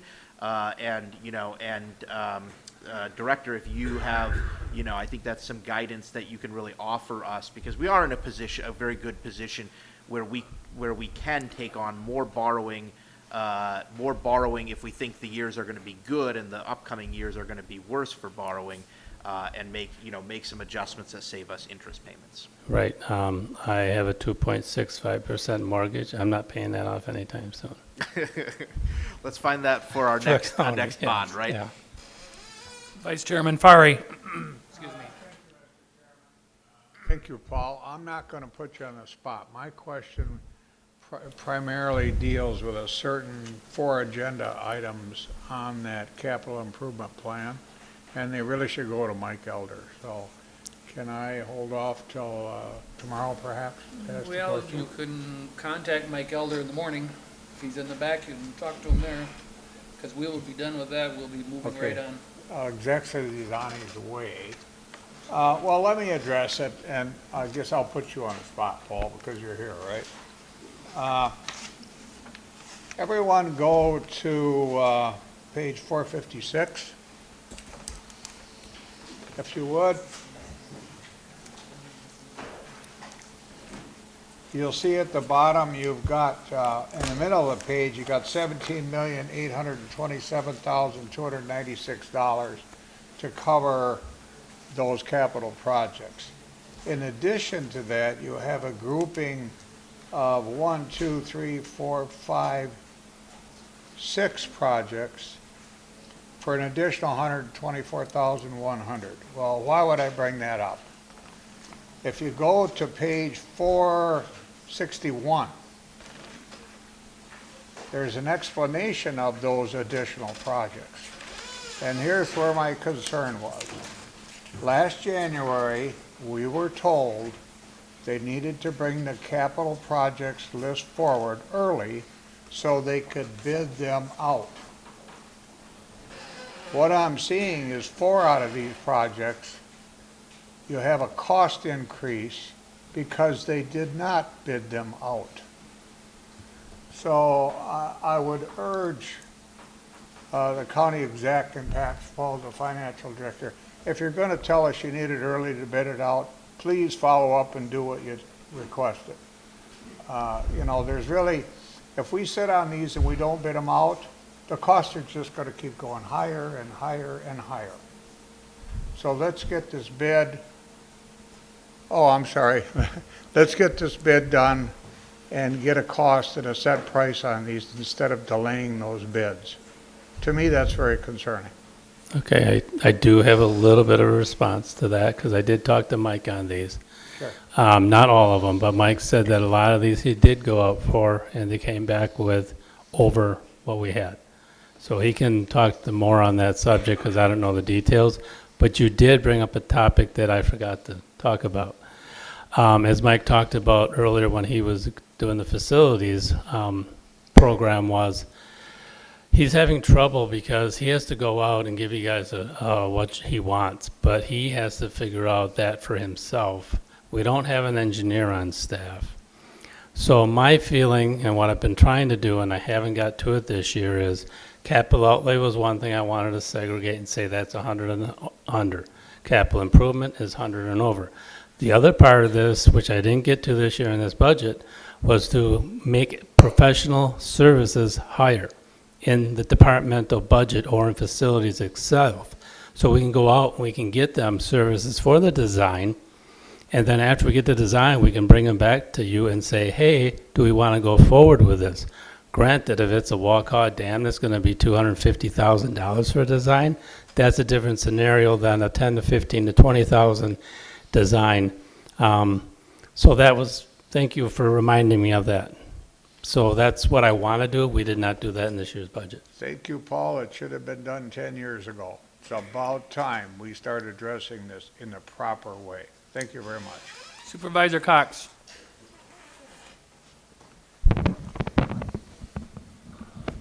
Thank you, Mr. Chairman. Can you hear me now? I can hear you loud and clear. Thank you. Paul, you're doing a great job for all the things that you have to get your hands into. What we have is a problem with laying out a resolution, but 22 different items on it that we're going to pass on the spot without having either presentation or without having it fully vetted for what book we got it out of. Where the hell is my book here? This is the 2020 and 2024 capital improvements plan, in which some of these that you have on this page are in there. The one that Bob talked about, County P, is in here. It has been logged in here since 2020. What we need to do is find all the books and make sure we're not skipping anything to put it on this list and put it on this list and make sure that the numbers are right on the resolutions when we get the resolutions in our hand. Apparently this resolution, which is 49-10-2024, had 2 or 3 errors in it to begin with. And we found some of them have already been out on 3/15/01/2024 for various county roads, total 2024 funding of $175,000. These kind of things have to be vetted in some way so that we don't end up selling it twice to the board. The $175,000 you're talking about is what we brought to the board last year and asked for $300,000 to go and make concrete repairs to roads, maybe a block here, a half a block there, maybe a 5x10 spot there. And Bob has spent about $250,000 of that 300. So he came back and asked for 175 more towards next year because he didn't think he had some left over. So he asked for what he thought he was going to be able to have manpower and time to do in 2025 for that one. That one I specifically know about. Okay. So that one I can address. Okay. And we have item 15, which has been out on 3/15/01/2024 for $250,000 at that point. and it's now coming back to 125,000. Whether or not it's the same 125,000 or the same 250,000, we've got confusion. And what I'm getting at is some of these have been out already, and they've already been appropriated, okay, for some money somewhere. And I don't know, when I take a look at this, whether it's that same money or whether it's an addition to it. We don't have change orders out there either, sir. And so I don't know if it's a change order or something that, he's got engineering problems. Well, on That- page 456, it shows whether it was prior funding or new funding. So that is what Supervisor Fari had talked about, is we had a bunch for Mike, and there are some other ones that are asking for additional funding on top of what was already approved. We did when I got here, and I had many conversations with Chairman Egan and others about how we are trying to fix this process, that we are not moving projects around to pay for other projects. So this is year number 1.5. So maybe year 2.5. We're working on it, that's all I can say. I know, and you're doing a heck of a job with what you got. And let's leave it at that. But I think you need to have something vetted here. Thank you. Supervisor Nussbaum.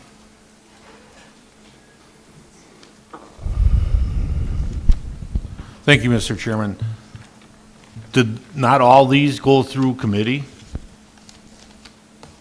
We have not had the CIP plan go through committee that I'm aware No, of. I mean these individual projects. When we had the budget meetings with the people that had capital projects in their committees, they were talked about to their committees. So parks, when we had the parks committee and chairman in there, Adam talked about them.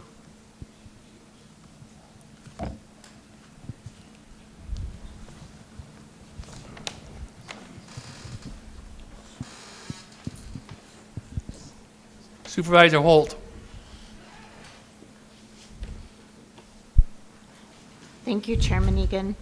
I agree that you're making great headway and there's still room to grow, right? So my only question is now on this capital improvement plan on page 456. Now I'm questioning the columns. So recognizing that there was a prior approved amount and then the funding request for 2025, and then in some cases, other funding, are we to sum? That other funding is going to be a grant or something else that we're getting not funded through That's an Winnebago offset. County. Huh? That's an offset. That's additional money for the project, but it's being a grant being given. Yes. Thank you. Okay, I see no other questions now. I believe we're through the board, so.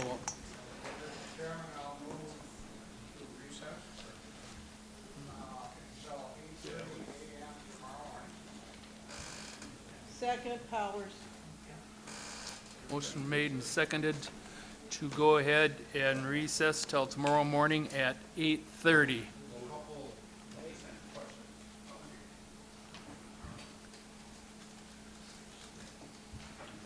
Supervisor Gustafson. Thank you, Mr. Chairman.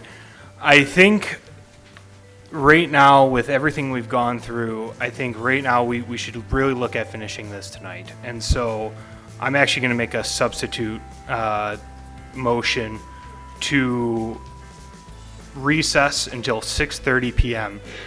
and return then tonight and finish this tonight. It's not even an hour. It's 56 minutes. Trustees, we've got to go ahead and vote on this motion first, and then if that fails, then we'll come back to yours. Because his would be first. It takes precedence over yours. Over the substitute of his? Yep. Am I correct, Mary Ann? The motion that's on there? the motion that's on the floor take precedence over a substitution?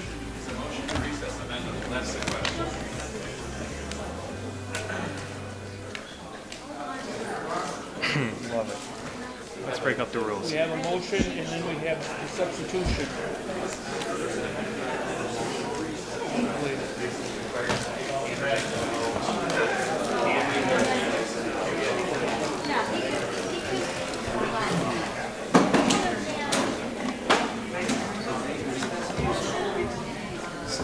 Yes, we take 1 hour off. Yep, come back, finish it. Be done tonight, so we don't come back. Listen up, everyone. Correct. A motion to recess requires a second. Did he have a second? Yes. Second. Okay. And it can't be debated. It is amendable. And the vote required is a majority. So has anyone amended it? Yes. Well, there is a motion on the floor to amend. Okay, so you can amend. Okay, is there substitution? Well, I can make, if you want me to make the proper motion, I'd like to amend the current motion for us to recess until 6:30 PM tonight. And we have a second. There's a motion made, amendment to recess until 6:30 this evening, and then come back. And I would like to know before this vote is taken, how many amendments are there? Because that's, I think 7. okay, okay. So, it kind of, the only thing I'm going to say is if you wanted to end it tonight or not, that's all that I'm going to say on it. So, all those in favor of the amendment signify by saying aye. Aye. Those opposed say nay. Nay. Yes, we're going to do it by machine, Julie. Julie said that we should do it by machine, so. That's with us long enough, we'll only have about 22 minutes for dinner. 6:30. No, come back at 6:30. Gotta leave or back at 6:30. Don't promise anything. Here we go. Okay, if you're in favor of the motion to go ahead, the amendment, you push yes. If you're not in favor of the amendment, push no. Yeah. Get it done. Save it. Don't forget to save it.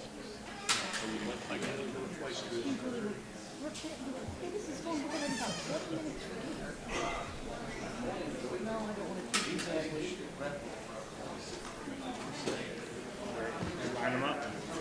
Everyone come get your Red Bull shot.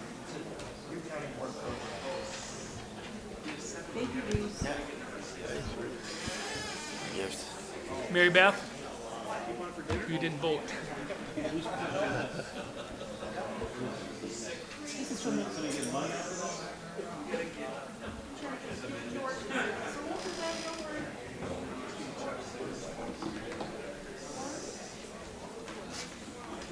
Oops, I'm sorry.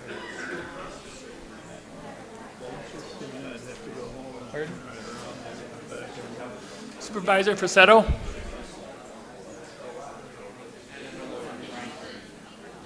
Just Supervisor Facetto? Up or down? Just up. Huh?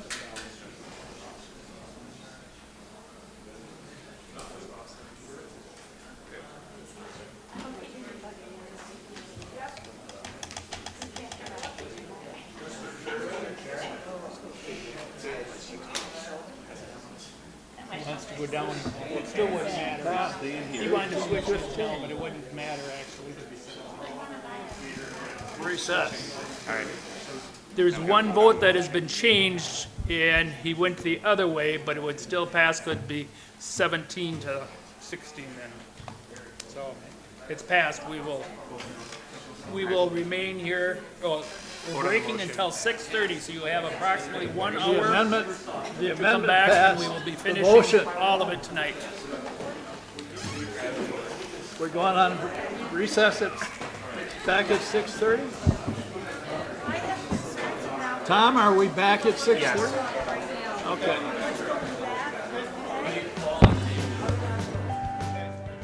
The Winnebago County Board is currently in a break.